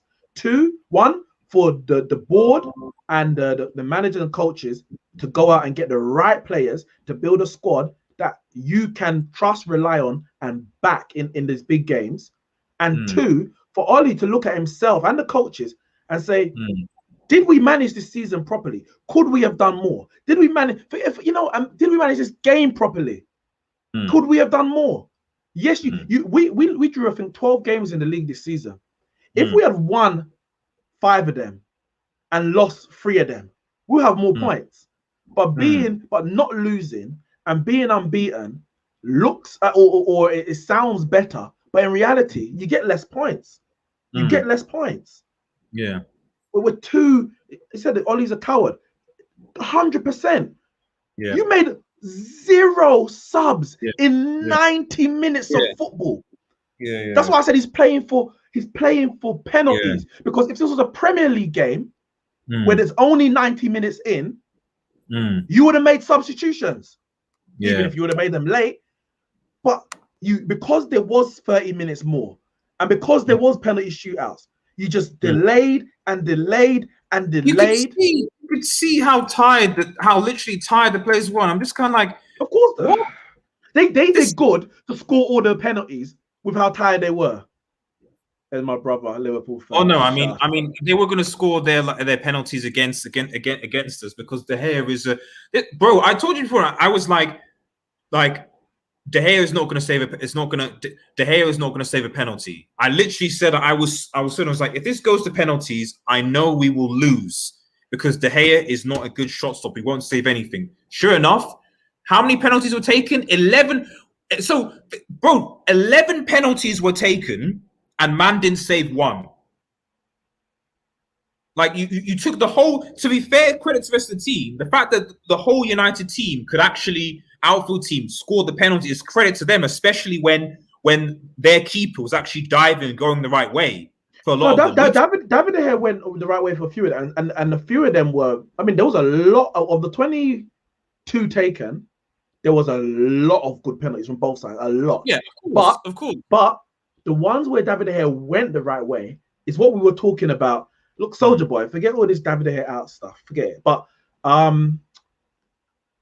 on the ones that he went the right way, you weren't even confident in saving because what we were talking about before you came off the stream, it's like he doesn't dive with conviction. He doesn't dive thinking, I'm going to save this penalty. He more dives like, we'll see what happens. Dive. Why are we? What's the? Oh, my guy didn't even play in the final, you know. My guy didn't even play in the. I don't know. I didn't even, to be honest, I don't even know whether Harry Maguire would have made a difference. Oh, it wouldn't have made a difference. I'm just saying, like he was playing the season. He didn't even get to play the final. He's been fit. Like since he's been there, he's been fit. But he can't make the final. The ref was biased. Nonetheless, the referee was poor. 100% referee was poor. But we're not blaming it on the ref. We're not blaming. No, I'm not blaming the ref on this. I'm blaming because the ref isn't the one that that did the that didn't make the substitutions. That's not that. My brother in the chat goes, can't find him in the group chat. I haven't been on my phone since I've been on this stream. This stream is 4 hours long. Of course, I'm not in the group chat. Like, what do you want me to do? I can't live stream and think at the same time. Give me a break, man. Give me a break. Oh my goodness. I'm gonna just quickly record my post-match thing. Yeah, I'm gonna jump on the football terrace and but, I'll say this then. Well done, Villarreal, innit? Well done, yeah, Villarreal. You needed to win to get in the Champions League next year. You're in the Champions League. So that's the thing. They wanted it more, you know. So all these men are taking the medals and taking it off. Other than Matter, because Matter's like, listen, I've won this already. Like my friend, big up Unai Emery in it. 4 Europa Leagues. Like that's a record. That's a great. Oh, he's great achievement. He's more experienced coach than Ollie because he saw that he needs to spice things. Red he made 5 subs in 90. He made 5 subs in 90.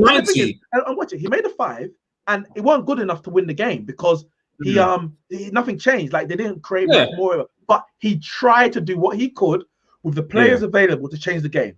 Did Ollie do that? No. When he took off what's his name, Bakker, and puts on Coquelin. I was like, what is he doing? And this is where, if you're on United's manager, like, right, put on Daniel James, put on something, because clearly he's setting up to be more defensive. You know. Yeah. 100%. But no, it's like I'm gonna just He doesn't read the game. He doesn't read the game. He goes in with a plan, and unless we're losing, nothing changes, because we start every game drawing. Remember, so if the game is still level at whatever time, it's like, well, this is how it was at the start. My plan to win from the start, nothing's changed. Let's carry on doing what we're doing. You can't just keep on doing what you're doing. You can't. Oh my goodness. It has been a rough season, and I was just hoping, because this summer's going to be long. We know how they drag out these transfers and everything. I was just hoping to go into it with a little bit of, relaxation. All right, we got a trophy. Cool. Let's see what we can do. I've got no faith and no hope next season. If Chelsea win the Champions League, Chelsea, Leicester, and Man City all have trophies this year. But we finished second. Yeah. Oh, it's embarrassing, man. Yeah. Right, but bro. Listen, I'll chat to you later. Thanks for coming on, man. No worries. Take care, man. Take care. I'm sure I need to make myself known in the HH community. So I'll say, oh, you hid. The banter waits. Anyway, man. Godspeed. See you later, man. Safe, man. Guys, smash the like button. I'm about to head over to the football terrace. Oh God, I got to go work tomorrow. I'm just depressed right now, because that is embarrassing.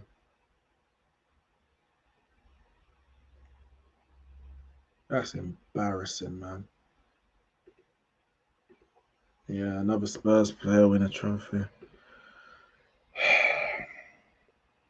Guys, I'm out, man.